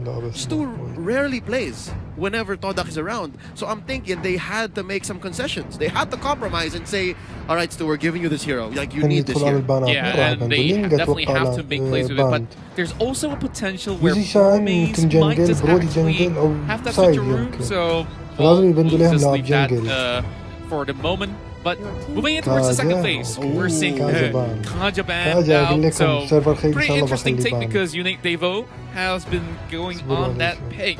So it might be giving some ideas to Impunity, and we already see some hits being shaking on towards the KH side. Yeah, no, I get it. The Kaja here is usually played with the same mindset or the same principle as a Sylvana mage. As seen earlier, played by Mega Esports, is what you do is you hit them with your ult, right? So in the Sylvana case, that would be the Imperial Judgment. Here, it's the Divine Judgment. Wow. اللي بلد عشان لا يكونتر لا برودي ولا or in Kaja's case, pull them over. And what you do is you burst them down with the Brody or Farsa. So makes sense. I think Todak read into that. I wonder if Impunity was hedging on that fact. But right now, again, just to stop people from harassing your Brody, you take out the choke. Yeah, honestly, I love the idea coming in towards all this tier crafting. Now, towards E1 side, he needs to find another sort of ban. And this time, it seems like the 1-1 will be taken away. Really good notion right there. But then again, you know, they've already got the Brody. Did they really have to beat up أول جيم طبعا لعبوا جيم هذا أول جيم ماتيلدا وبرودي يكونوا مفتوحين. أول جيم. Double marksman أنا بالعادة بان. Could be, but the only reason why it works most times is because the other marksman is in the form of like a Roger who's like a slash assassin. Same with Yusun Shin, who has a global ultimate, who can spot out opponents even before they come get you, right? Mountain Shocker. So I'm guessing Todak was a little too scared because they were on the receiving end of this earlier. Right? The usage on 1-1 combo from Omega. So right now they're just covering their bases. Totally understand. And right now we're seeing them pick their second to the last hero. And that's Alice most likely going to the gold lane. Yeah, and the Alice possibly will be able to self-sustain, but with Gatakacha coming in, this is a really solid lineup coming from Impunity KH. And with this, I think their chances of really lasting from the early game towards the late game pretty much solidified. Yeah, no, but the thing about the Gato here is Todak's heroes, they're all relatively agile. Like Chico has a dash, you have the flow from the Alice, circling eagle, like that's the ult on the Matilda. When Stu becomes a dragon, like I'm guessing that's him on the Yuzhong. Like there's not much the Gato can jump onto. So okay. There's too much tankiness on Impunity. Like there's not enough damage, I'm guessing. Yeah, I think this is where the concern is. I think they are bagging all too much on the Brody to do his work to be able to just be that hyper character to rip people apart. And all they have to do is just to keep him relatively safe. So that's the job of the Gatakacha. Or if there's any sort of opportunity, they will dive all the way to the back line. Well, Sio Baby is definitely have a very interesting final pick right there. Sio Baby, it's been a while since I last saw Carmilla, but her did get recently reworked, and it does work wonders in team fights. Let's see what Todak has to say about this. And there's her tank. They have been missing out on the tank. Both teams look like they want to go for the Royal Rumble. They want to keep going. They want these big team fights. Yes, indeed. And I'm looking at E1 right now. I believe that will be an Atlas that's coming online for them. So let's talk through, because Fatal Links to be pulling them into each other, it's going to be quite hard to actually set that up. Hold up, this feels like Todak's signature all over again, man. It's like, okay, so we're looking out for the Avatar of the Guardian. If Impunity KH pulls that off, then we have the Fatal Links to counter back.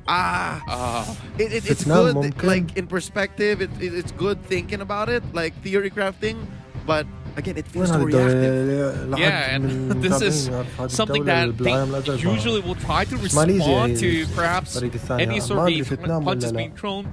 But the question is, can they dodge it or counter it in a certain way or another? You can definitely see that Impunity KH, this is going to be the very first game of the day. So as for Toda, they've already warmed up.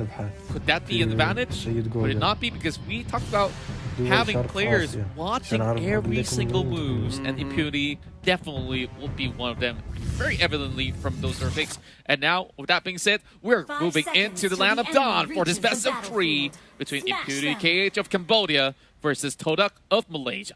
Here we go. That's Seo Abby with the Avarice on this Carmilla. So I'm guessing he's just going to try and pin down. Oh, interesting. That's a fight that can go on forever. Carmilla versus Alice. Oh yeah, like now that you actually point that out, it makes certain sense. But how long can they go for? Like this possibly would be quite tough to tell. قاعد ضد يوزن مفترض يوزن بس يعمل عليه الهيل يبدأ هيل ويرجع ما يقدر يستخدم عليك الباس عشان هيل. Now over on towards lanes where we see Gato fighting on towards the Yuzong. It's pretty much going to be going on for pretty much a long time until they fully commit towards each other. Yep, looking at this mid lane matchup, of course, you have here a Boom on the Tigreal, Shot Caller Supreme, making sure that nobody gets in on OP's face. Again, this is an all-in type of situation for Impunity KH. All their damage lay in 2 heroes, OP and the Hakurai. Well, they do seem to plan on amplifying it through Carmilla's ult, but right now here's a team fight in mid, under the river, in the bush. Nice dash in here, coming in from Moon. First blood drawn. Seo Abby drops. That's going to be the first casualty in this early game, a minute and 30 seconds in. Oh, that was a little bit too quick for my liking. But hey, pretty much great work coming from Toda to be able to really catch him out just in time. Over the top side, it seems like a very hot shove coming from the Yuzong. And They are already going on the certain sort of reset. River trap being contested here, but nothing too much to actually get out of it. Oh, is that a steal? Ooh, nice crab here, stolen off by Chiku, and it takes a lot of discipline to move like relatively safely on the map. But hold up, nice knock-up onto E1. Seo Abby gets some revenge. There's a Black Dragon form here by Stu, and both teams seem to not exactly want to take advantage. Hold up, that's going to be in his face after the Guardian. That's Stu knocked up. He is a half dragon right now. Oh, Revitalize dropped in. That's going to be OP taken out from the back by 4Maze. Double for the Alice. 3-4-1 taken here by Todak. Oh, this is just mayhem. Yeah, and it was just quite a cluster going on and towards the river, and they are just moving in and out. I just felt that Impunity wasn't really ready to be able to take on that fight, and Todak has been able to not only receive that, but also secure that on the process. It's a good way for Todak to go, like pretend like they don't know what's going on. Pretend like they don't know what's going on, and essentially bait Impunity into going into fights wherein they're not ready. Again, the damage is not there yet. They have to get items on the Farsa, they have to get items on the Brody, and even if they have this wombo combo of the Carmilla, the Gatot, and even Boom setting things up, it's just not enough. Yeah, it's not enough. They need time. Oh, what a great link coming in towards the fight, and it will be another kill coming in from 4Maze as well. They're chasing right in, but OP will be able to take out that Ishu Jin. Ooh, the 1-for-1 trade, Chiku for Boom. That's a win for Impunity. You take out the opponent's jungler. والله البث ما هو كويس الحين. You trade off for the tank? That's his job. Worth it. Absolutely worth it. That was pretty much that pick that they were looking for. And now Farsa pretty much going on a catch. Not too sure where exactly they're going to be going with this one, but hold up. Oh, I think he smells it. This is lethal. Oh, Stu saw that the Farsa was low on health, and he just goes for it, gets away with relative impunity. No pun intended. And of course, with that, we're going to be seeing most of the members of Todak really going aggressive in towards the jungles of Impurity as well. You just see them line up on your map, moving across, and hopefully getting one catch out of the lane. Well, it's nice seeing Todak back in the driver's seat, being aggressive like this. And there's a feathered airstrike. Oh, caught in by the fatal links and the circling eagle. Down goes Hakurai. Oh man, I'm pretty sure that he didn't really see the eagle flying right through. And well, there's going to be more strikes coming in the way. But right now, Todak so up ahead in just less than 5 minutes. They're still looking to crush in some of all the sort of the first turret on the process, but it's going to take a little bit of time, but there's a little challenge over on the turtle.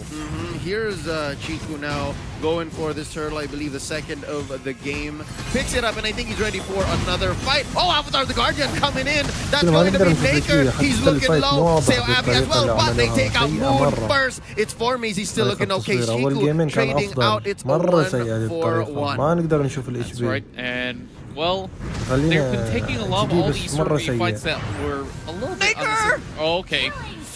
Oh, that didn't look all too good. Yeah, Naker was a little too out there, but I guess they get one in the form of 4Maze. Yeah, and now, a little bit of that process, we do see a great Fatal Links that sets up that mega kill for Stu. And Stu looking absolutely hot, 4-0 for an airstrike, and it will seal the deal onto E1. Cambodia, but Stu just got away with it anyways. 4-0-2. Imagine the stacks on the Festival of Blood, ladies and gentlemen. This is Seo Abby trying to do some damage control, clearing the waves. Oh, that is a huge wave. That's 2 siege minions. Oh boy. With no energy shields left, this might just be a push. A successful takedown. Oh, but not if 4Maze has anything to say about it. Pop the Ode. يوزونغ لا مو يوزونغ متفيد 4-0-2. Yeah, wasn't really يوزن worth قاعد احس بيشقوهم all مرة. too much of those sort of effort, but you know it's bound to حتى fall أليسون with a فيدها. pretty much of a great wave setup, and well, one more يحتاجوا kill جيم for the ليت Barca. لو كمبوديا. Oh, بس what a الأكل catch, and it'll be the راح fatal يفوز links بالميزة. alongside to catch on towards the Brody. He goes down. That's gonna be OP ما taking عجبني out a تصوير great هذا trade once الجيم. more for a mid mage من like نفس البث الأساسي تبعهم. we'll take that ما trade بين any day. الاتش بي ما يقدر يكمل الاتش I بي. definitely think that this is definitely worthy setup, and E1 this time a حاولوا better يعملوا gameplay. Like he's being so HD. proactive across the مرة map, سيء ما يبين and لنا he's كم been الدم looking out تبعهم. for OP. And this was the problem when we talked about Impurity KH. You mentioned not enough damage output Losing in the the trade, early losing phases the of the game. They back too much on towards OP. If they lose OP, that's it. Yeah.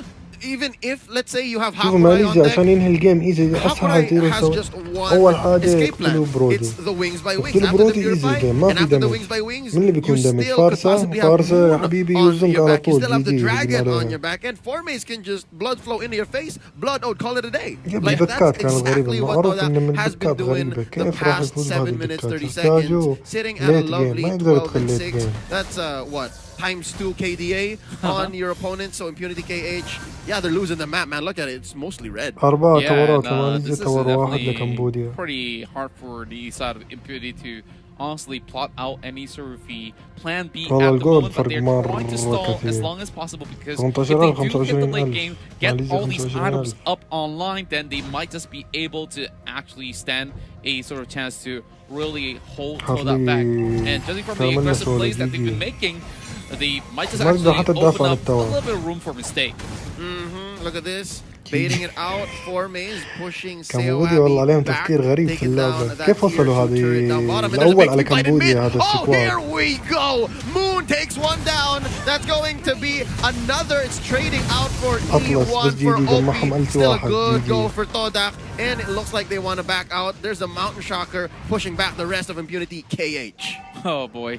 And ممكن يعني كمبوديا ما تلعبين كويسين. going شوف for the الدمج dive تبع and يوسي straight for the شاين. Barca. Chico is stuck, but he does not really care. He won't be able to escape داخل التور whatsoever. شكله بقوة Formaze الدمج. going in as well. And that's شوف what I'm أليس talking about. See that دمج Chico was جي able جي. to go لا خلاص behind جي the base, هذا go 1-0 into the على wall, كمبوديا and be مضمونة. relatively unpunished. It's because they took out the two damage يا هي dealers, كمبوديا OP and لازم Hakurai. هتتخيل What هذا are 3 التيم tanks الأول gonna على do? كمبوديا. With a يعني YSS كمبوديا مرة behind their سيئين في base. موبايل ليجند. They شوفوا spread. اختياراتهم. Yeah, like they're just basically tickling him for a little bit. It's like, okay, are you guys done yet? Just hop right over the ball. I got my تخيل dash. I'm سكواد out. مثل هذا يلعب في بطولة العالم. يعني لو أحد Alright, so من Impunity بطل العرب يلعب أفضل The منه. reason why this is happening, يقدم ladies and مستوى gentlemen, is أفضل. يعني ما because راح يلعب their كارميلا draft was سولو لاين. fundamentally lacking. They needed جاتو more سولو damage, لاين. and they put all their eggs in 2 baskets. شوف I wouldn't say كارميلا لو 1, لعبت it's سولو لاين 2, شوف بقى بس but they're تور 2 واحد very من fragile لاين baskets. كارميلا. It's كل OP on the الجانك على لاين Brody and كارميلا. جي Hakurai on the جي. far side. They're both doing all right. More so Hakurai. OP, he's been trading out way too often. 1-4. مع اللورد بينتهي الجيم ممكن. Yeah, and من اللي I عندهم guess some يدافعوا people may اللورد؟ ما say عندهم غير يدافعوا best اللورد defense برودي. is the best ويقدر offense, يشيل but اللورد يعني in سريع this لما case, يهجم عليهم it's اللورد. not really proven وفارسة just طيب about فارسة yet. لما Lord يدخل being عليها slain يوزون. here by Todak as they كيف get راح يدافع free عن reign on the اللورد؟ entirety ودخل على of the برودي. right side of the jungle. ثلاثة بالترقية ما يقدروا ينطوا اللورد سريع. كارميلا تقدر بس لازم من قريب. لما تتقرب جنب اللورد كارميلا راح تنشال. يعني تشكيلاتهم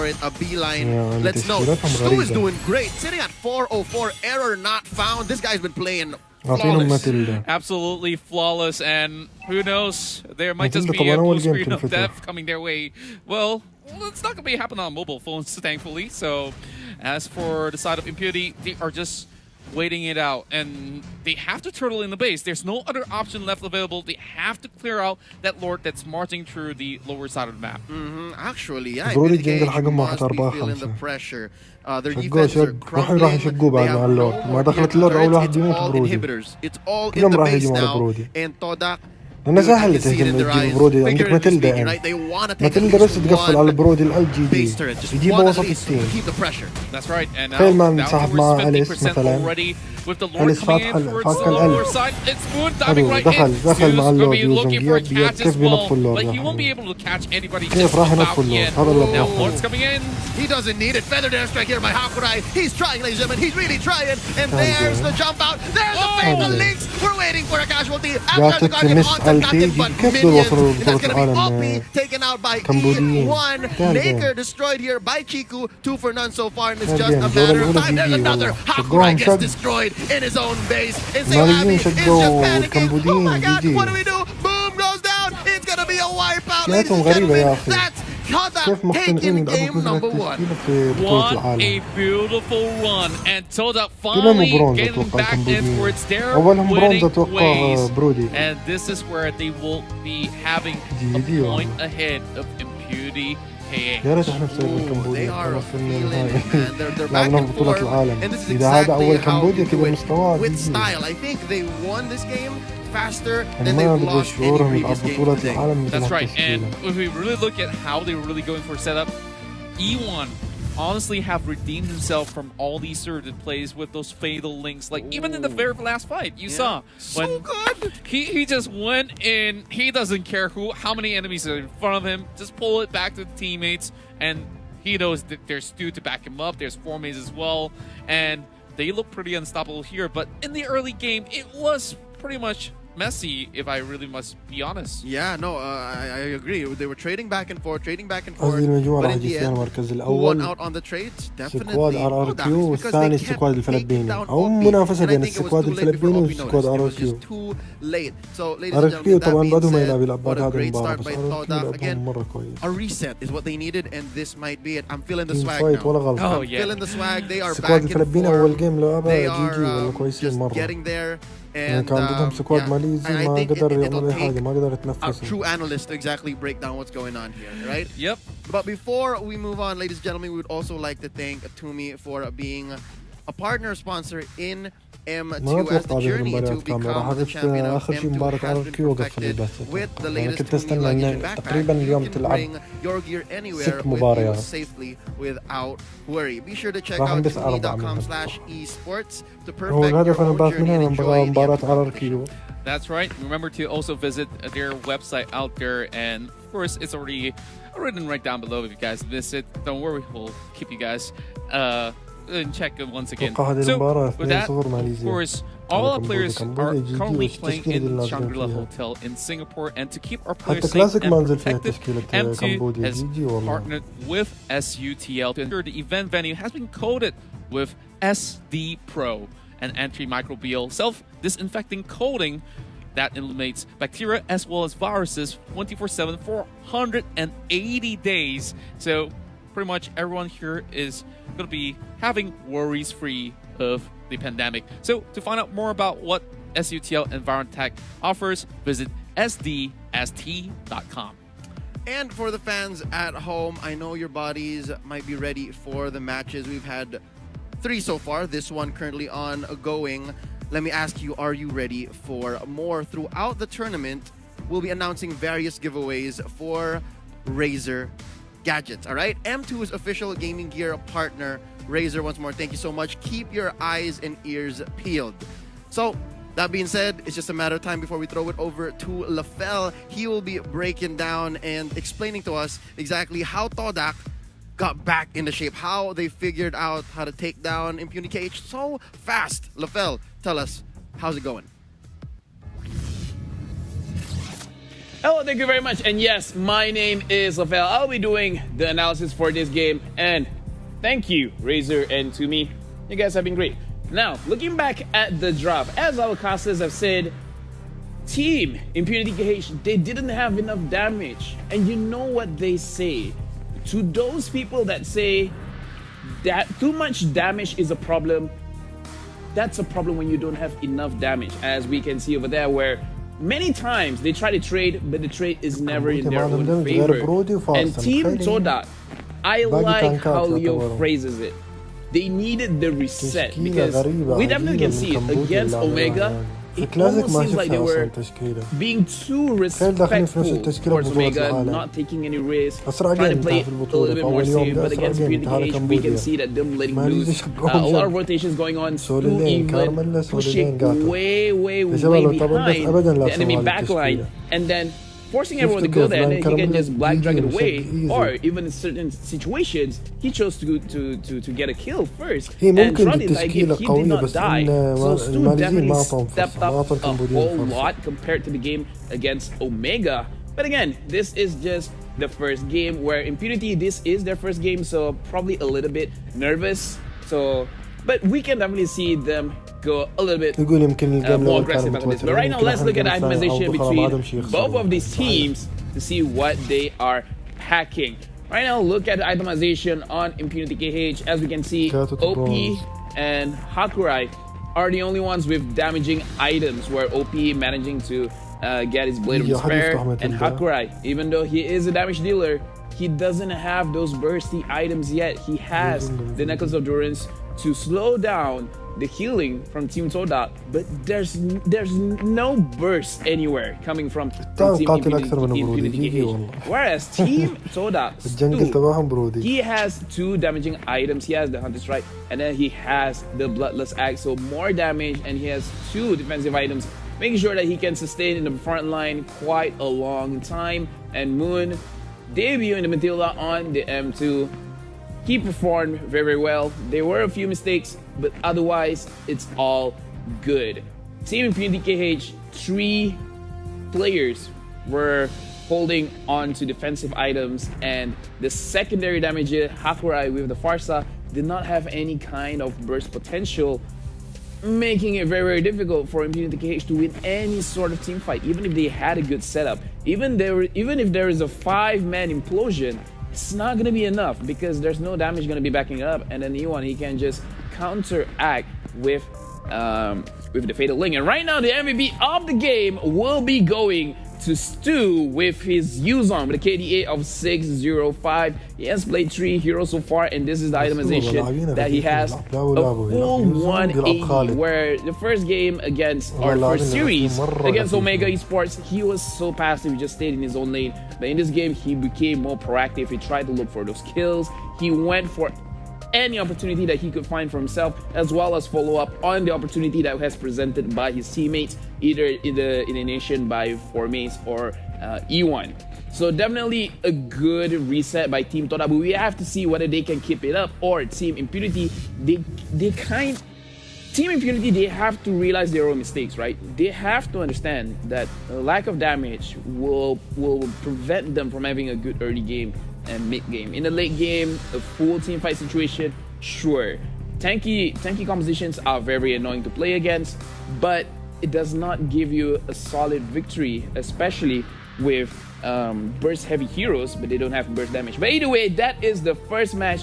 We will go back to our casters for the rollout game for the second match of the day to see whether Team Toda will be able to end it out, or Impunity will be able to push forward. Let's go back to the casters. 2-0 ماليزيا على كمبوديا. كمبوديا كان الجيم الأول لعبهم مرة سيء، مرة بشكل مو طبيعي سيء. Thank you so much, Lafel. As we go into game number 2, we would like to thank our sponsor, it's Cambodia, Secret Lab, for the award-winning gaming seats engineered for long hours of comfort and sitting form. Available in the Secret Lab official store in major e-commerce in Singapore and they win first match. That's right, and of course, we will not want to forget to thank Singtel as well as a partner in this group 1. I think it's 2 teams good. It's Philippines and Indonesian.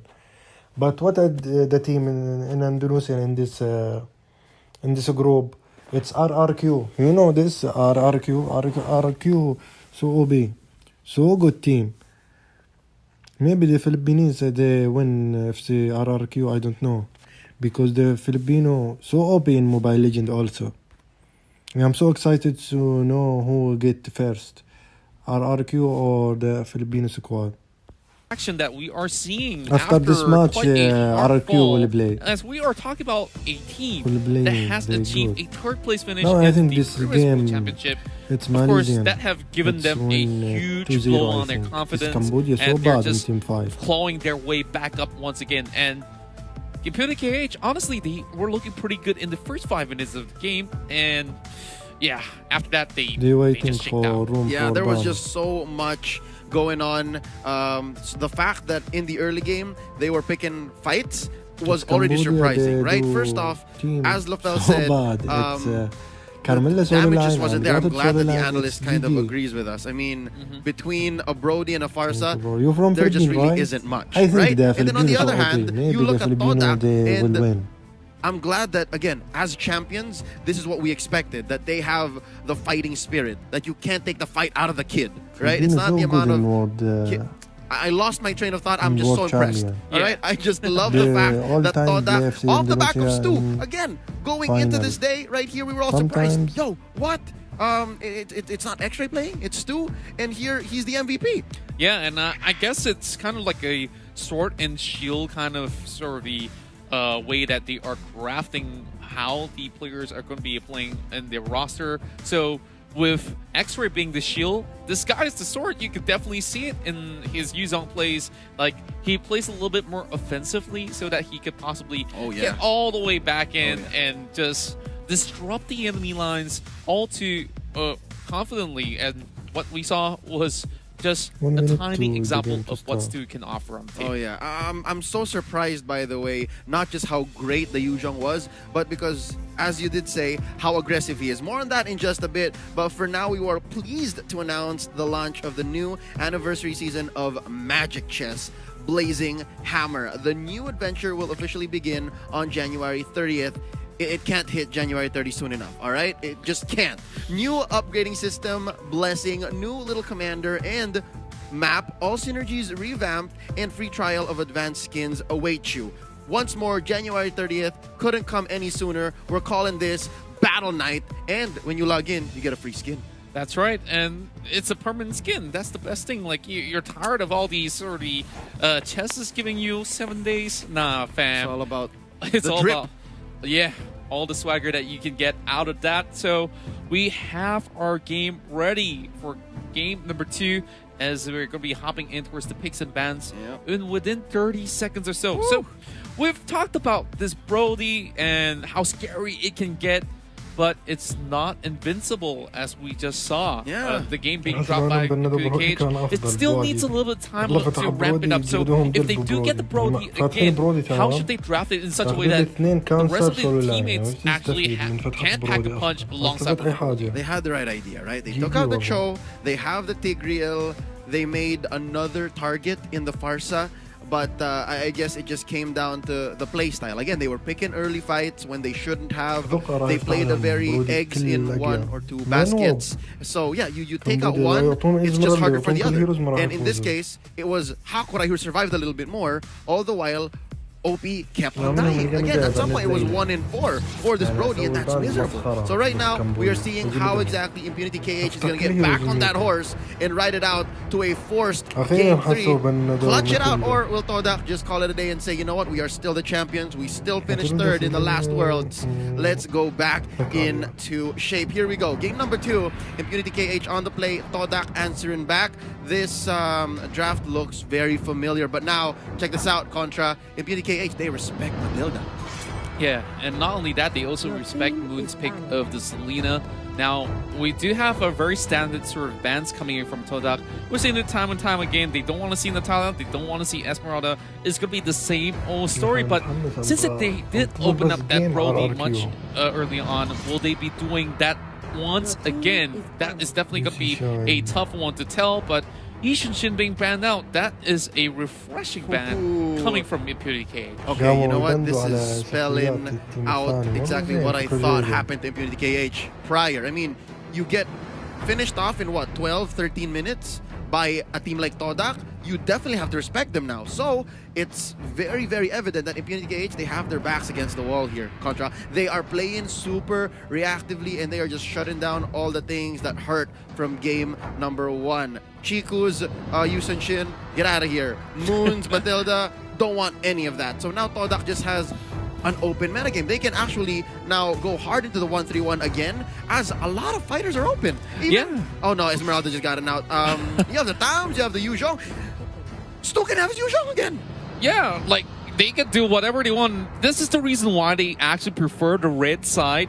And like you mentioned, like, maybe sometimes the blue side does get, you know, the party pick itself, but hey, if you actually get 2, it will matter more. Yuzong being stolen away. This is something that perhaps the side of Toda did not see coming. That's how much impunity respects Stu. Ladies and gentlemen, Stu has entered the building. Well, he's been in here for quite a while, but y'all know what I'm saying, right? Todak picks up a couple of strong picks as well, of course. Lapu, and now they have their hands on the Brody, who's still open, Benedetta. Yeah, I'm definitely seeing that Benedetta coming in shortly, and this will definitely still work very well since they've already got pretty much Yuzong secured. But any sort of pick that they should have actually gone in for the marksman role in particular before they actually go towards the ban phase, because they've already got the Brody on the side of Toda, so they either have to ban mages or so. Oh, okay, I see. Alright, so there you go. You're looking for a marksman. They gave you the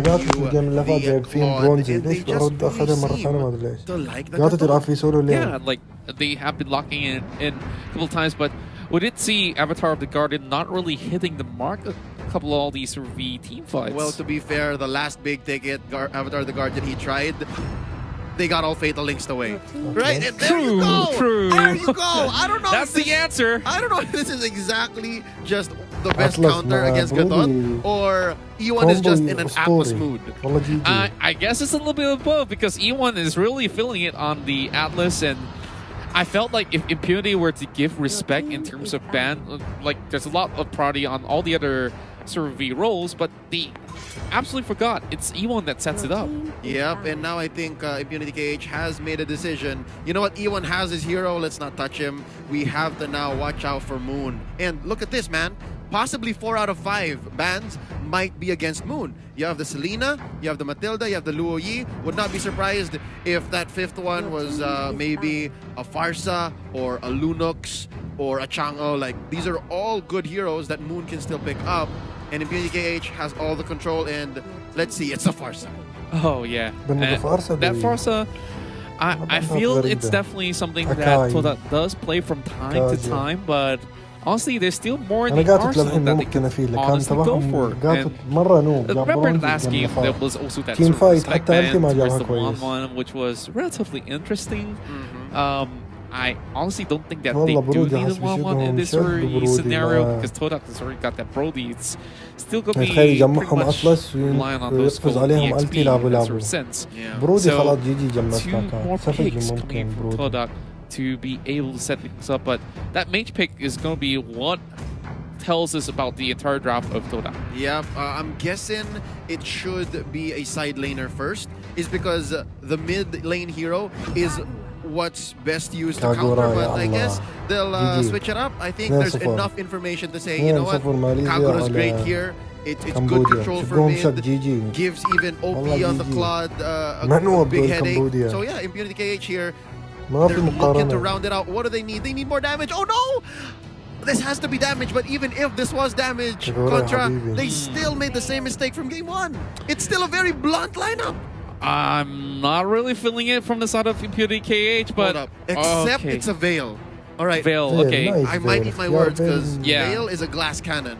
That's right. He literally is the definition of just damage. Yeah, so I guess they really have to find a way to keep him protected. That's where the Gato Gacha actually comes right in, and Hilda to give another different layer of defense where Seal Baby could just easily cut across to enemy lines to be able to set things up perfectly for OP. But if you look at Todak's side exactly, we do have the Fatal Links to be chained up with the Yin Yang overturn, and Benedetta could easily go in for the final blows. Oh man, this feels so weird. Why did Benedetta have to wait all the way into the 5th pick, man?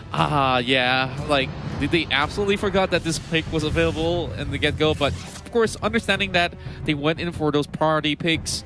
Now, it's time for us to tell, can Impunity actually challenge the 3rd place finishers of M1? Told out right here. Can they clutch the game 3? That's going to be the question of the day, of the hour specifically, because right now we're going into game 2 in this best of 3. Here we go, ladies and gentlemen. If you are from Cambodia, if you are from Malaysia, your countries, your teams need you right now. Show some support, share the stream. Give some love over to Boom and the guys over here to E1, who's feeling his Atlas, by the way. That was so well read. That was so telegraphed. Like, all right, you want the Gatot? Okay, fine. I'm gonna get you with the Fatal Links once more. Yeah, he's basically diving right in with his Atlas. Now, back towards the land of Dawn. We'll see if there's gonna be any more big dives, and hopefully nobody fumbles for getting into its deep waters.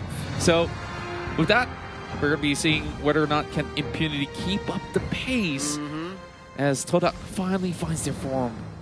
Here we go. Again, I think what really changes the formula here for Impunity is the fact that they picked up the Veil. Veil literally has no way out. That's why he has to pick up the Flicker. But with that being said, I think the combination of all the winds, man, the blades, the storms, I think it's enough. Because again, he's literally just damage on a stick. That's all this hero is about. So Todak have to watch out. I think they have a solid plan, especially with Moon. Like, Moon can dodge those wind skills from our good friend Hakura here. Yeah, and right now, very good defense coming in from Todak as well, blocking the entry points from members of Impunity to reach the camps. Boom getting flushed away, just soaking some damage, but, you know, nothing too much for him to worry about with some regens coming up. So, Boot's already being purchased by the ruler, and, well, Stu just taking his time out as he gets zoned a little bit. Forme is trying to secure his own. No, wait, he is invading. Wow, Forme's went deep. And Nager saying, hey, get away from there. This is my orange. This is for OP. Get out of here.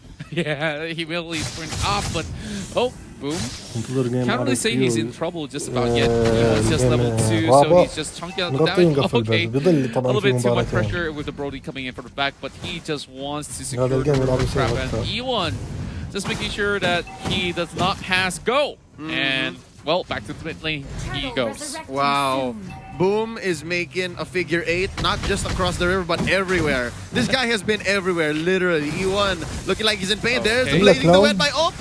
Not enough. Flicker burn, though. That's going to be fine. A close one for Todak. Yeah, very, very close one. If he does have the last tick of that Blazing Duet alongside with an auto attack, that will be able to seal the deal. But no first blood just not yet. Seal Baby already starting out that turtle. Great signs for inside of Impunity to secure it, but look at the back, though. Stu in position. Hello, in comes the Lapu Lapu. Looking for the finish. Oh, he's taking too much damage. Already flickering in. There's the Avatar of the Guardian catching up Stu. But first blood is drawn first by Todak. Trading out. OP takes out Stu. It's a 1-for-1 so far. And Turtle goes over to Todak despite Impunity starting it in both teams. Retreat. Such a good retake coming in from the side of Todak. You just saw how they slowly step right in and start from Stu actually bringing all the pressure all the way back in towards the own jungles of Impunity. And with them all distracted, hey, Turtle became free. I love exactly how you put it. Like, they slowly made their way, inching slowly. All right, let's wait for E1, and there he is. He wasn't even part of the fight. Yeah, like E1 was just waiting. His mere presence was a threat. Yeah, it's like, okay, nobody goes anywhere near this Brody. We know what he could do. Okay, love the service stickers that's been coming out throughout the entirety of the M2. And hopefully there's even more to be made by the end of M2. Whoever becomes champion, you know, you get lots to brag about. Your legacy is complete. It is immortalized. Now looking at this, another big fight happening. Blades, all of the wind and the storm, putting Moon at very low HP. That's going to be 2 for none. Make that a 1-for-2 trading out. Boom bites it, but now Naker's low. Naker's still alive. Oh, they traded out. Chiku is the one who gets it in the end. Can there be another kill here? Yes, the answer is yes. But OP will win the duel. It's messy, but in the end, OP walks away. Swagger on Pat. He walks, not even looking at the explosion. 3-0-2 for this jungler right here. It's looking good for Impunity. I honestly didn't think that they would go blow for blow. Let's watch that once again because it was neck and neck. But hey, 4 kills, definitely a great sign. But look at Chiku though. He went bravely to secure the triple on the Brody. But he knew it was really tough for him to make an escape with OP just having a lot more health to trade. When you're in that state, it's a state of flow, man. When you're in the zone and you're looking at your Brody like, oh, wow, pow, pow, pow. Oh, wait, the other core is still here. That's exactly what happened. But now Chiku, he's a man on a mission. He's looking for vindication. He takes out Boom. And this is what we're talking about, right? Boom, for the past, what? better part of 5 minutes, he's been going around the map, just being a huge thorn on the side of Todak. But at some point, people can just say, it's over. People can just say, we've had enough. And now here's another duel, another fight for the turtle. And that's going to be one going over to Chico. Seo Abby in the backline is looking low. That's going to be the ult. Pulled in by Chico. That's the double. Seo Abby and OP taken out. That's a good takeout, man. 2 for none. 2 for none. Convert it. You don't need to. Yeah, like you can see Chico was so confidently pulling in those skills. It's already 6 in advantage as compared to, you know, the opposing side. Now it's going to be pretty much the buff being jacked off, and I think that this is going to be tough for Naked to do much, but he's still going in to dive straight in towards the side of Todak as he tries to stop them out. Oh, Fatal Links will be able to pull them back, and with Kagura setting that yin-yang overturn to be able to secure that 2 kills in the back for Todak. Oh, that takes a lot of courage to be able to say, hey, it's what, 6 minutes in and we want to take your purple? That's going to be a double for Stu, and the inevitable has happened, man. The glass cannon is more glass than cannon. As they dive into Hakurai, this Veil is not having a good day. 0-3-5. Yeah, I mean, it's good to say 5, but 0-3-5. Yeah. Still getting shattered to pieces at the moment. Hopefully, you know, if he does get a few more items in, he should be much more safer. So, speaking of that, I do wonder what's the itemization like for the side of Chico. Chico has just been going crazy. 6-1-1. Hold up. 6-1-1. That's amazing. Now they're chasing Seo Abby up top. Oh, Fatal Links onto 1. Worth it nonetheless as they try to free up top lane. I think that's what Todak's trying to do. Yeah, and you can see they're just pressing them from every single corner that they can get. And I believe that they could actually secure the tier 1 over the top side of the map, and that will be happening real soon. That does get that one in the back. So I believe the Despair is coming in for Chiku, and that spells even worse troubles ahead for Impunity. I'm liking the pickup on the Blade of Despair, given its effect, wherein you deal more damage to things that are already dying anyways. So, again, the fact that there's only 2 damage dealers from Impunity makes this the perfect item for Chico. Now they want to engage onto Naker. Oh, not going to happen. First turtle take here before they go for a fight. Alecto, final blow from underneath. Naker looks low, and we're going to be moving on to another fight. Oh, Fatal Links onto nothing. Oh boy. But they get him anyways. Naker goes down off camera, and E1 bites it. Seo Abby is here to make him pay. That's another. So far, 2 for 2. It's okay, Impunity. It's getting what they can, but it's a little messy on the side of Todak as they force his mid lane push. Yeah, they're forcing a cross-map play, and it does seem a little bit of the hecticness across the map, but hey, at the very least, Todak still walk away with another turret in the back. So that 2-2 trade was actually very much worth it. So more map control coming in for Todak, but this is where Naker is hoping to make a play, but Chiku is still going to be the main. Oh, that was close. Oh, Contra, let me say, this is how ahead Todak is. All right, Chico is all alone, and he's facing down against 3 big bruiser boys. Well, 1 lady, right? Yeah. Hilda was there. Of course, you have Naker and Seo Abby. And the thing is, man, the thing is, he was so bold to say, all right, let me put some marks on y'all, torn apart memory, and then I'm out. Like, he doesn't care, and he knew that he could get away with it. Yeah, like you can obviously see that he has already ramped up. Like he's level 13, mind you. Just look at the levels. How much it's so far in as compared to Impunity Cage. Oh yeah! Wow, they haven't even hit double digits. Yeah, and I don't think that they're ready for any sort of battle right now, because for the average level for Todak already hit the double digit mark, so it's gonna take some time for them to be able to get anywhere near Chiku. He's already level 14. Just takes one more level, and yeah, that's it. He's reaching his final peak. Form. Yeah, his final form. So yeah, the thing is, Chiku just recently picked up the Queen's Wings. So all the more he can be bold, all the more he can be brave and say, hey, boom, Naker, Seo Abby, come on, fight me. Like, I'm fine, but I think up next in his priorities would be a River Crab, and of course, maybe even Solo Lord.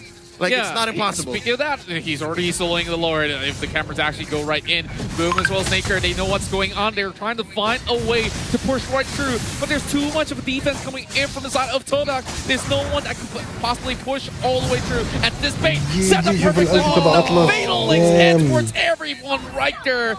3 of the members of Impurity escaped, but they left with nothing. Oh no, OP misclicks the body of the battle mirror image, and he just goes ahead and blinks right into his death. As Todak, not even needing the Lord, penetrates down mid. Boom gets hit by a one-man fatal links. Down he goes. Chico is just godlike. Hakurai can do nothing but watch. He has survivor's trauma now.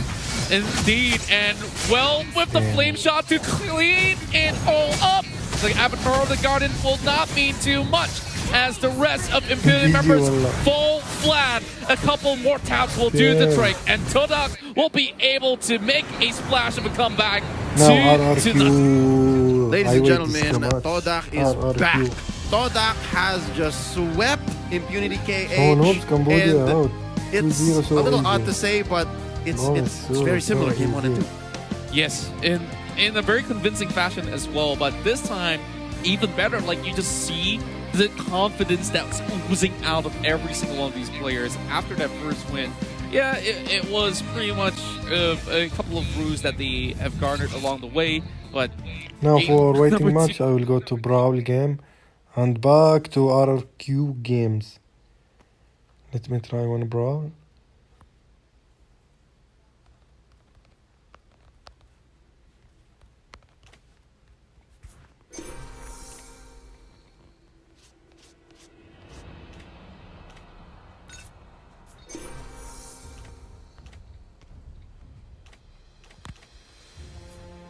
نروح نلعب لنا جيم براول على السريع.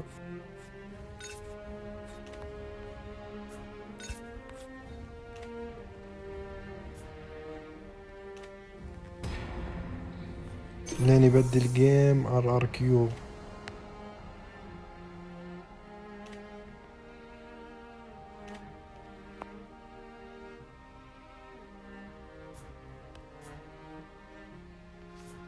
باكيتو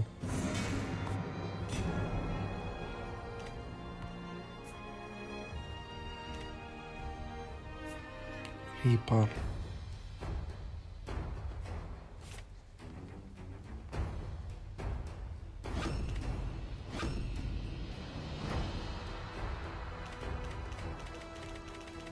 Ruby or Lilia? Target one. Which one I should use it?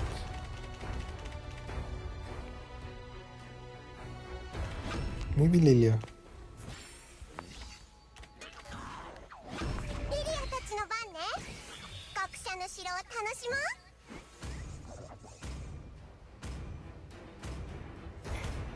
On a brawl match and we watch RRQ team in World Champion. Who is the winner?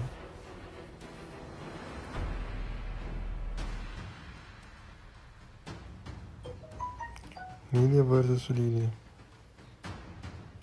We have Estes OB healing. Okay. Sis Bilhanabi, Refusion, and Brawl, GG. Oh my god, who uses spell Refusion in the Brawl?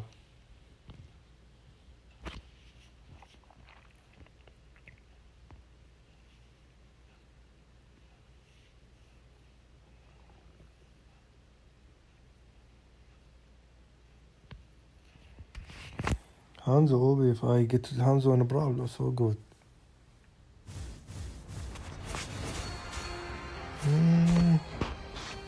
I need mana energy.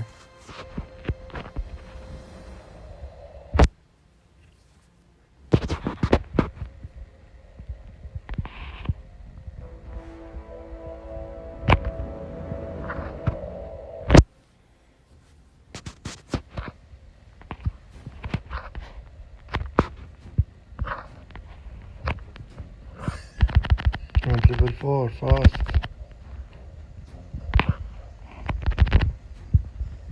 Ooh, my damage. Spicy.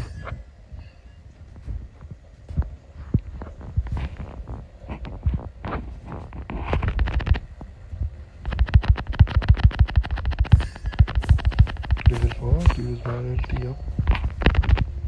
See the damage. Damn.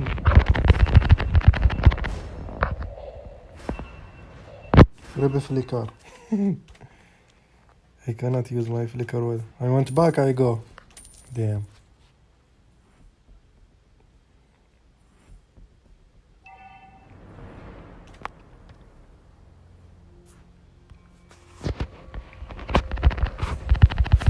استوى.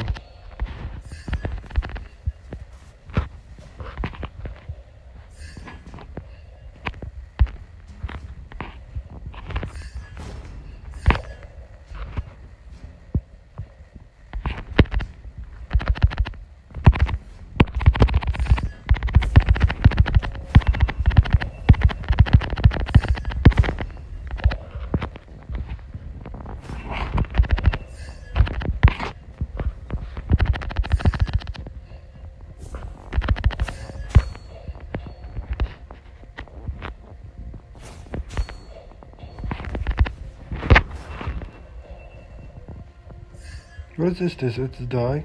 I want him healed. Healing. Heal. Heal, Mr. Heal. He's noob.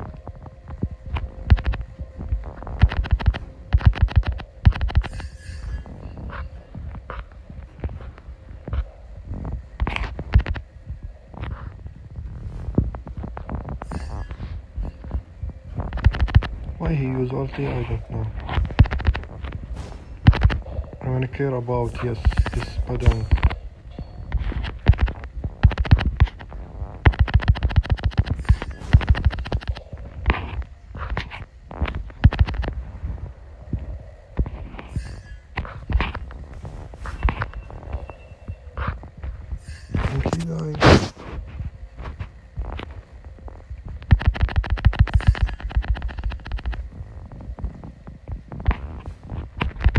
Die? Oh shit. Miss.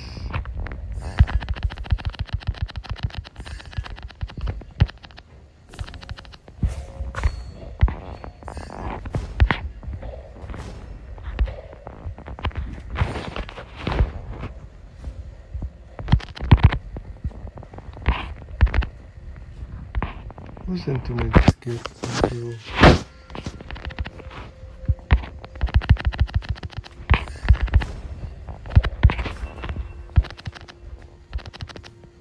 See my damage insane.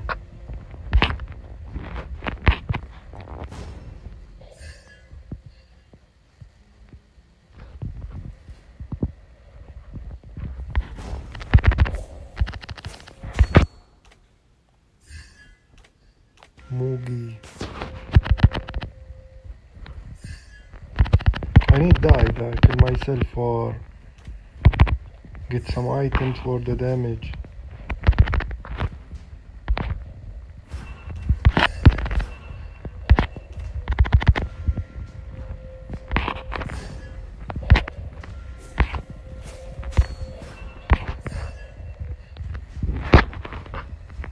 Oh damn, what is the CC? Okay, no problem. Can I buy item? This one. My team, it's low. Clint, no damage. I will die before respawn. See, is this?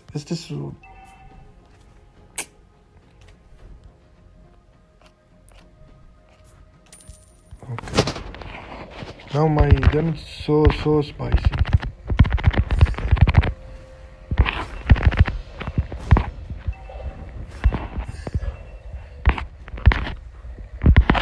Die.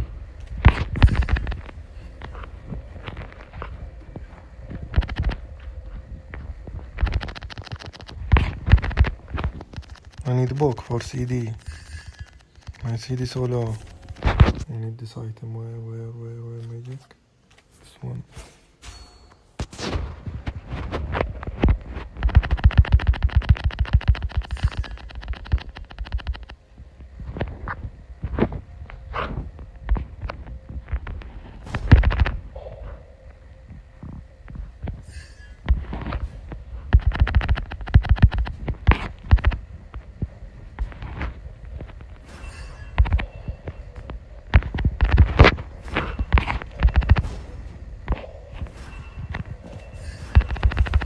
All attack at me, damn. All target me.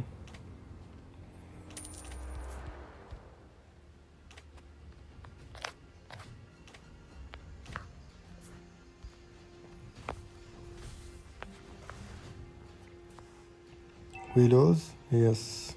GG. Actually, I'm not playing Brawl with noobs. With 5. Damn, they not clean the tower. GG. The game ends. Buta this team. GG. Out on VB, right? They cancer. My win rate, I think now 70. I hope not down to 7. GG. Oh my god.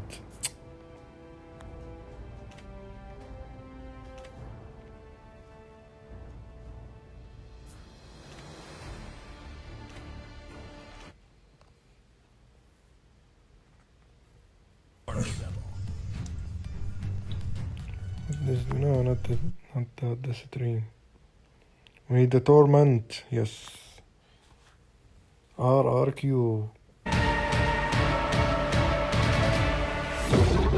Oh, 14 minutes. Long time. والله مطولين 14 دقيقة على ما يجي تيم RRQ. خلنا نلعب لنا بعد جيم براول أو تدرو جيم كلاسيك نقدر.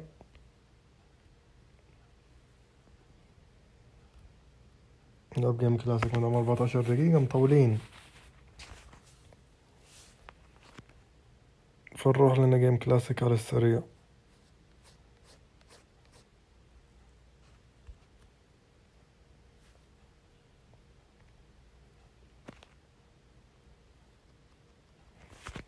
لين نبت مباراة RRQ نلعب لنا جيم كلاسيك.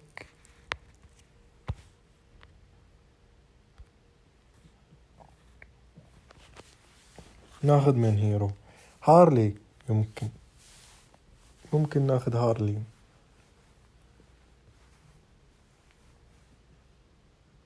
يلا نبغى جيم سريع قبل لا تبدي مباراة RRQ.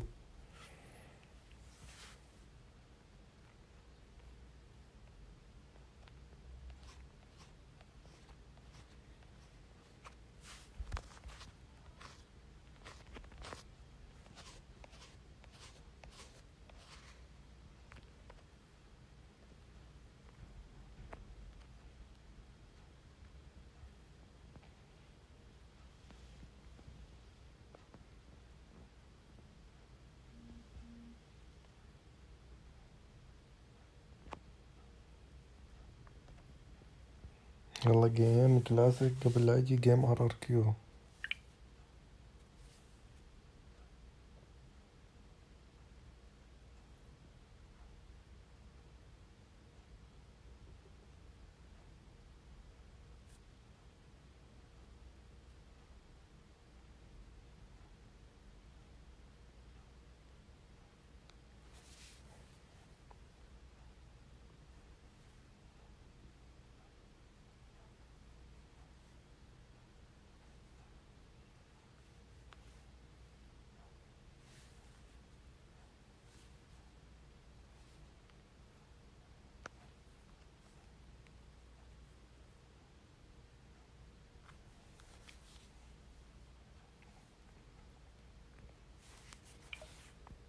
على ناس مشغلين مايكات.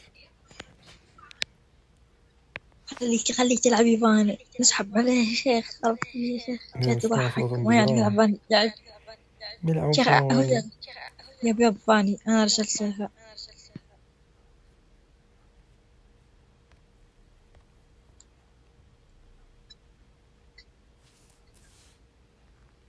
تعرف تلعب زين بس أنا كنت نوم كنت أسرق على البوث ما كنت أخليه له ولا شيء. ألعب يلا أنا بلعب. لا هذا اللي معي يمكن عمرهم 12 سنة صغار في العمر.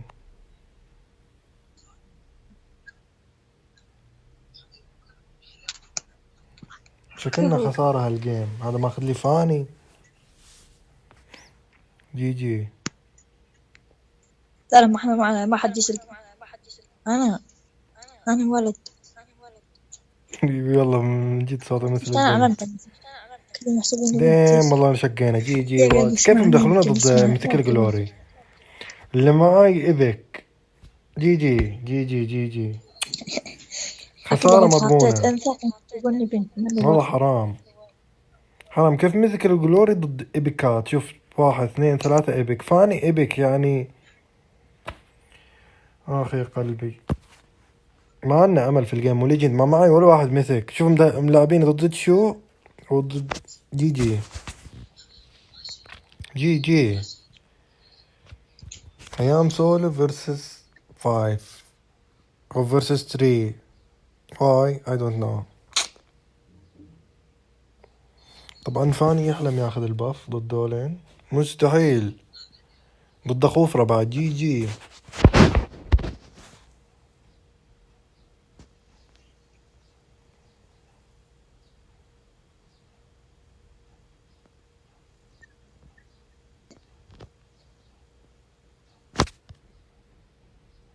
ما بهاك ممكن جينيفر دقيقة باني دقيقة باني تشوف هذا اللي يلعب اسمه فرانكو معاكم. أخوي أنا تحمست، عشان كذا تحمست لأن أخوي ضدي. فرانكو ذا فرانكو حليلة.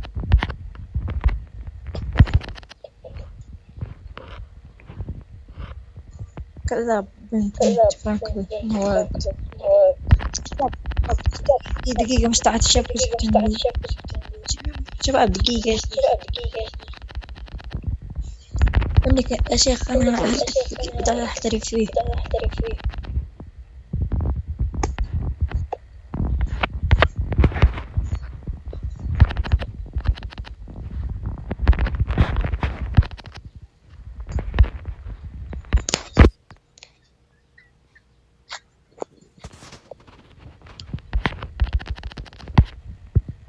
جي والله. لا مهزومين ذا الجيم، ما منا رجع. تخيل معي ايبكات ايبكس في جلوري. جي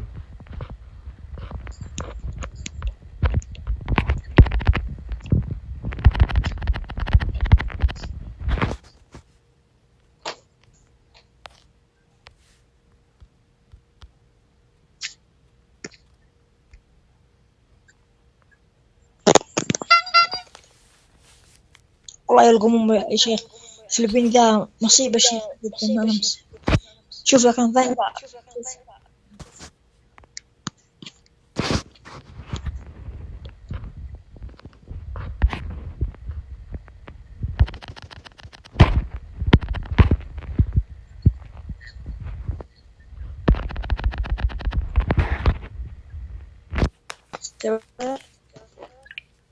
لا الإنسان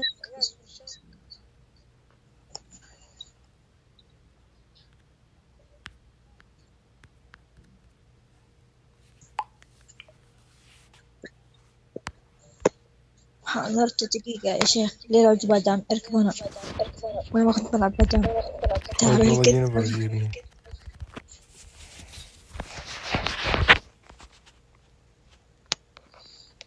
حاش ما يمدينا وربي ما يمدينا يا شيخ.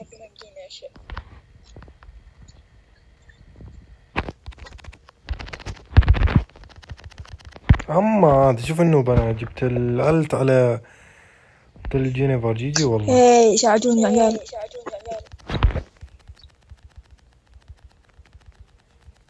هذا الجيم خسارة ما في فايدة.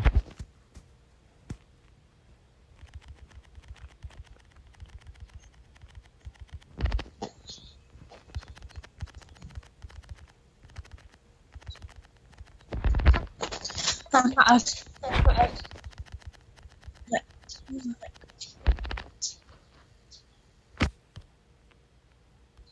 تفيد جينيفر 3-0-1.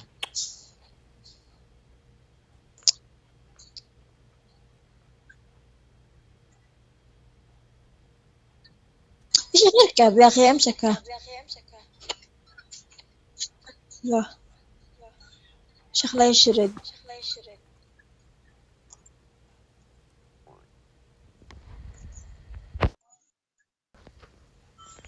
قبل شوي شلينا عليه كل البوفات ولا خلينا شيء.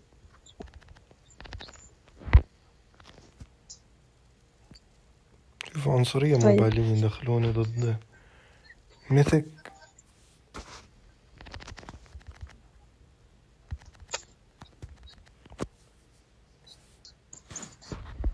أنا ما عندي لايك ولا خليني بخش عليهم.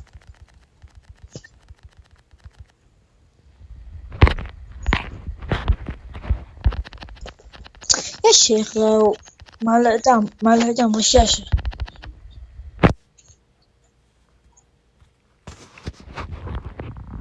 أنا دقيقة بس فكرت تعملها.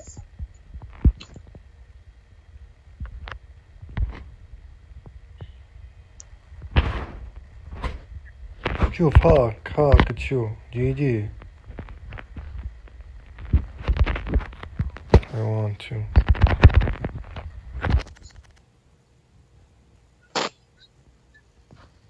نوب هاك.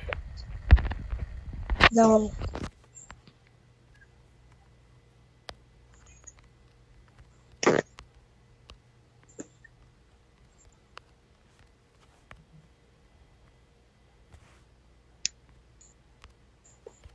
سلامات أنا لحالي يا شيخ. جو عليه ها. هاك ماب شو والله ما عرفت يا شيخ نخلي اللعب. أنا طيب ريبورت.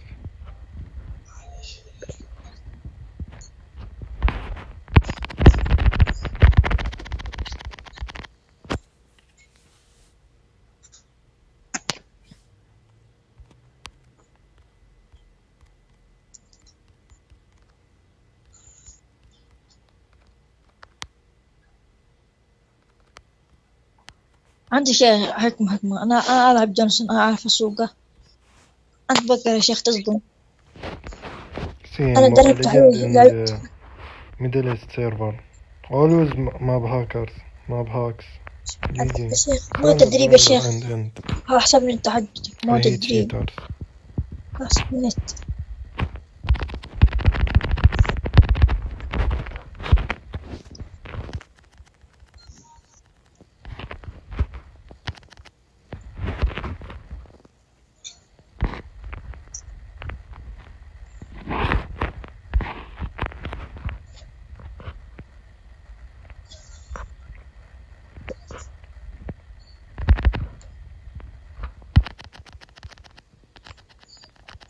شيخ كلهم شوف الهاكر.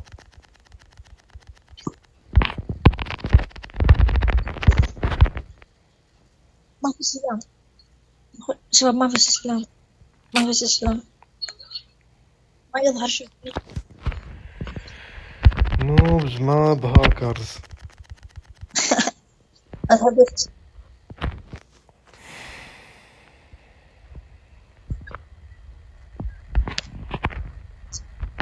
شباب شيخ أنا قدامكم. ما بهاكن كلاس. أكره شيء في حياتي بيني ولا بدي أكره شيء في حياتي. لا هذا كفار يسمونه كفار أو تصنيف كفار.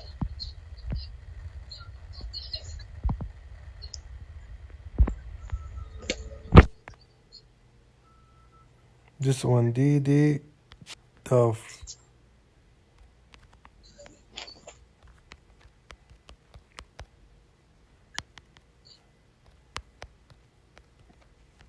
خلاص ما عاد أركب معاه.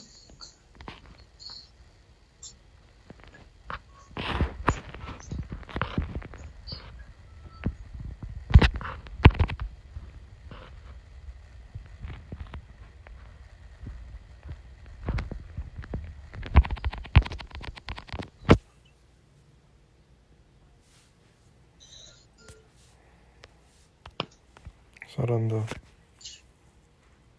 هي تبدأ وتشيتر. وافد وأنا وافقت.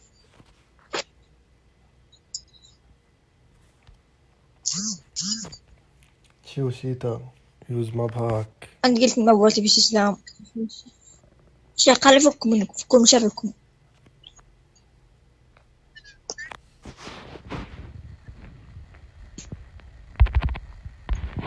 شيخ ما بدك تشوف فنان.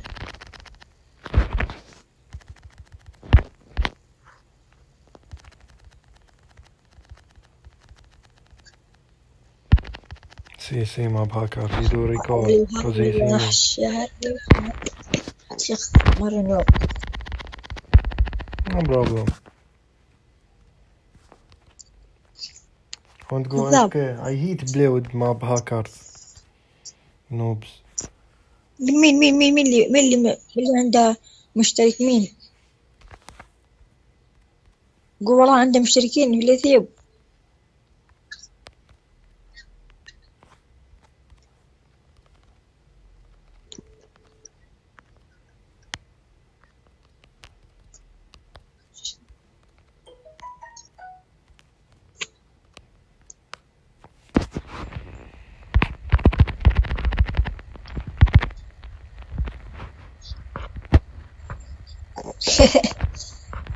بس باش تجيدون يا شيخ اقوم.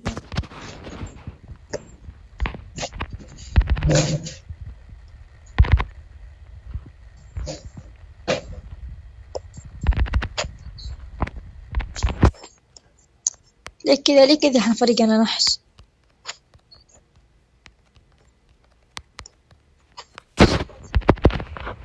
تكفى يا شيخ تكفى تقول مسجلني وانا قاعد يطحوني بطح.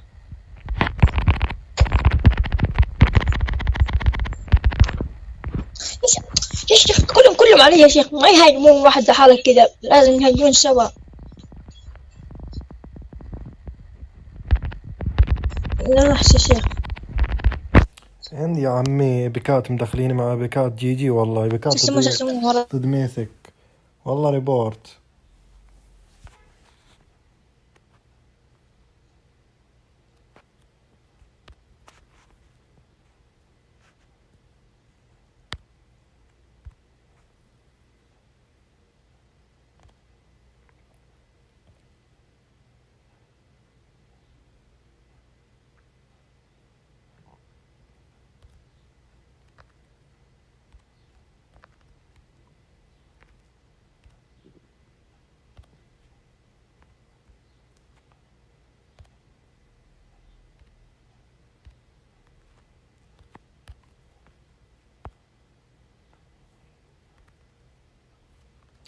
دلوقتم أنواب بعد أقبلكم إبكات فضيليكم.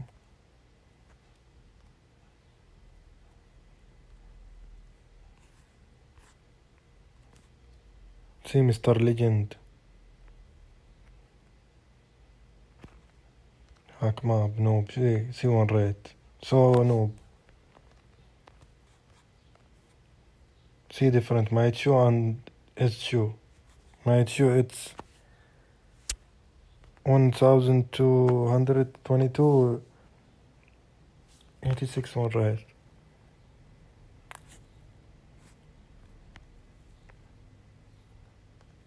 خلنا نشاهد البطولة عن الهاكات يا عمي نزلنا واجد اليوم.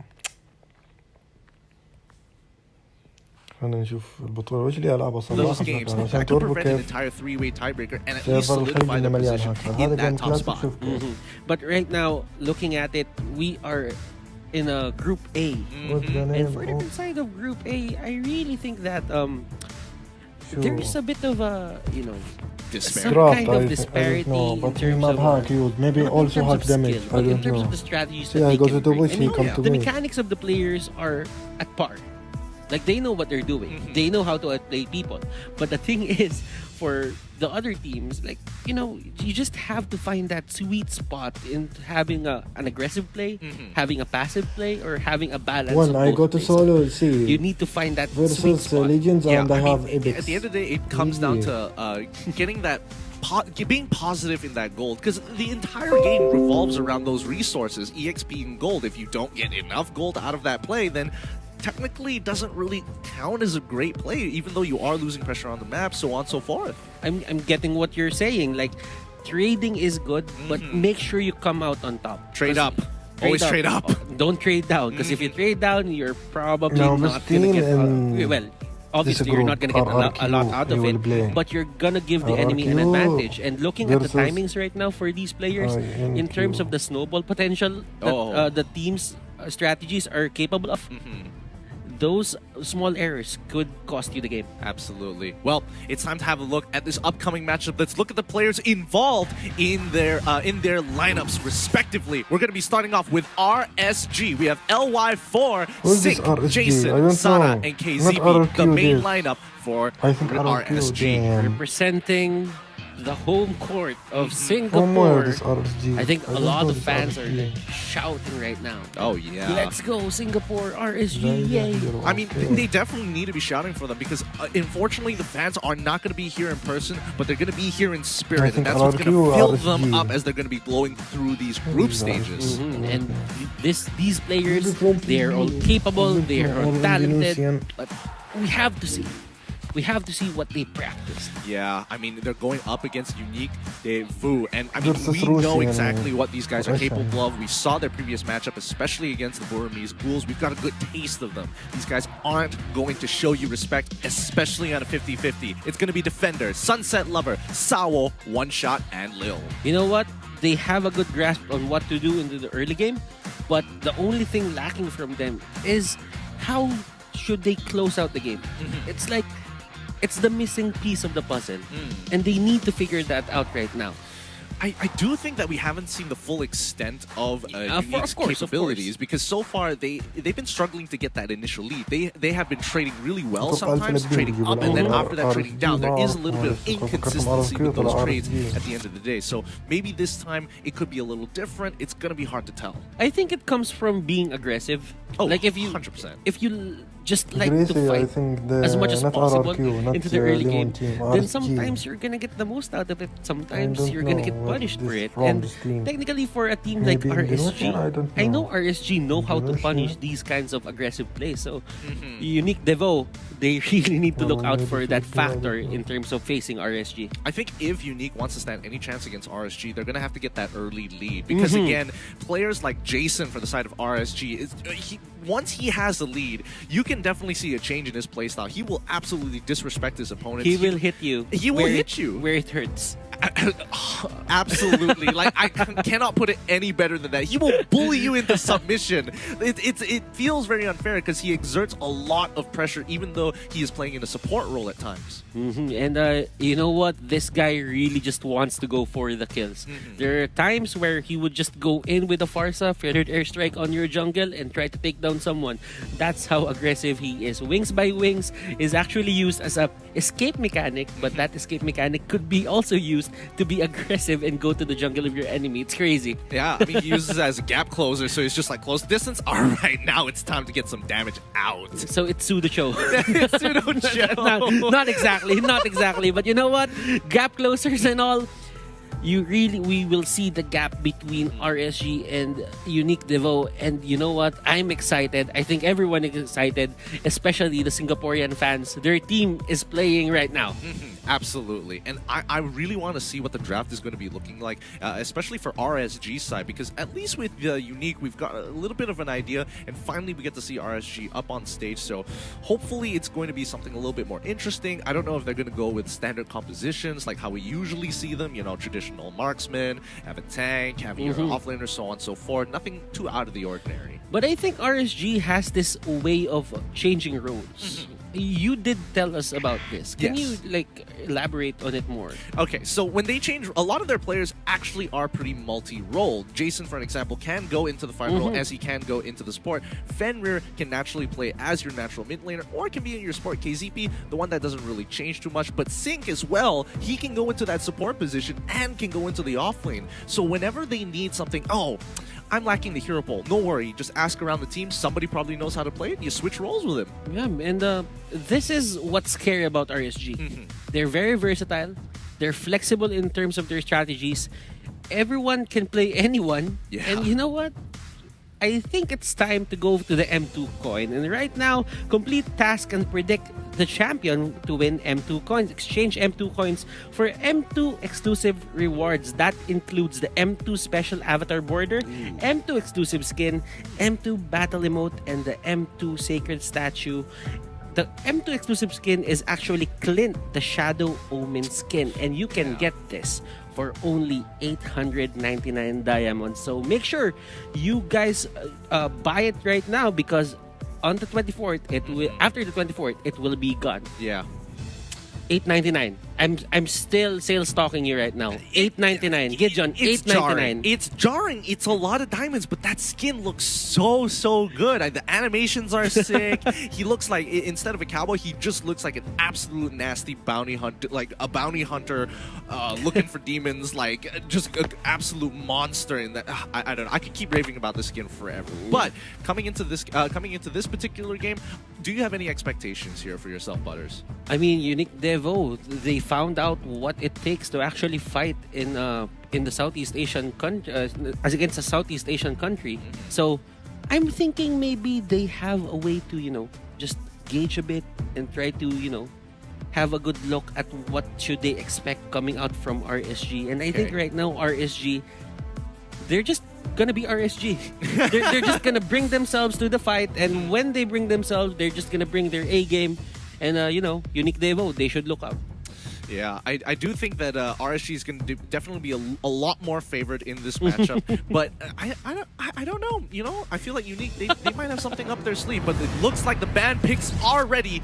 Let's see how this is going to go down. We have Unique Devo on the blue side with RSG on the red. Selena and the Brody. What are your thoughts on that? Unique Devo, I think they just don't like the Brody at this point. I mean, after the last game we just saw from Todak, I mean, Brody needs to stay perma-banned for a large majority of this competition, and I don't think anybody is going to let it through just yet, especially in the group stages, because this matters. They need to get into that top bracket. It's like you would give out the Benedetta, but you would never give out the Brody. Oh yeah, I would agree with that. Yeah, it's like you have this a certain room to actually deal with the Benedetta, but for Brody, it's not like that. Once you get the stats, once you get the best marks, and when he hits the forgotten memory, it's just, bye. It just doesn't feel fair. It doesn't feel fair. Like,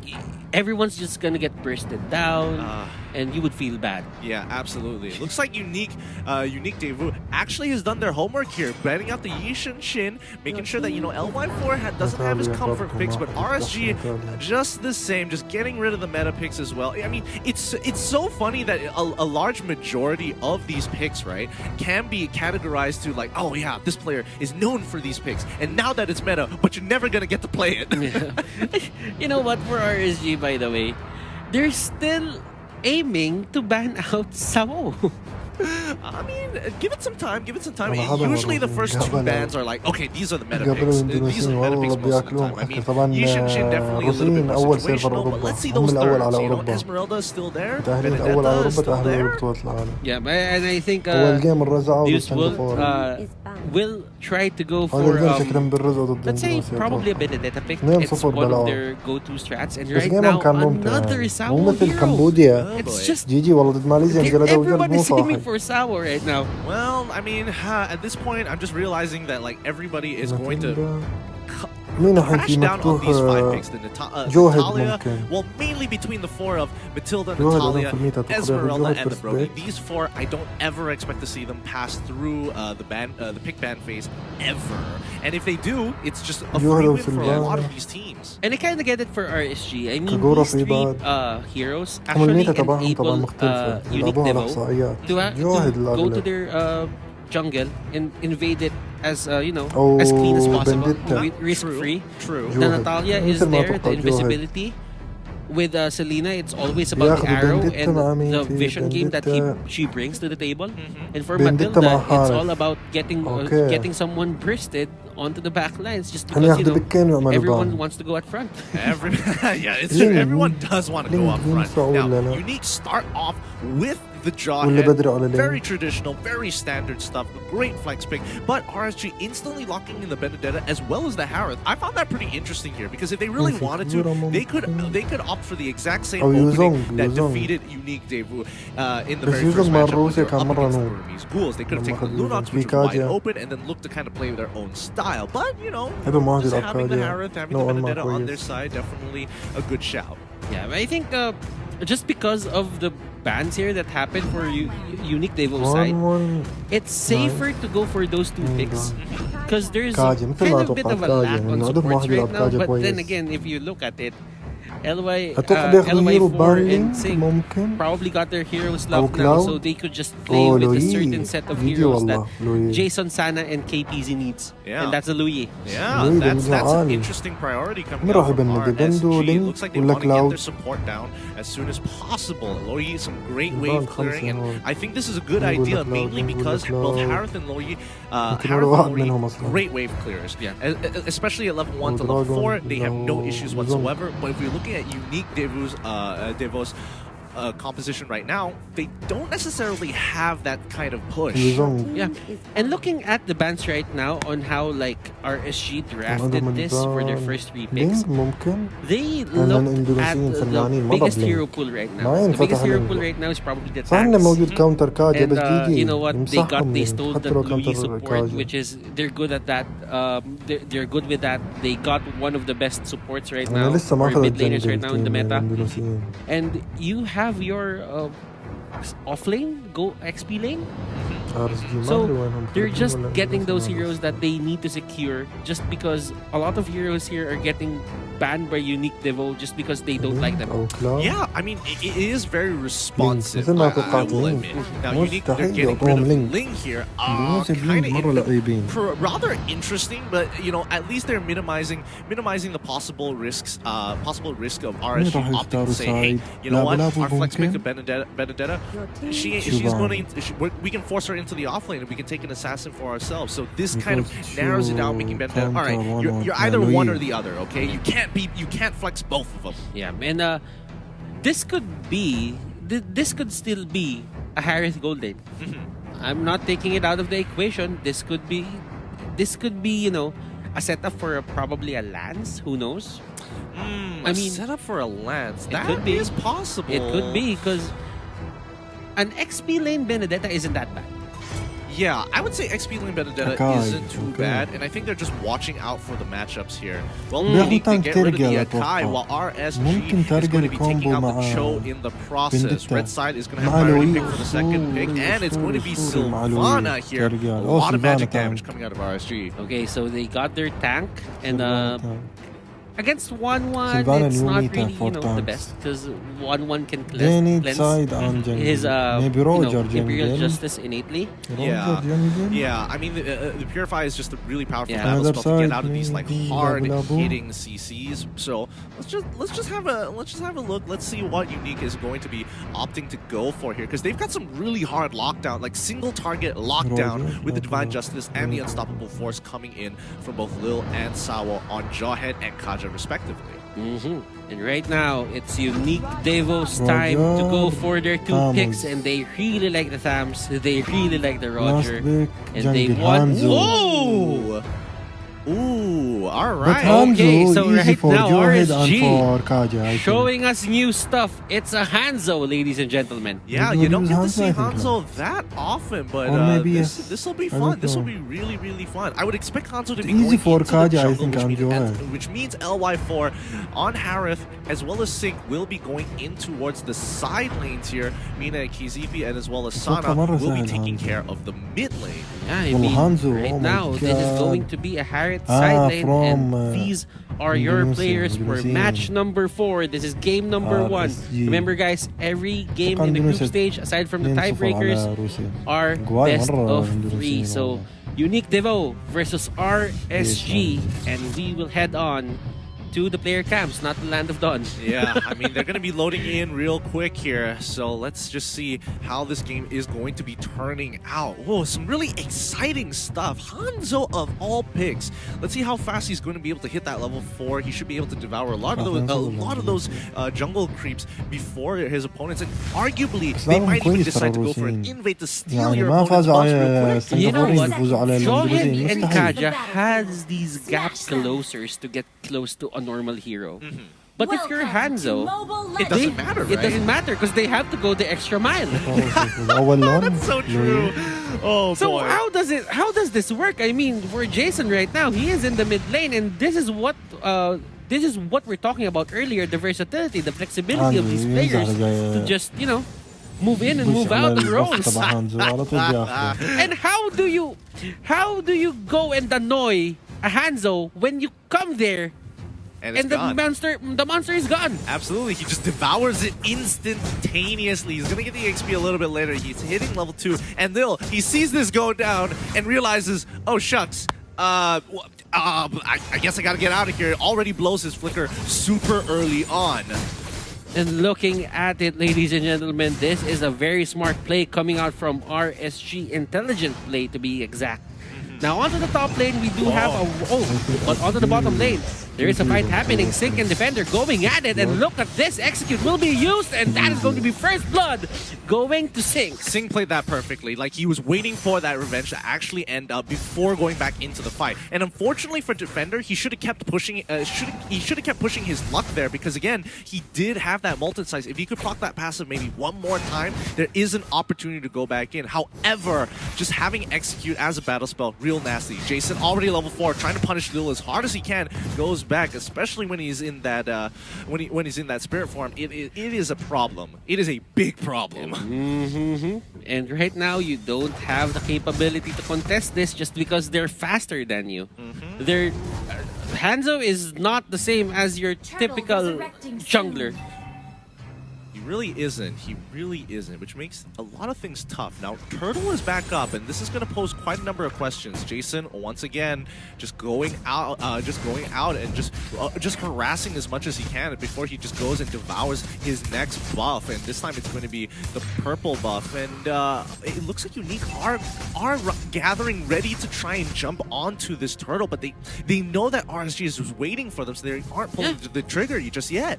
I mean, for Jason, he can use that spirit to, you know, harass, get information where the enemy is. Yes. There's a lot of utility on that spirit, and a lot of people are looking at it and just say that, oh, it has high damage. But as long as you can get info, that is good in itself. Yeah, and plus, again, the movement speed is great. This is just way too many benefits. But what does Unique Devu do here? Right now for Unique Devo, they should just play their own game right now. Do not look at the things that you cannot answer, but Sync. He's going in pretty hard. He chunks him out. Oh, Lil fighting a pick onto Sana here. Gets ejected under the turret, but they're able to flicker out of there. Jason going in hard. Can he find that first blood? Yes, he does. Onto Defender. He goes down. And ooh, boy, looks like the chase was ready in RSG. Fast on that rotation. The variety of picks that are happening right now for RSG is real, and LOI4 is still on the top lane, sitting pretty there. He's not needed at this moment, and he can just get the items, get the gold, get the XP, and just fight when he can. Yeah, they're just playing this really well. Oh, wait, Divine Judgment actually being used, but Jason getting... I mean, it's not really going to matter here, but on top side, LY4 actually getting picked off there, and unfortunately, we just missed that. Oh, no, Defender. He walks into an absolute fiesta here. He shouldn't be there, and he immediately regrets leaping into his own death. The trade on the other side of the map, and you know that RSG won't take a trade down for an answer. They will just go in. They will try to make things equal. And right now, onto the bottom lane, the difference is there is a Jawhead defending on that lane. So no energy turrets are gonna go to that Benedetta. Yeah, absolutely. And now LY4 dropping down that Salmon Force to try and make something happen here. KZP doesn't actually land the stun. However, Loyi, oh wait, sorry, that's not even Loyi. It's Jason who comes in pretty hard. Can he actually find that execution onto one shot? Yes, he does. But Sawo trying to look for his physical form doesn't exactly get any profits whatsoever when you have someone like KZP just monitoring that section of the map. You know what? In terms of fighting Jason, if he doesn't get accounted for, then most likely he's gonna be the one who's gonna do the cleanup. But you know what? He's dealing a lot of damage as well, and it's up to Lil to, you know, decide if should I use the ejector on him? Should I use the unstoppable force on him just to stop him from just harassing my allies? Yeah, that's the dilemma. It's a problem because, like, in that spirit form, even if you do kill it, he just midway just before he dies, says, okay, I just go back to my body. No big deal. It's like I'm at no loss. Did I use any resource? No. Did you lose resources? Yes. Yeah, barely any. It's so frustrating. And now Lil once again in that same exact dilemma position, going in pretty hard with that final blow. But Sana gets picked off finally as Lover and Sawo with the divine judgment manages to connect. Right now, Unique Devo, that is a win for them. They can take this turtle quite easily. And let's see if Jason has an answer to this. And it's like RSG knows that they lack one member, so they're just gonna, you know, give it to them. Doesn't matter right now. Yeah, as of right now, it doesn't matter. They don't have their big ticket items. And, Jason still getting some good damage onto their Roger here, onto one shot. But the gold is absolutely... Actually, Unique is up in gold because of that turret as well as the turtle play. But there is actually a lane swap, by the way. Harris went to the bottom lane, but there is a fight happening right here. KPZ getting caught out, but there is an Imperial Justice onto the side of RSG, but Defender here trying to fight everyone, trying to defend everyone. Get the pun. That is going to be sort of a win for Unique Devo. Actually, that's a win for Unique Devo. No, that's a huge win. Oh, wait, no, they might get a little bit more here. LY4 manages to use the Purify in time, preemptively using it so that he doesn't get ejected backwards. Some really nice timing coming in from LY4, but Unique still, they could go for the dive one more time, this time with the Unstoppable Force, and LY4 doesn't have any battle spells to get himself out of there, but Sana is there to turn the tides as he was able to just chunk him out from under the tower. Jason, once again, going to be pressuring that Wan. The nukes, the bursts, ladies and gentlemen, coming out from that Harith and Louis combination. Yes. Right now, KPZ, he really, KZP, not KPZ, KZP really has to look out for those engages. Sometimes when you go in as a, let's say, as a Sylvana, you really need to look out for the backup. Because you're not as tanky as the other, you know, tanks, the innate tanks. Oh yeah, absolutely. Well, until you get some item. Unfortunately, we didn't get to see this on camera. Here, off camera, Sync actually dropping himself there. But it looks like Defender's in a little bit of a scuffle right now. What is happening with Defender down onto the bottom side? It looks like he's going to get punished once again here with a combination of LY4 as well as KZP, the Imperial Justice, as well as the Salmon Force has been used. And oh man, Defender is not having a fun game. You know what? It actually makes sense right now, but I thought this makes sense as well. KZP goes down. But going back to what I was saying, like, Hanzo is somewhat of a strong independent ninja. He can clear waves on his own. He doesn't get into danger as much because you don't really have to go in or dive in for those monsters, for the jungle monsters. So that means KZP and Sana could focus on the other lanes.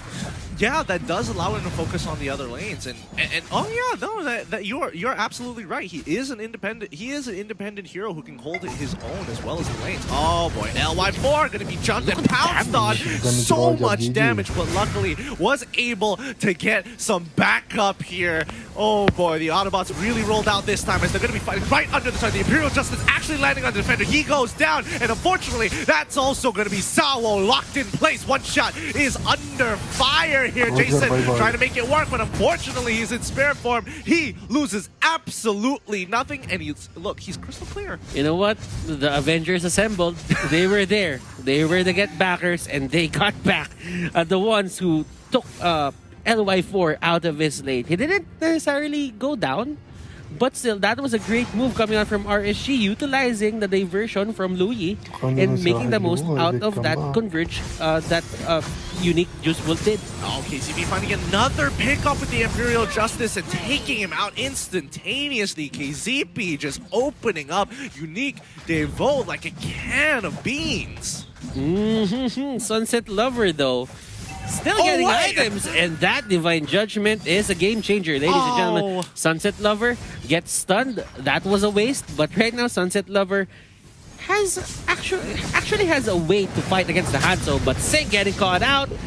And you know what? Right now, I think RSG is, overstaying their welcome and trying to, invade as much as possible. It's not really working for them right now. It really isn't, and at least for Sunset Lover, he's having a much easier time kiting around Jason. And I think, that's just what's keeping him alive for a large majority here. But RSG, I mean, they are trading kills back and forth, even though when they make a good play and get ahead, they somehow just shoot themselves in the foot and fall backwards with the help of Sawo seeing the opportunity. Right now, Jason going for that split, and look at the damage on the turret. They cannot do anything about it, and he always has this one rocket that follows him around. Just because of that joy. It doesn't matter, but KZP here, missing the Imperial Justice. KZP, very tanky here, but will it matter though, as he will go down? Oh no, he doesn't! He actually takes down Sunset Lover with the help of that Louis, and Lil trying to get away. The flicker is there. Sawo. Damage is not enough. Damage definitely wasn't enough. Oh my goodness. I didn't expect Sato to do that much damage to Sunset Lover. He lost like half of his life in a single combo, and he wasn't even done yet. I mean, if you could see the Louis where the projectiles are going to come from, it's easy to dodge. But when the Louis, positions himself properly, that's the time where you should actually get, a bit cautious about it, because the burst down is going to come. A lot of the skills are going to come out of that Louis, and you are gonna feel it. Oh boy! I mean, what does Unique have to do at this point in time? Because they are just losing. They've lost a number of turrets at this point. Lord is starting to come up. What options do they have to actually crack open RSG to get ahead in this game? I think they should try to find Jason now. Oh, I mean, they have the capability to find Jason. They even have like a Roger with items right now, so they can just do that and make them look out after Jason. Wait, speaking of which, exactly what you just said. One shot tries to go for it. He tries to live by his name, but unfortunately, he gets a little too far. With the help of the rest of the RSG members, they lock him down. I guess it could be, a miscommunication. He went in without his allies. His allies should have been near, or someone should have engaged on the side of Unique Devo. So, yeah, I think Unique Devo here, they should really look out for those risky plays. Oh, Defender, he's just holding on for as much as possible, and he can't seem to get it through even with both sides. It's not over yet. Lil trying his very best, even with the unstoppable force, is not going to be enough to stop him, to stop him, to stop him, to stop him, to stop him, to stop him, to stop him, to stop him, to stop him, stop him, to stop him, to stop him. GG. To stop him, to stop him, to stop him, to stop him, to stop him, to stop him, to stop him, to stop him, to stop him, to stop him, to stop him. GG, what happened? To stop him, to stop him, to stop him, to stop him, to stop him.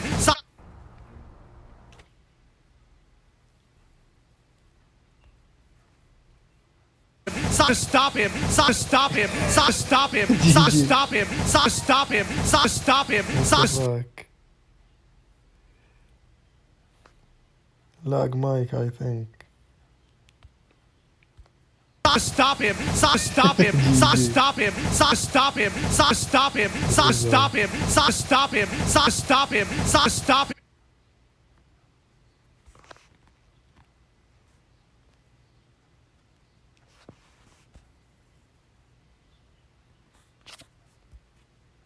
Stop him! Stop him! Oh my god, what happened?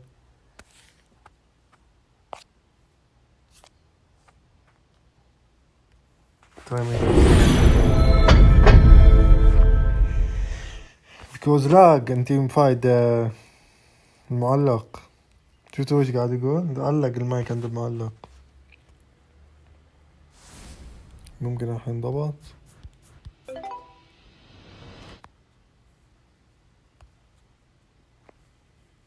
Stop him! Stop him! Stop him! Stop him! Stop him!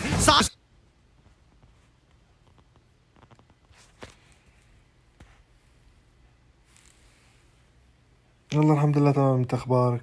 هذا اتوقع الجيم راح يفوز في اندونيسيا لان روجر جنجل حقهم تيم فايت مرة يغلط، والله يغلط مرة كثير. هذا اللورد بياخدوا اندونيسيا. روجر يقدر يسرق اللورد؟ ما اتوقع. اصلا استخدم العقاب النوب روجر. جي روجر نوب. الحمد لله. انت اخبارك احمد؟ صباح الخير. This is just really nicely done by RSG. They pulled away. Jason already had used it. Jason didn't have his retribution up on cooldown yet. So his only option was to push away the person who did, which was one shot from that top side. روجر هو اللي خسرهم الجيم كامل. يدخل دائما لحاله 1 versus 5. The sheer number of people that they have can easily do that against 3 members of the. And what can you do right now? Jason going in, trying to do as much damage as possible. And look at here, getting scratched. Yeah, I mean, he uses a big spell. That's a divine justice. A divine judgment there.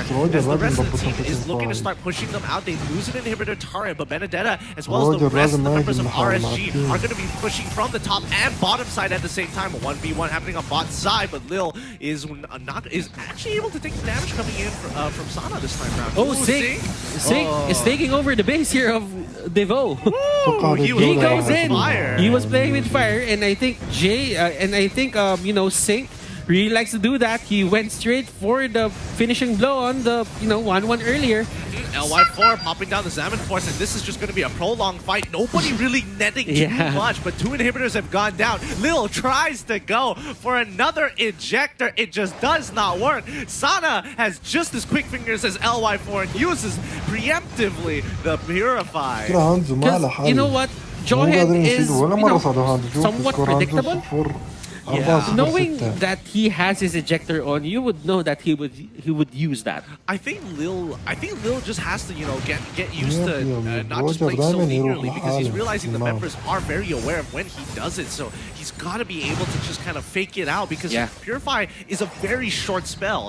You immediately clean all of the crowd control that you have currently, and it protects you for the next 1.3 seconds. That's a very short amount. Mix it up a bit. If you see the Purify, probably go for the stoppable force first. But right now, KPZ goes for the Imperial Justice. Let's see what's going to happen here. As Sink is moving left and right. Jason trying to go for Sunset Lover. Sunset Lover, ladies and gentlemen, will get out of the way, but all the turrets, inner turrets for the side of Unique Devo, is gone. Yeah, and this just means that Super Minions will start crashing through. RSG has completed their objectives, and now recall to go home. And this is going to be a closeout angle for RSG. 17 minutes into the game. I mean, Unique has done a very good job here, but I don't see a way out. I mean, right now for Unique Devo, they should just hold out and wait for RSG to make a mistake. I think them winning this involves RSG making a big mistake. Yeah, I would definitely agree, and I think their win cons, we got to think about their win cons as well, because right now they're just wasting a lot of their ultimate abilities onto Jason when they really should be looking for they should be looking for LY4. They should be using the ejector onto Jason and looking for a potential stun on other members of RSG. Now, Sunset Lover has all the items in the world, but you know what? Jason just goes for Sunset Lover. He dives in for Sunset Lover. Sunset Lover, even if you have all the items in the world, if you have a scary ninja that hits hard in front of you, you will just run away as well. Yeah, I mean, no matter how much height he has, he just has to, make sure he maintains that distance. Defender getting hit once again. He is stunned now, but he's able to buy a little bit of time with that vengeance. Jason going into the backline. Sunset Lover getting the snare onto him. Sink goes pretty far to the backline, but can't really do too much. Will still alive and still has his immortality. Both teams expanding resources, but no net worth has been played. Sync right now is just unkillable. Like the way he moves, the way that he sustains off of his enemies, and I do think that, let's say that Benedetta really takes advantage of these kinds of strategies where everyone is in your face. Like, you get a lot of HP just by using one skill. Oh wait, Jason's already been, his spear point has been taken out, but that backline is going to be in trouble. Sawo, he goes down, comes back up, flickers off the wall with the backline. It's not breaking. KZP is holding it. Defender can't break through. He's trying his absolute best. They find Sync. That's going to be one, but they've already lost Sawo in the process. KZP now is going to be the next to fall, but Jason, he's running for Sunset Lover. He can't get Sunset Lover again. LY4 continues to push on with his Examine Force, but it isn't going to be enough. Diversion. Does he take it? Sana takes it. Lil, are they going to bother breaking it? Oh, no. He does miss that last ability, the last shot, but now they're going to go for an end angle here, trying to break it once more. And there goes the Crystal. GG. Well played. Going over to RSG. And Jason, the whole game was unaccounted for. Oh, yeah. They were using a lot of the resources that was supposed to go to probably the Harry, probably Benedetta, but they were forced. Why? Because it's a threat in its own. It's something that I think you just have to believe in Sunset Lover to be able to kite that out single-handedly. Because again, it isn't too difficult to do it, but with the amount of pressure that Jason is exerting, especially when Sunset Lover has to figure out a way to dance around everybody else on top of Jason, because we saw Benedetta jumping in the back line a couple of times, and I think that alone would have, put a lot of fear into 1-1's heart. You know what? Sunset Lover had a very good performance that game. It's just that Jason will chase down after you. Yes. Then after that, if it doesn't finish the job, there is going to be Sync going in with the Electro final blow. And you know what? The gap closers are real. They are. The backline isn't really a backline anymore. It's more like, a pseudo frontline. A pseudo frontline. If that makes sense.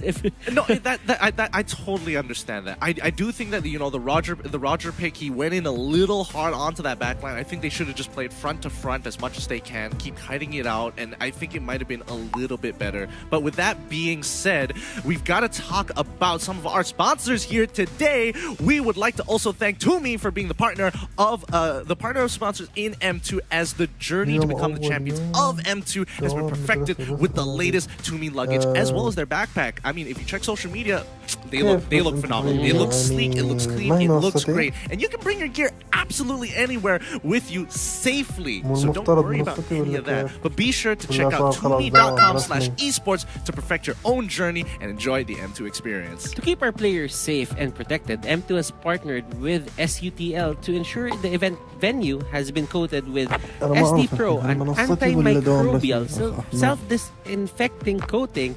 That's a mouthful.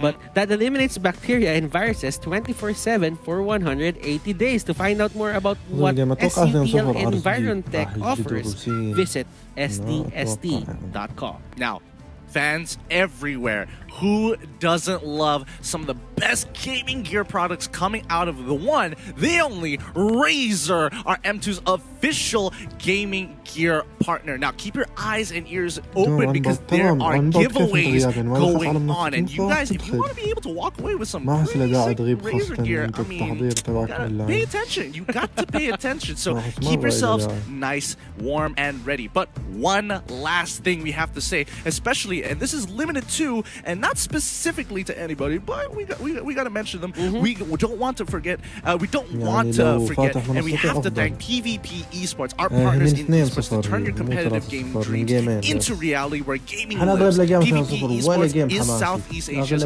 one-stop platform for amateur and professional gamers alike. And finally, we have to talk about this is limited to just Singapore. Singapore, yeah. Yeah, don't worry.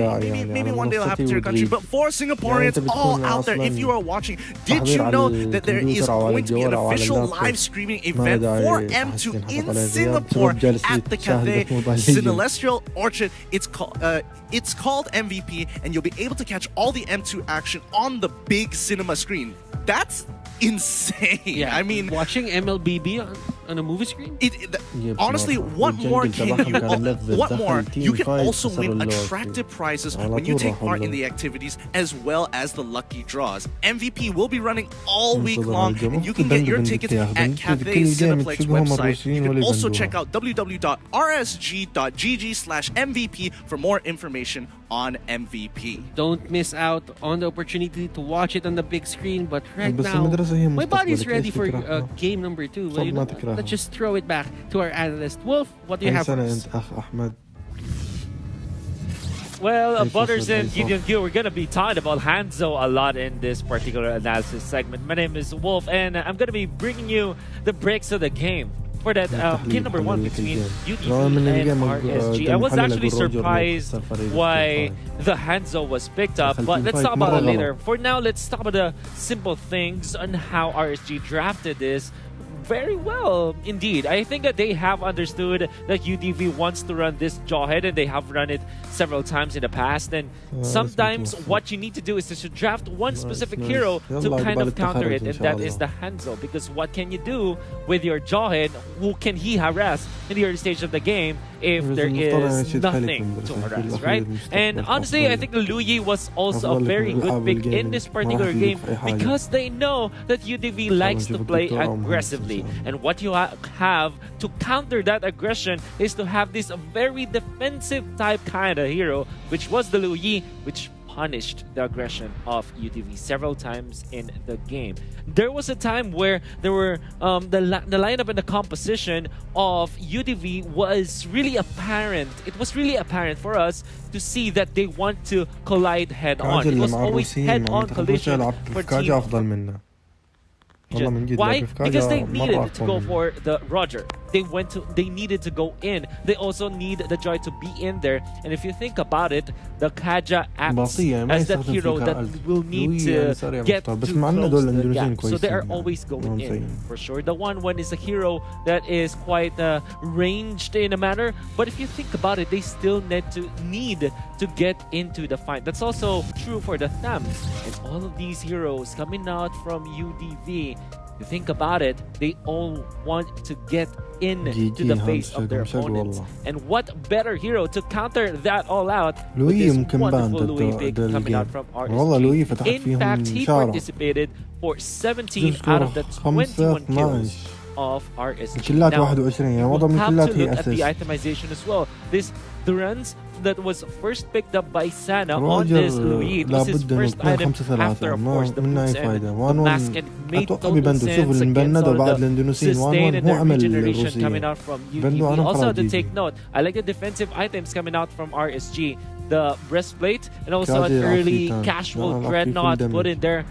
Dreadnought armor that was always perfect when going up against all of these physical-based heroes coming out from UDV. If you think about it, almost every damage output from Unique Days Vol was all based on physical damage. And this is not only the first time that they did it. In fact, game number 1 and game number 2 in their first series, they also focused so much on dealing physical damage. There's not much mixture of true damage, physical and magical. That's why it's very easy to itemize against them. All of the defensive items you can see from KZP with this Kiras as well as this breastplate coming out from Sync. And eventually, there's really not much that Unique Devu can do against the defense of RSG. Now, do take note, this is not just a draft issue coming out from UDV. In fact, UDV, at a certain point in time, they were winning. But the problem is they had to hit against this wall. 5-2 and 12 was the Sana with the Luyi. Well, technically it's not a wall, but it's like a trap where everybody from UDV just went ahead and be aggressive against RSG, and all it Sana did was to punish them. And yeah, there was an expression here in the Southeast Asian region, hashtag no Sana, no life, and it seems like RSG is banking on that fact. Every single skirmish that RSG won in the first set of, I guess in the early and the mid game, when they were trying to defend against the aggression of UDV, it was the Luyi always present in there. Be it using the rotation and diversion into the duality combo, or be it a defensive diversion ultimate just to snatch snatch that those victories, those skirmishes away from the Russian team. That was all from this Louis pick. Very well done. That has been just the simple breaks of the game. Or sure, there are many layers in there, and hopefully there are some improvements from UDV because they have not won a game in this. Well, we'll see and find out if game number 2 they will change their luck as we credit back to the casters for the analysis and the casting of game number 2.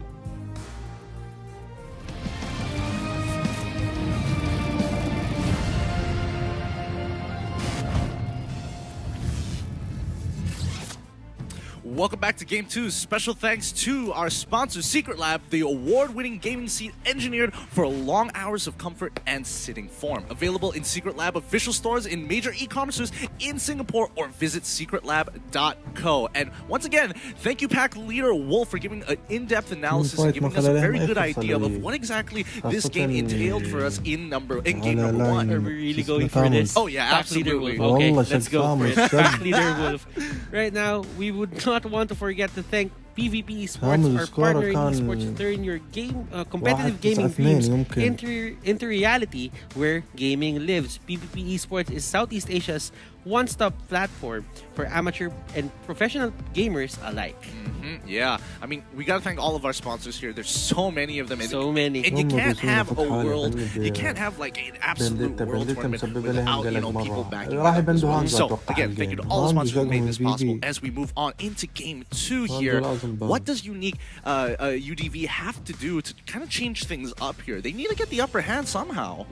Try to add more flavor. Or flexibility in terms of your graphic. But you know what? Just to add more flavor, I think you have Cat Eye Cineflex right there. Yeah, absolutely. Now, for everybody and every Singaporean out there, remember that there is an official live screening for M2 in Singapore at the Cathay Cinelestial Orchard. It's called MVP, and you'll be able to catch all the M2 games live on the big screen on a cinema screen if you want to have that environment, you know where to go. And what's more, you can also win attractive prizes when you take part in the activities as well as the lucky draw. Now, MVP will be running all week long, and you get your tickets at the Cathay Cineplex website. You can also check out www.rsg.gg/MVP for more information on MVP.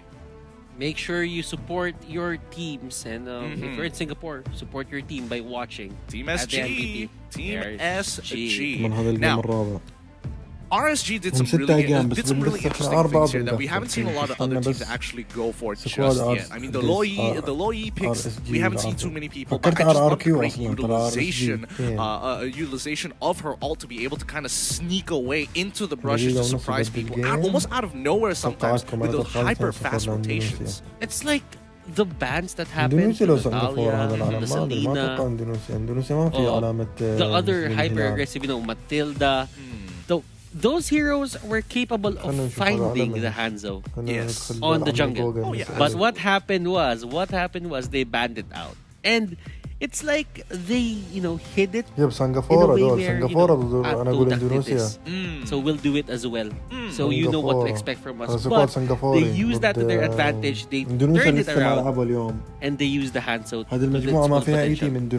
Well, yeah, I mean, that's just the way to kind of use what you have. But don't forget about the Blazing Hammer, the Battle Knight. Make sure you log in on January the 30th to claim your free permanent skins. And looking at it, permanent skin, free. A lot of people want that. You made me want to say win so badly there. I was about to say, I was like, come on, just say win, don't make me do it. I know it. Skins to win, man. Skins, man. Everybody likes skins. Do you like skins? Of course I love skins. I love skins. I know you guys at home, you love skins. So quick, jump in on it and be able to claim yours today. Now, I'm more interested to know about, this Damos pickup. Why we haven't, it looks like, I feel like their offlaners, especially for UDV, they're missing out on that. In a way, let's just say that some teams might have integrated Lapu-Lapu in their strategy. But for the others, maybe they're not really looking into it. Like, I know Unique Devo really love the dance. They do. They really do. But with that being said, you know what? Let's instead of speculating, let's jump right into the draft here and now to figure out what exactly both teams are going to go for, with RSG on the blue side and Unique Devo on the red. Now, Unique Devo, they've been very reactive to whatever the enemy is doing. Right now, my question is, are they gonna ban out the Ansel? Just by that sole reason that they do not want to face it anymore. And any of that shenanigans.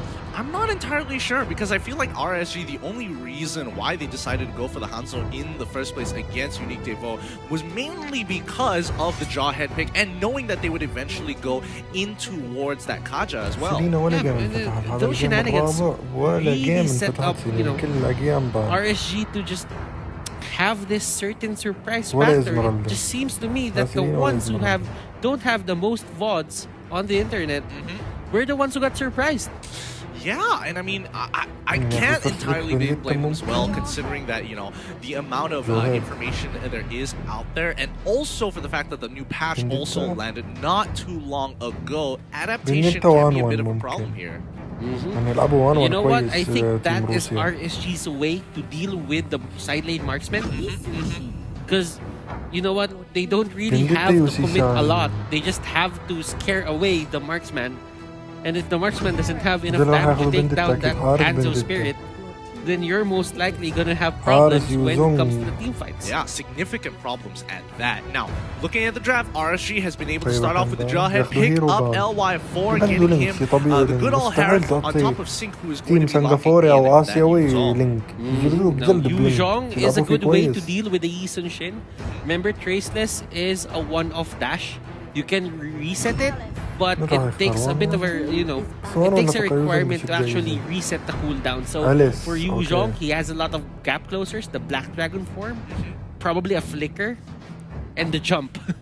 And the jump. I mean, just great ability, just great team fighting abilities, because all of them have a pretty significant area of effect. It's not like a single target person that's gonna get knocked up. It's a very, very versatile hero here. But UDV, interestingly enough, are bringing out the Alice, which I'm not 100% on, especially considering what the matchup is. I think it goes well, but there is no guarantee that the Alice will be able to find a lane against that Yuzhong. I'm not I like the Alice pick, but I'm not a fan of picking Alice at the first phase of pickings. I totally agree. Like, second phase is good, but for first phase, as long as you don't really see, you know, a front line, you know, go at them lineup coming out from RSG, it's like you're trying to, you know, mend or you're trying to solve the problem even when the problem isn't there. Is it even there yet? I mean, it could just be some insane foresight coming out of UDV. Potentially. It could be a setup. I get you. Yeah, it could be that setup. So let's look at the bans and see whether it's going to occur. Because they get rid of the 1-1 as well as the lane. 1-1 definitely understandable, but RSG, they got rid of the Tigreal against Unique Devo. I feel like it's a little bit of a tell here. It's a little bit of a tell that the offlanes aren't going to be as strong as we're going to expect it to be. I do want to see RSG really take full advantage of this and lock in the Lapu Lapu just to show them how powerful this can be and how abusive that lane is going to be. Yeah, against a Benedetta, actually. That is going to be great for them. But right now, the last ban is going to come out for the side of RSG. They have a second now, and they don't ban a hero.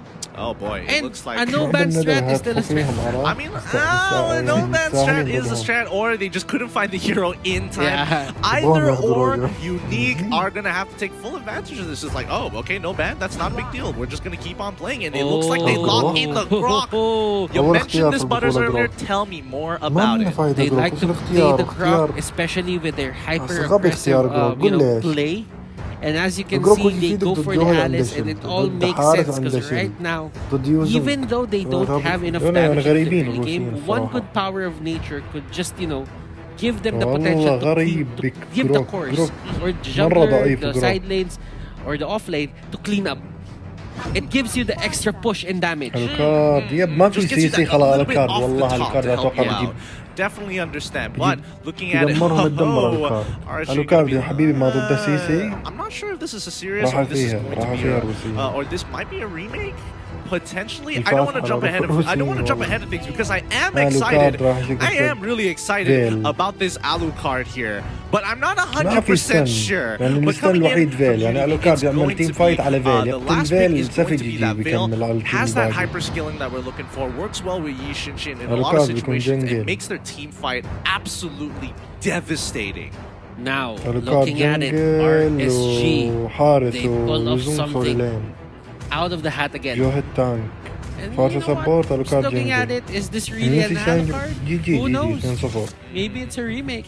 Oh, it doesn't look like a remake. It doesn't look like a remake. I'm worried now. Like, no way, no way, no way they're pulling out an Alucard against Unique. You know what? Devo. RSG is just opening the floodgates for the assassins right now. Open up. This is gonna be nuts. We haven't seen Alucard touch pro play ever in the longest of times. It has been way too long since we've seen this hero pop up. The last time it happened in the Philippines, it's probably MPL Season 4. And it was never touched again. For good reason or bad reason? For a bad reason. Oh my goodness, I cannot believe that this is going to be the day. We're going to see Alucard touch the land of Dawn on the world stage. Enjoy your meals, fans, because this is a once-in-a-lifetime experience. I know there are a lot of Alucard users here, but you know what? The realest guy in the room right now is Jason. He pulled that Alucard in professional play. It's nuts. It's nuts. I genuinely thought this has to be a remake, right? Like, nobody just picks Alucard out of nowhere, and now they're just going through with it. It's time. I was supposed to say that as well, but knowing them, they picked the Hanzo, so expect the unexpected. This is mad. This is mad, but let's see how this is going to be playing out. Starting off from the Soul of Lava, he's going to be pathing up in towards the Gargoyle and finally picking off on towards Purple Buff here. And the rest of the team, especially for Unique, they're going to have to start thinking about this because, again, it takes a long time for Alucard to scale into this game being a primary damage dealer, where LY4 will take control during that mid game. Having a bit of a back and forth here. Like, Sync really wants to hit Lil, but Lil keeps the distance and tries to go for those flowing bloods. But you know what? Lil is at a bit of a disadvantage here because he cannot get his orbs. Of course, but again, it really doesn't matter. Like Lil can just walk up, just auto-attack Yuzong, doesn't really have to interact with him, wait for the wave to push into him, and just clear it naturally. He doesn't really have to do too much. He's at a safe distance and he's never going to be شيء تقدر تجمع منها يكون فل دامج 60 منهم. Although he's not getting his orbs, the thing is he is still getting the gold, and he has the mystery shop on him, so that means it's his power spec is going to be a bit earlier than most. Much earlier. Oh, they found it! They found Jason! They were already waiting on towards that mid push. Now they're going for a full punish Sync, trying to make something happen here. His passive is already active, but he might end up dying in the process. Oh my goodness, Sana was able to get the fastest feathered airstrike I have ever seen off. I mean, for Alucard, when you're hitting people, you can sustain yourself. But if you cannot move and get propped like that, I mean, yeah, good job. I mean, honestly, Unique. It was a mistake on RSG's part, and Unique took full advantage of it. They trade 1-for-1, however, which is a little unfortunate. But let's see if they do it once more. KZP walks out with smart missiles to protect himself from that power of nature. The rest of the team is going to be backing away. Looking down back on bot side, LY4 having to deal with Defender here, who's doing a pretty good job. And it seems to me that Unique Devo, they're putting Defender in spots where we need you in the middle lane. زين جانير على الالتي تبعه صار for LY4, RSG is like, قبل okay, كانت just 30 ما farm. ادري كم ثانية ما If ادري we mess 40 up, carry us later. You're our insurance policy. All right, if this doesn't go well, we need you to make it do the work. We need you to do the work. We'll help you. Oh no, Sunset Lover. He goes out of position just to make sure Jason has bad time. Lil flickers on out of there. Doesn't want to get caught in that flame shot, but Sunset Lover now trapped in position, giving another kill. Is going to be going over towards, going towards RSG's side.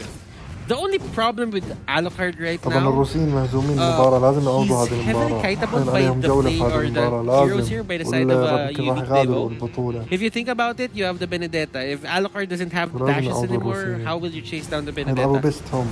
Oh, that's true. That's true. It is a pretty difficult situation to be in, and KZP just making sure that he is trying to, doing tank things as a support, just making sure he's getting vision, making sure he's putting pressure on his opponent. But when you're up against something like Grok, who has who just, as long as he sticks by walls, his passive procs it. Oh, look, I'm unCCable, and I can just walk in and walk out freely. RSG right now just trying to give Jason a bit of space. I mean, Jason didn't have the best 2 minutes of his life. So that's fair. That's fair. I can definitely understand. Let's have a look at the items actually to see how far he is or how behind he potentially is. LY4 Calamity Reaper already bought on Destiny. والله السنغافوريين الروسيين قصدي بس اتوقع السنغافوريين ايبيك كم باك بيجلدوهم. اصبر بس يلفل الوكار راح يجلدهم جلد. Nobody's making too much of a play. RSG مو فرق واجد الجولد فرق 2000. For anything, knowing that they're going to be one man down, and Unique, as long as they stick together and play for the macro, it will work out. Unstoppable Force onto Sunset Lover as well as a Feather Airstrike checking out 2 people. It's looking so good. Jason picking up one for himself. This was a really good pick coming out of KZP. Looked kind of trolled to begin with, but when the rest of Unique came tumbling down, Sana said hello, Feathered Airstrike.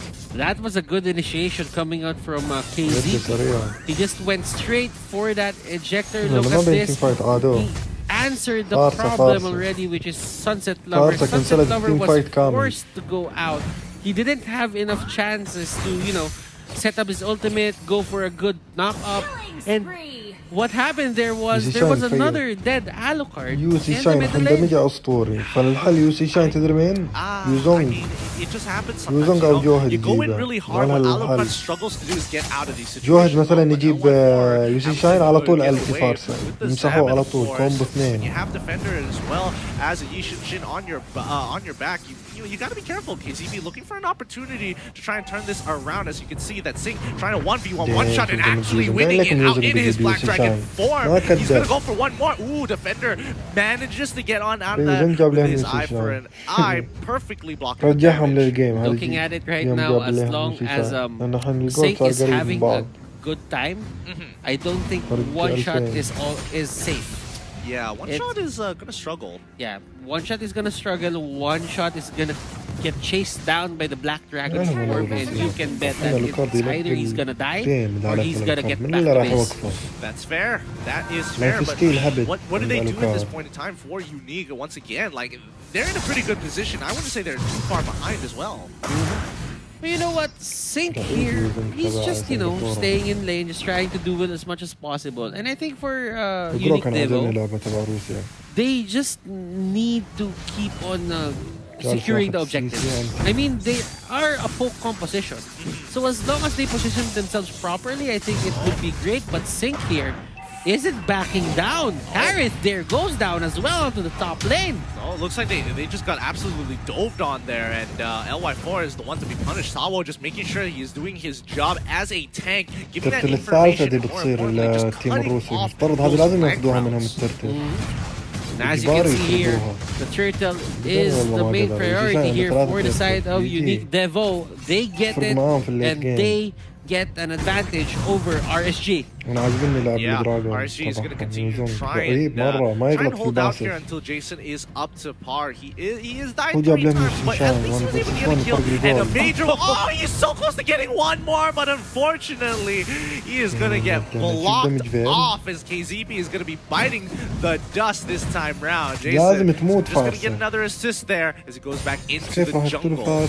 So I guess that is the purpose in life here for that KZP Johan. Yeah, he needs to keep catching Sunset Lover or else Jason is not going to have a good time. Oh, Jason, he's not even going to challenge them. He's able to get the buff in time sync and some good damage in. However, he isn't going to be wasting using his ultimate this time round. One shot caught out of position, hit by the feathered airstrike, doesn't get out of there in time. He overstayed his welcome, finally gets punished for it. Okay, so one shot there needs to be mindful of his position. Where should he be standing then? Well, I think anywhere as long as he's not near the Alucard. Anywhere but not near the Alucard. As long as he doesn't push his luck with Jason here. Because the thing is, you overstay your welcome. You try to get a lot of these minions, but then again, if you could have just moved to another lane, you could have gotten the same gold. And you didn't have to go down. Yeah. I mean, do they win in the team? Does Unique actually win in a full-blown team fight at this point in time? That is the question, because right now L4 is online and they're trying to fight this. Look at this. But a lot of ultimates were used. If Unique Devo wants to fight, now's the time. I mean, they could. I mean, Benedetta is running up. They do find that first initial kill onto KZP, but again, KZP, he has taken the emblems just for it. He got to pull himself together, and he just comes back up pretty shortly after. They really need to look at their options here. Defender trying to run away and Sig just being the king of the bottom lane. Not really giving any space for those who actually try and stay and contest him there. Yeah, but I mean, it's a tough one. Final blow coming out of Defender. He just wants to clear this wave and then just walk away. And it's not like Sing can actually catch him in a lot of these situations. Well, Sing here, he knows that he cannot catch the Benedetta. But as long as there is a way to deal damage, he will do that. Yeah, he tries to turn this around and the rest. Oh, Sunset Lover! Oh no! KZP, he's so out of position. He's trying to get out of there. He flickers on through. Sing trying to get some damage in, but again, it's looking messy. LY4 can't seem to get out of there. He manages to get a chrono dash to protect himself with the last bit of health. But someone wild charge comes in hard with the help of Sunset Lover, absolutely demolishing the rest of RSG. It's going to be a 3-for-2 trade. Sunset Lover really loves the idea of heroes going in front and trying to take his allies down. Whenever Jason goes to the front line and he sees the dash, he always throws out his ultimate and that's it. That's the only thing that they need. Yeah, I think at this point, if Sunset Lover catches at least 2 to 3 people, it's pretty much over for RSG if they don't have a flicker or some sort of ability spell to get on out of it. بس كالعادة شوف دائما يموت تيم فايت 3-1. تيم ما يدافعوا عنه ما ادري ليش. upper hand right now. We did see them get the upper hand, but it was لوكارد وصل ليفل 12. شوف لوكارد. This is kind of the late game. It's almost 12 minutes. Let's see how longer will they take, you know, this kind of lead in their hands and not let it slip out. Well, we're just gonna have to wait and see here because I feel like RSG they do this more often than not, that they like extending it towards the later stages of the game. But I mean, the way that Unique has drafted kind of puts a big question mark here. So let's see how much they can snowball off of this Sink and having to get on out of there. Sees one shot. This is an awful position to be, but can he? Oh my goodness!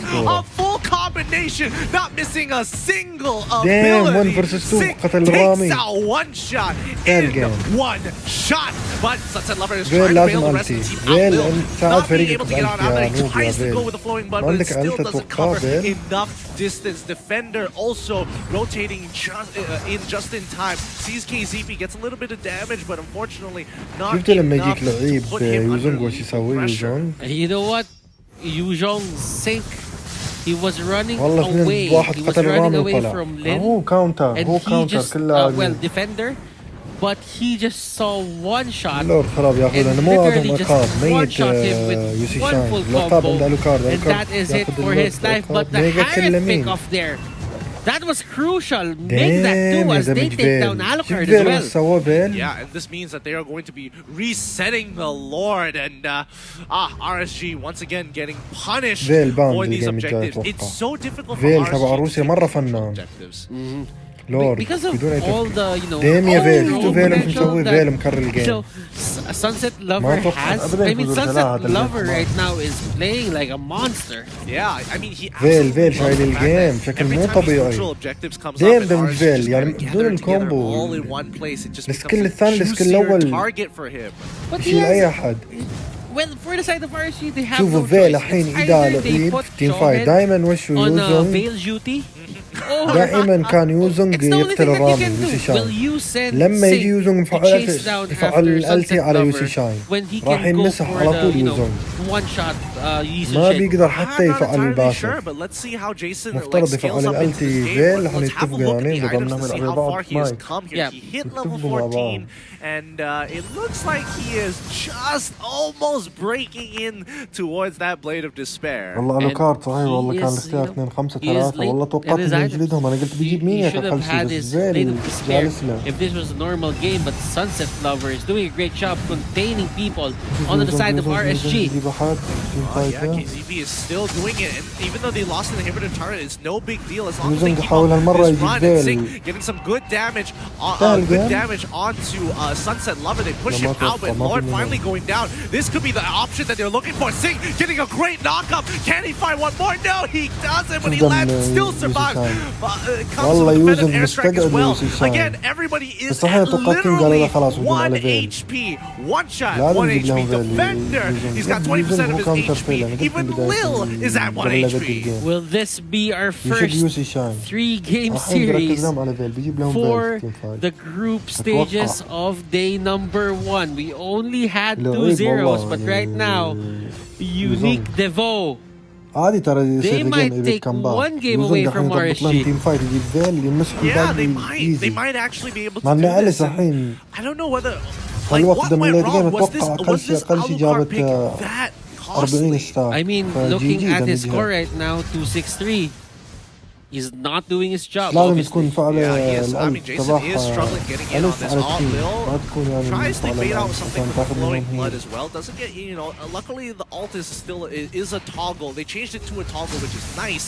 ZB getting really hurt coming in from the blades from Sunset Lover, but again, missing all 3 inhibitors, super minions coming in from every single wave. Unique finally have an option, but Sing going to be starting up this initiation. KZB unstoppable force onto one shot. He is able to flicker on out of there, but this allows Sing getting a triple knock up there, looking for any options here to get the kill, but he finally goes down. One shot able to cut it perfectly, and Jason as well could not seal the deal. This is it. Unique finally find their first win in M2 against RSG, but not yet. Not just yet. They cleared the wave. Sana saves it for a little bit longer. Will this be a deny of this win? Let's see. Can they defend this? RSG, they are running on fumes. Yeah, they are, and finally out there.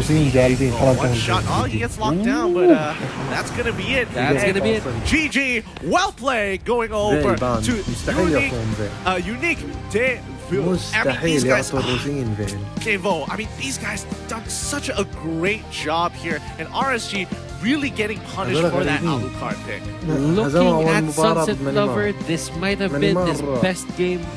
يعني هذول السنغافوريين اقوى من مانيمار ب1000 World Championships. خسروا 2-0 بمانيمار. الحين جابوا جولة على that Veil just controlled everyone from the side of RSG. Yeah, it was like they were moving in a way that they wanted to always put the Veil in the equation.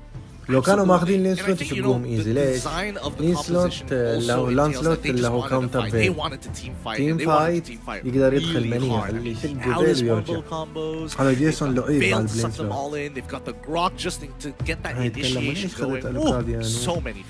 So many things and a lot of these ultimates coming out from Jawhead. was used against Sunset Lover. There was a time there, I think it was أول جيم في اليوم طبعا 1-1 probably 5 minutes where the Jawhead just kept on going. ZP went straight for that Veil and he couldn't do anything, and there were times that they were successful. There were times that they were not. لا روجر ترى Really, it was a ممتاز. tough game. But with that being said, روجر make sure مرة that you كويس guys at روجر. home can catch the live streams of the mega event Mobile Legends بس Bang قالوا Bang فيد فعلاً، M2 World هالجيم كان Championship قالوا فيد. 2020 held in بس لو كان Singapore's دانتي معاهم يلعب على Shangri-La الكار، Hotel صدقني for شغل free دانتي. on Me Watch from the 18th to 24th of January. A total of 12 teams from 9 countries including RSG and EVOS SG, like you are watching right now, from Singapore are competing for 300,000 USD. And I know they just lost the game, but you got to support them. Support Team SG in the group stage. And you know what? We need to support our analysts as well. So, Wolf, back leader, what do you have for us? شوف بيبنوا عنهم فيل خلاص بينكبوهم لما ضمن فيل. Gotta admit, I was surprised about that transition, but I was even more surprised about this Alucard pick and no ban strategy, I guess. But definitely speaking, I think this is a surprise to everyone.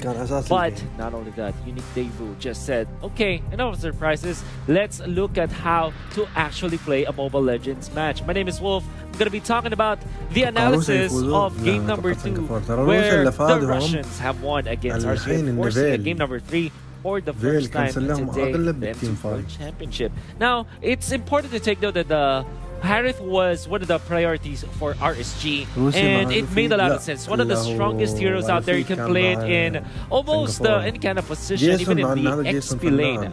Perhaps not the tank role, but almost all of the other 4 positions you can play in. And at this time, it is one of the strongest heroes out there in the meta. But the answer from UDV, which I really love, is that they used their knockups to their advantage. Using the Grok as well as this Veil, which is almost unlimited from any kind of range. There's so much reach on the side of UDV that's incredibly hard for RSG to get away from them. Not only that, they also ported in and deployed this Alice, which is a natural counter to the Harith from the olden days, because you get the flicker, you get the instant stun from the Blood Ode, and you also have an incredible amount of reach. Now, RSG, I like their idea. They kind of went in to go for a chase kind of lineup. They want to close the gap. They want to get to the backlines with this Yuzong. It's wonderful. You also have this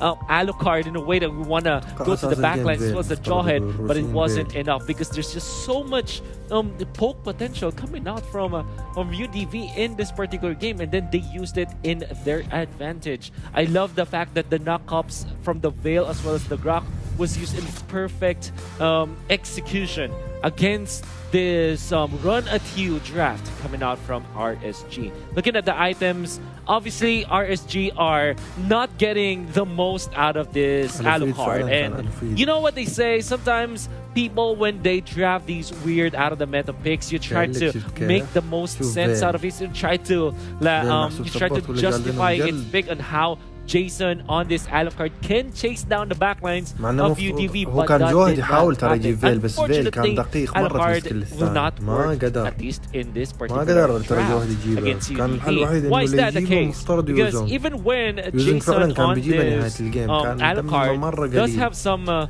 sort of chase down potential. The biggest problem here is with his gap closing tools, he first needs to attack heroes. He needs to constantly be there in front of the lineup of UDV, and you cannot do that because of the amount of anti-gap closers from UDV. And what are those tools? Again, the knockups or those instant stuns from the Alice, and obviously the dashes or the mobility coming out of the Benedetta as well as the Yisen Shin. And all of these anti-pursuit type of lineups from UDV just made wonders against Jason.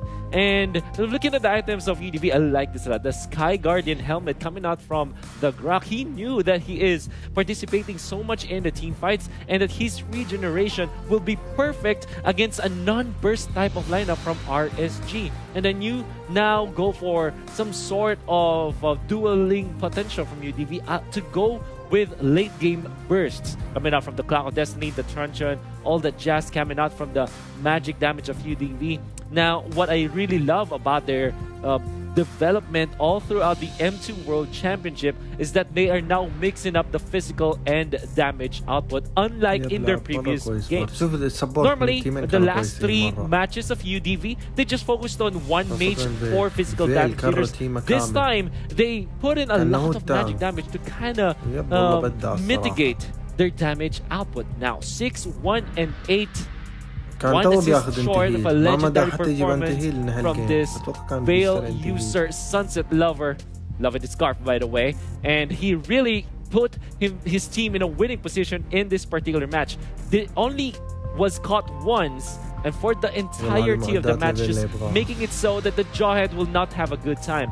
Him, in combination with the Grok player in this particular game, they stopped the progression of this Alucard. They made it hell for that Jason Alucard in this particular game. I can't imagine anybody in his position to play properly, let alone in a world championship where world-class caliber teams are competing. Unfortunately for RSG, they will have to win this 2-1, or will it be a unique debut victory finally? That's what they wanted to do. They will only play 2 best of 3 series. Both of them actually will be playing only 2 best of 3 series, and you don't want to be on the losing side because now, again, يعني حتى على البف لما يجي عليه الوكار يجي يرفع في الهواء in the playoffs for sure. Again, that has been the 1-1 result for both of these teams, and I'm excited to see game number 3. But before that, why don't we go into a very short break as we prepare for game number 3. See you after this.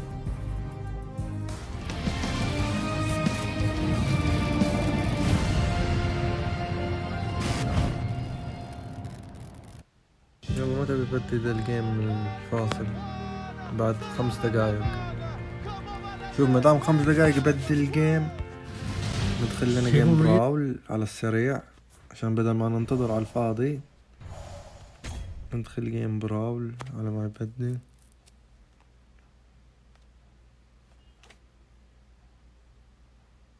You wanna play? I have a bro tank. والله ما لي خلق العب الحين، باثين بطولة. والله الناس جالسين يكتبوا لي يفكروني، تدري ايش؟ يفكروني اونلاين، بس انا جالس بس اشاهد البث. اخر جيم كلاسيك جاي اشوف جاي ضدي هاكات، عملت لهم روبورت طبعا. تشو اند تشو تشو جينيفر، اثنينهم كانوا هاكات، عملنا عليهم ريبورت. شيتر ما بهاك.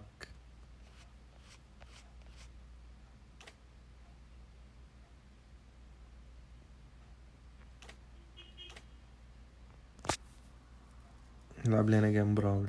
يا رب يعطوني عكاية في البراول، خلنا نطقطق في عكاية براول، لا تنقص نسبة ولا حاجة.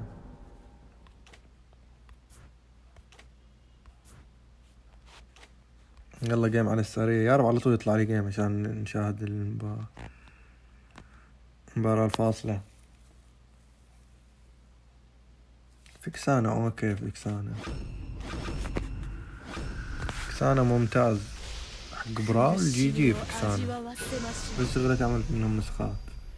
ما طلع لي اكاي، لو طلع لي اكاي اوريك فيهم.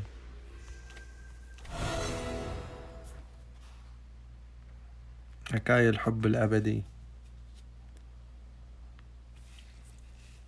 يلا نبني الجيم ده سريع علشان نشوف المباراة الفاصلة. متحمس ل5 دقايق تبدي ان شاء الله ما يطول هالجيم عشان بسرعة نلحق على المباراة. لما نشوف البكات والبانات. بدي سكين شو إليت. كيف لعبك في تشو؟ مرة الجاية لما نوصل قفوي ان شاء الله تكون رابع في القفوي. نعطيك سكين تشو الإليت. لضدنا بعد غثيثين هانز، وراح يغثني غث. يا الله تيمهم غثيث، عادي نخسر. معاي مثك 2 سيبر، لا 1 بعد مثك سيبر بس. ضدي هانز الغثيث، ضدي أورورا.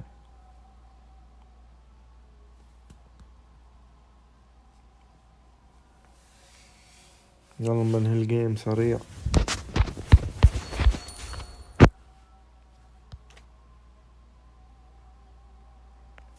واللي بغتني هانزو لازم هذا السكيل الأول لما يجيني هانزو استخدمها عليه. يب براول تبع المنو براول. أنا لعبنا عشان جيم سريع براول، عرفت؟ عشان لا ننتظر 5 دقايق بدون أي فايدة، بس نجلس سوالف ألعب أضيع وقت وما تحس في الوقت لما ألعب، يعني ما أحس في الوقت، يكون سريع ينتهي الوقت.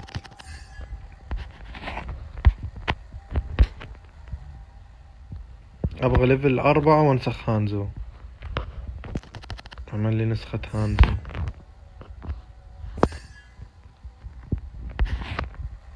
مشكلة حين هيلهم يودورا الغثيث. أنا ننسخ هيلوس بما إنه غثيث.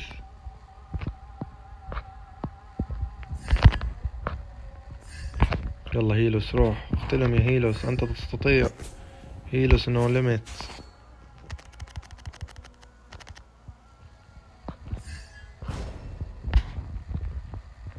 زين فارسة شقهم فارسة جي.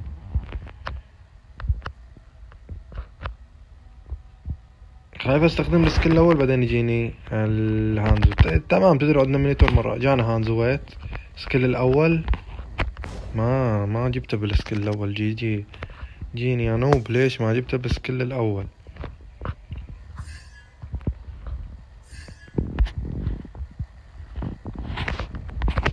ايوه ده السيسي احلى سيسي ده. ايوه احلى كومبو يا فارسة يا اسطورة انت. همشي تموت يودورا. احلى الت هانزو والله طول الالت تبعه ما قدرت اعمل نسخة منه.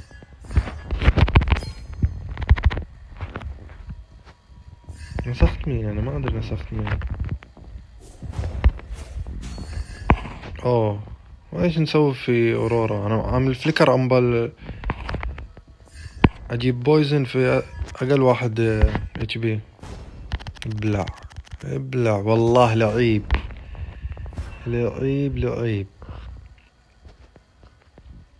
من اللعيب فارسة والله. كومبو معي مرة رهيب. انا كم 1800 جولد. ابغى اجيب 4000 جولد واموت. شكلي بموت قبل اصلا.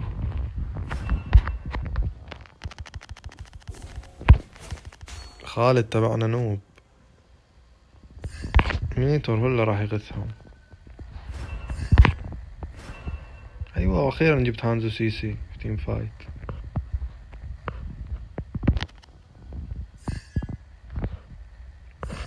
مشكلة المانا غثيثة. لازم اختن نفسي عشان مانا. خلنا ننظف الويف.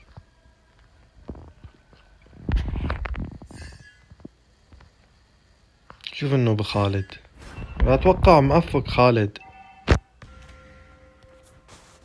اجل احد يدخل تيم فايت بهالطريقة دي، الطريقة الغبية. يلا خلونا اموت احسن.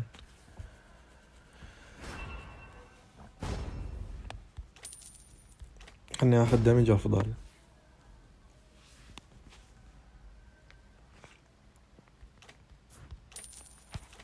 لازم يموت هانزو، ما نبغى يفرم جول. 3-0 سكوره 3200. هاي الجول دي اكثر منه. بس تدري لو ما نخلي هانزو يموت افضل. لي خالد افك. توقعت افك لان دخلته دي غبية اخر شي.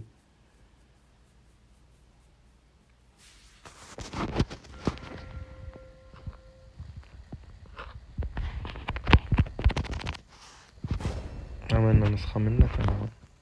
خالد افك حبيبي نايس. 4-5. انا دايما انسخ اورورا، ما ابغى انسخ اورورا يا اخي.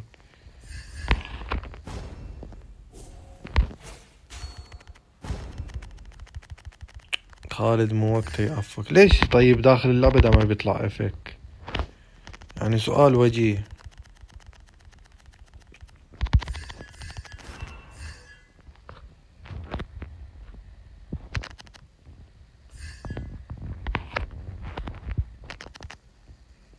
العقاب ترى اللي يطلع اف كي 16 ساعة باند. احسن شيء.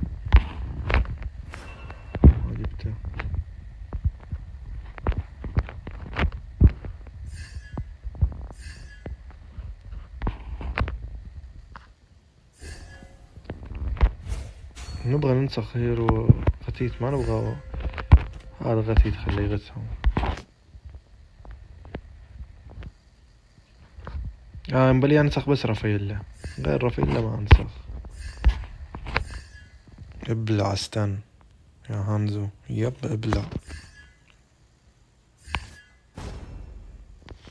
هيلوس ولا جلدهم.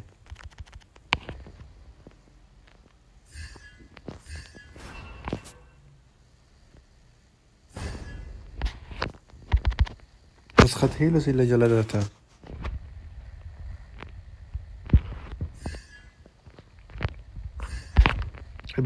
ابلع يا هانزو، ابلع الستن.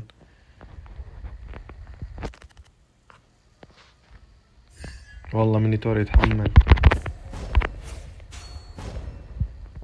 تصدقوا ولا مرة نسخت من نسخ خالد تبعنا بيض بالجمل. لازم اموت الحين، بنتحر. بس بنتحر بألف. كيف تسوي هكذا وهكذا؟ انا ابغى انتحر يا اخي. بشوف النسخة صار مين الهيرو اللي راح بيهاجم ضدهم. شوف قتلته بالنسخة. من النسخة؟ نسخة رافاييلا.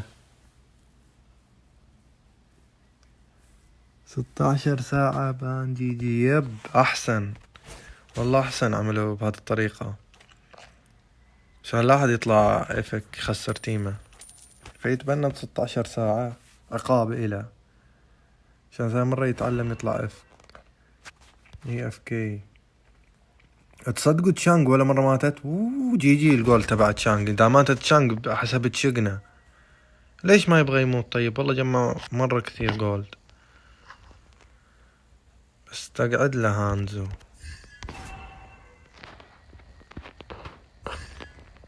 والله مونيتور تبعنا مسوي شغل كويس. عملنا نسخة منها الطيبة خليها تجلدهم. يبغى ينتحر. لا تخلوه ينتحر هانزو، يبغى يجيب معدات.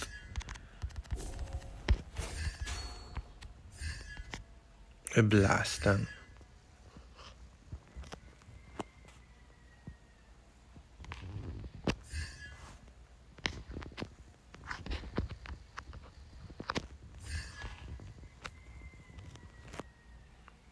ترى مشكلة دا ما تتشانج بيكون دمجه مرة خرافي. دمج تشانج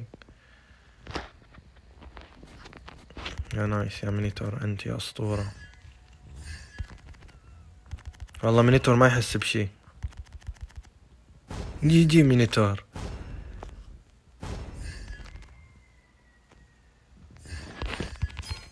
نسخنا منه نسخة اذهب الى الجحيم. تخيل عاد ما راح يموت طول الجيم. جي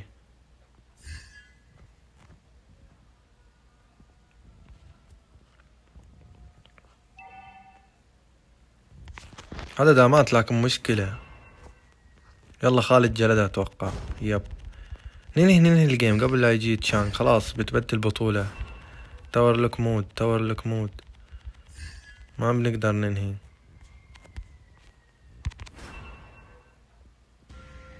يب ما قدرنا. عنده فليكر ممكن. لا ليش طلعت من الجيم؟ شوف كيف الفليكر الغبي. مشكلة الايفون. جي والله مت ابغى اعمل فليكر طلعت من الجيم كامل.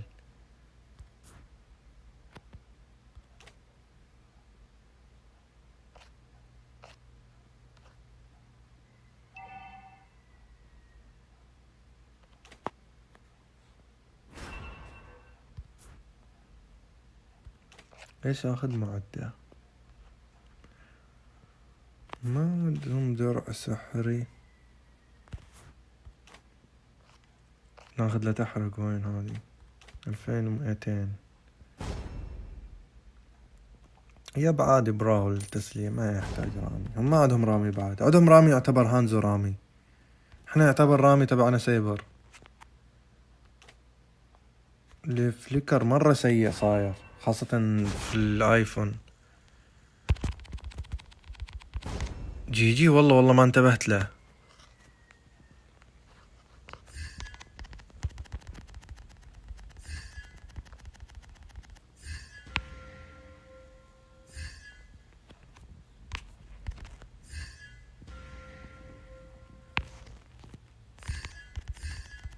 خلنا نهيل يا صاحبي.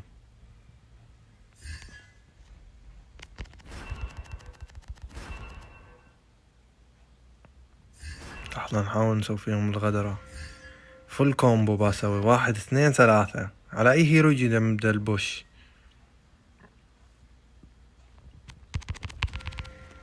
اذهبي الى الجحيم. ماتت مفترض لو راح تهيل حالها. ديم يدمج بس رافايلا يمكن تجلدهم نسخة رافايلا. شوف دمج نسخة رافايلا. شوف النسخة انا نسخت رافايلا. زين رافايلا خسرت اثينا شيلد. ماتت يعني رافايلا تدروا. ناخذ الجوهرة. شوف دمج فارسة جي جي.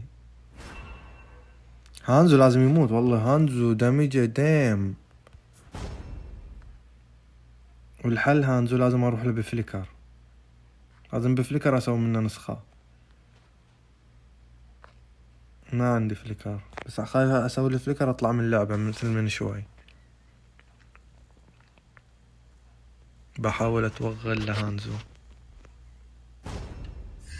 مات هانزو كفو. هانزو اهم حاجة مات. والله انك كفو يا مونيتور. ما اردك اجيبه لك. ما مات. فليم شوت مفترض ماتوا.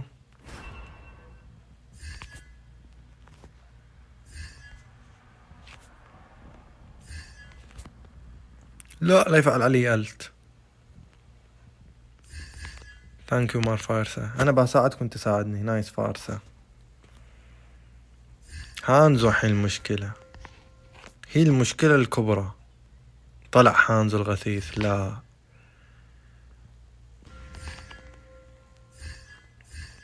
هانزو لو سايبر فنان يجيبه.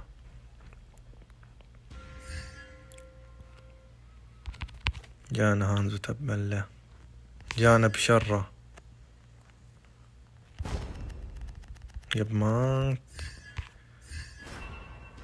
نسخت هانزو مفترض تسمم حتى الهيرو الأصلي تبعه. يا أخي طول الجيم يا أخي. بدأ حين الجيم حيوان. شوف اليودورا دمجة. لا يجيني هانزو. أحلى حاجة مات هانزو.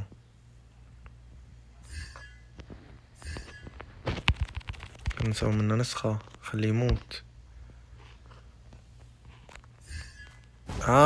يب جبته بفليم شوت. نايس.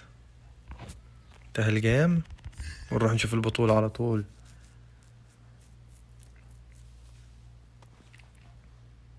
في بي مي اور فارسة. واحد منه فارسة أجل. يب فارسة 14 جي جي. نروح نشوف الجيم يا حبيبي. بدأ أتوقع Hanzo. يا حبيبي بدأ Four of الجيم. them went straight to the jump. ما شفنا البكار. Tried to jump on that Hanzo, and you know what? Hanzo went down. Yeah, I mean they're just looking for the punishes more والله time. أعطى الروسيين فيل. الروسيين أخذوا فيل I think you know RC they هانزو. understand that their composition has a lot of this early pressure, and if they let this game drag on for too الروسيين long, عندهم فيل they're وهانزو. going to get outscaled naturally. So they have to play a little bit more aggressive than they usually do. أخذوا Oh, Sao getting hit by literally everything here. He tries the sidestep. He gets hit by Sana. He gets hit by the third hit of G. But no, and finally they're able to trade back onto KCP at the very end. So it's going just 1-1. تيم الروسيين لابوا You know what? It's like they إزمرالدا keep فتحوها opening the الجيم. curtains with that skill. أول جيم And تنفتح في البطولة إزمرالدا. gets bursted down. Look at that damage. Jason and Sana just punishing him. Yeah, and now Sync, he's coming in, going to go for that 2v1 to buy some time, but Lil also coming in. He can use the falling star move, gets on top of Sync. He has no way to get on out, even with a passive KZP. A little late to the fight, not even level 4 to use the way of the dragon. Jason just has to back away. He has no choice. You know what? RSG They're doing a great job, but Unique Devo, they're not one to back down from a good fight. They're very aggressive. They can be aggressive, and right now Sunset Lover is making these trades worth it again. Yeah, they are making it so worth it here. So they look to pull on back, and all right, with the goal lead that they have, can they push this even further? Because again, RSG, they're trying to be aggressive. Unique has punished them, and once again, Way of the Dragon coming in from KZP, but who can actually get there in time? Sana isn't there, Jason isn't there. So again, it's going to be a Way of the Dragon with no full capitalization. Defender here having a good time on the bottom lane. I mean, Lapu Lapu is probably one of the best offlaners that we have right now. Sana go somewhere and they catch one shot. Oh my goodness, RSG using this diversion to its full potential to take down the enemy jungler. It just feels like they're playing guerrilla tactics. KZP finding another pick onto a defender here. Sync turning it into that Black Dragon to make something happen. Now Wi-Fi gets chucked back into Sana. Defender gets picked off finally. But now KZP, he's playing with fire here. He's got to be careful as Sawo. He is walking up and he wants to be in the middle of this fight, but he can't really do too much. Now, Sunset Lover, he's having a bit of a hard time just doing the same thing that he did for whoa, that was a good steal. That was a really great steal. Like, if RSG got that, they could have pushed more, they could have pressured more, but you know, Unique Devo, they won't let that happen. Now, going back to what I was saying, Sunset Lover isn't having the greatest time right now. But Sana, I mean, I'm just gonna say that he's not having a good time, but look at that, he gets one more kill, and that actually just stops all the thought processes in my head about what I'm gonna say. I mean, speaking of Caster's Curse, that was literally a beautiful Caster's Curse moment. And don't worry, guys, we're used to it. But yeah, there is a problem for him, and I think he can get through with it, and he can get away with those burst downs, to be honest. But for Sync right here, the objective of the Black Dragon form is not to go for, you know, the hand zone. It is to push back Sunset Lover. Yeah, it's to keep him out of range, but I feel like a lot of these times you have to preemptively do it, so his best option is to start looking for that Hanzo, because by the time he gets there, Sunset Lover, oh no, Sana, can he survive this? Oh, he does, but he has been brought down to a very dangerous amount of health. KZP getting a little bit dangerous here as he gets sucked in, but he quickly flickers on out of there. Sawo taking a little bit of damage, and Jason not going to be jumping in on this fight just yet. I love that answer coming out from Sawo. When he saw that the Wave of the Dragon was being cast, automatically he went straight for the unstoppable force, but here comes the fight. Jason gets thrown back. Roger here in the middle of everything, and he goes down. LY4, can he survive? Yes, he will. Flowing Blood will bail him out. Yeah, and that's the way you generally want to use your Flowing Blood. It has a ridiculous amount of range. You can throw it one direction, run the other side, and then quickly switch positions. Now, looking at it, Unique Devo, they're holding their ground. They are holding down the line. Actually, they're doing even better than that. Yeah. They actually have a goal lead here. For the first time, we've seen them actually being able to maintain this goal lead for a solid 6 minutes. And can they push this even more? As Lil is going to be trying to run LY4 down, but he is just absorbing the damage. He is just spell vamping through the pain, taking as much as he can before walking away. And Lil, I don't think he's going to go for the dive, especially when you know you're up against an Alice. But down on bot side, the Sync is going to try and get on out of there. His passive is up and running, but it's not going to be enough, especially against Defender. Defender's doing a great job. Now, clearly, Sunset Lover is the target here for KZP. But there's a diversion. They go in. Roger goes wild. Oh my goodness, Sao here's the next target. Will he go down? KZP here gets ejected, but that won't be enough to take him down. That is a 3-0, favoring the side of RSG. Yeah, Sana just عمل كومبو لوي فتح الألتي تبعه لتشو. That was so much AoE damage in such a short span of time. Can he get it off again? Lil's very tanky for this situation, and she does not want to do anything about it, but he has to stop LY4. The amount of pressure he's putting out the Defender, winning out this 1v1 against Sing. Is he going to get solo killed here? Defender wins it out finally against Sing, but RSG looking to invade and steal away the purple buff in the meantime. So we heard that you want كل ما يسحب الباسف ما يسحب من الدم تبع لابو لابو and يسحب من let's see Lapu Lapu right now just showing up. Yeah, I mean, it's now that we know that Defender is capable of playing the Lapu Lapu, it makes me kind of question why they didn't bring it out sooner. But hey, who am I to question it? They made the decisions on the draft, and honestly, I think some of them were especially smart. But it's unfortunate because Defender didn't really get to show his stuff until now. Oh, this is a great position. If Sunset Lover moves in, he's gonna go down, and I think he's down. And we did have a bit of a change in terms of camera. The observer, he knew what was going on. It was a horror movie for him. He didn't want to watch it. It was just too horrifying. You know what? Take the camera away. It's too violent. My soft eyes can't take it, but Lil is taking so much. He literally absorbed all of that damage, even a full way of the dragon, and he didn't even take a scratch. He's already back up to full, and once again he's going to be crushing Sick under that pressure, right under the turret. And now KZP, he doesn't have way of the dragon, but Lil doesn't even care. And Lil here, just the unstoppable Esmeralda onto the top lane. You know what? Defender here is here as well. KZP, he's trying to get this way of the dragon to work for him, but you know what? A lot of the attempts that he made on Sunset Lover didn't really work, just because Purify is available for Sunset Lover. So even though you do that, you're actually putting yourself in a lot of danger just to get bursted, because you're gonna use Shunpo, you're gonna use Jit Kundo, Way of the Dragon. Then what do you only have?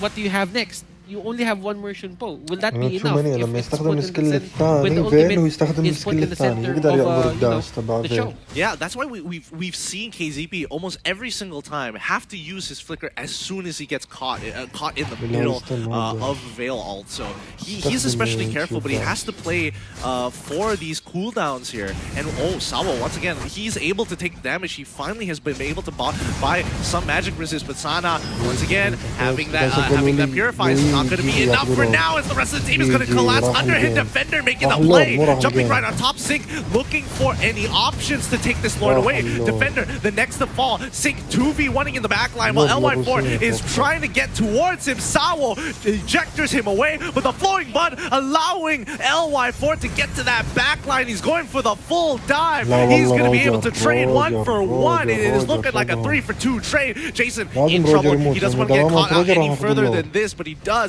have the Soul of Lava. Sync needs to get away, but he cannot. It's an even trade, 3-for-3.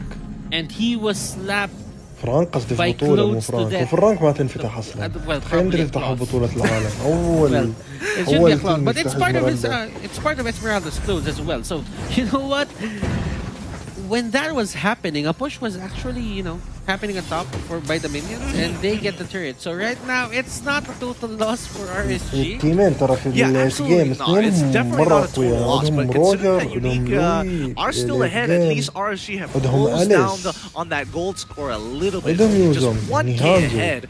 1k Unique is actually 1k ahead against RSG. KZP playing with fire here as Defender goes in hard to chunk him out to at least 50% of his HP, with Zhao coming in with the unstoppable force. KZP nicely done with the Shunpo, very well timed. I just think that these invades that come out from RSG, they go in one by one, and most of the time it costs them. Like, they don't, even if Unique Devo don't take out the heroes, the hero is forced to go back to base.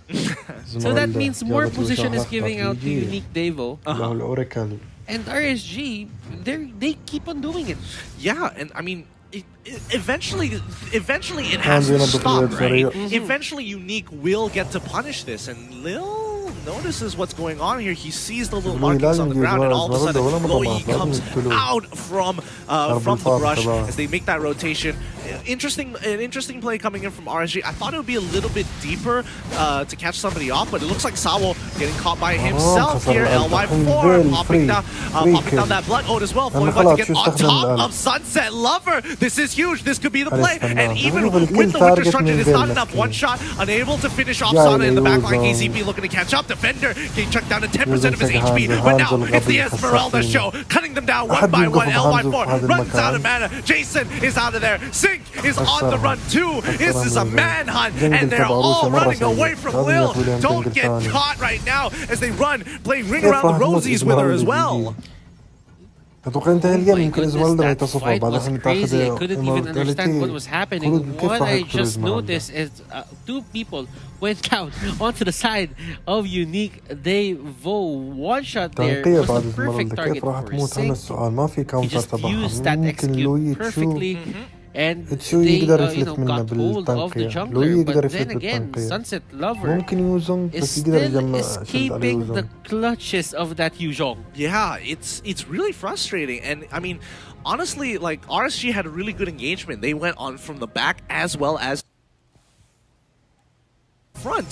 LY4 as well as Sync looking to get into the back line, while the front line is KZP with Sana, and with the help of Jason, we're able to take out a defender in due time. You know what? If LY4 had more items on him, probably that could have been the turnaround that RSG is trying to find. But you know what? They need, well, for Unique Devo, they really need to look out for their surroundings as well. They could not fight in narrow spaces just because the Alice likes that. Yeah, they definitely can. Or if they do fight in narrow spaces, at least have places to be able to hop over walls, like we just saw on the top side jungle from RSG. And to be honest, I mean, right now LY4 has the mystery shop, but you know what? It's gonna be easier for LY to, come back from this and get his items. Absolutely, and he's going to keep on scaling, especially when he's able to pick up those blood orbs as well. And just gets stronger and stronger as time goes by. But it's a never-ending fight onto the top lane. المشكلة إن جو 1 versus 5 على إزمي راح تجمع شلد عليهم. How do you say this? It's بيكونوا بدون parasitic, but it's mutually beneficial. I get what you mean. I totally get what you mean there. But now, once again, trying to make this work out, Lil is going to get hit. But again, it's not going to be enough when you have Hanzo one-shot chasing you down. Jason's on the run, trying to make this work out. Tries to go for the big juke, and it's working out not bad. As Sync gets into the back line with the help of LY4, coming in with a blood ode and flowing blood. They pick off one. It's a 2-for-1 trade, but LY4 needs to get on out of there. Flowing blood as well. 2-for-2 trade.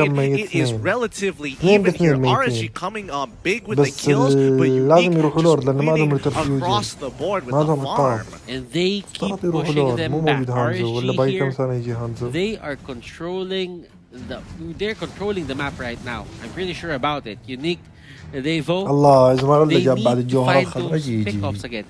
Earlier شوف الشلدة اللي بيجي إزمرالدا يا حبيبي. طبعا هذه الجوهرة الخضراء لما تاخذها لإزمرالدا كل شلد تجمع على التيم. حتى مع حارة تكون.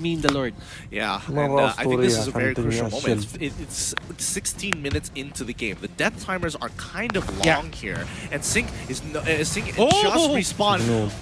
Almost so close. Sawo almost getting the biggest play of his life there, but now Lil, he's gonna take a little bit of damage from KZP.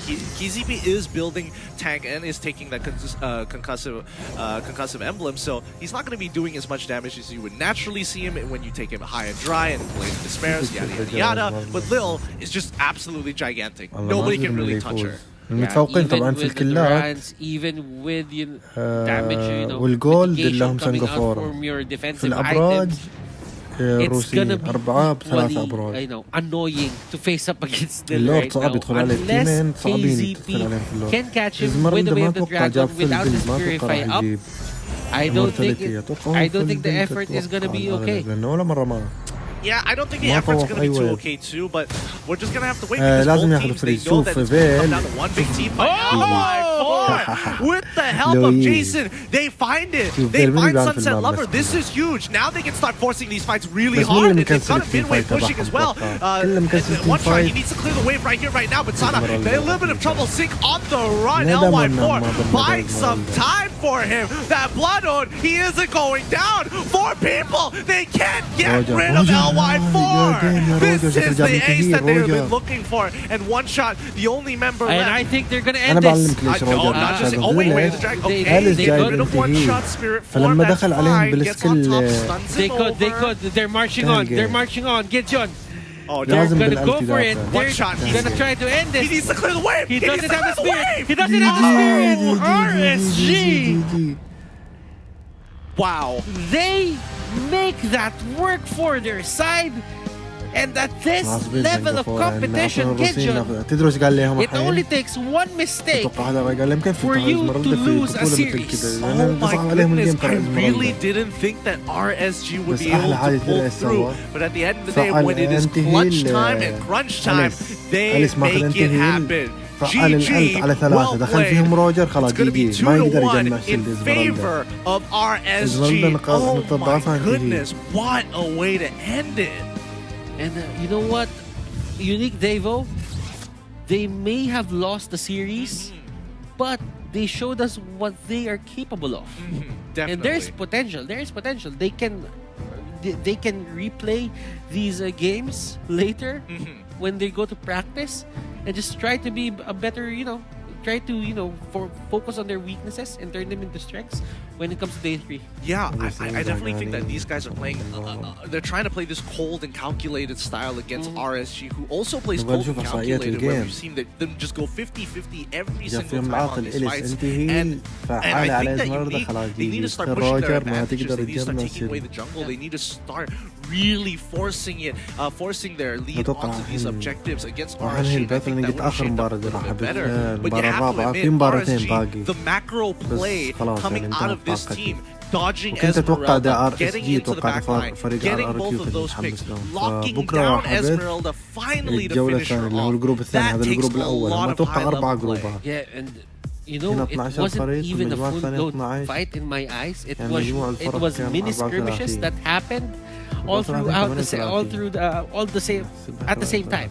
So what happened was, everyone was just isolated. Everyone was just divided. Some taking on the Esmeralda, some taking on the other guys here from the side of Unique Devo. And for some reason, it just worked. Like LY4 at the last possible moment, he went in with the blood oath. He went in with the flowing blood and he just destroyed everyone with his damage. I mean, it's not that big, but it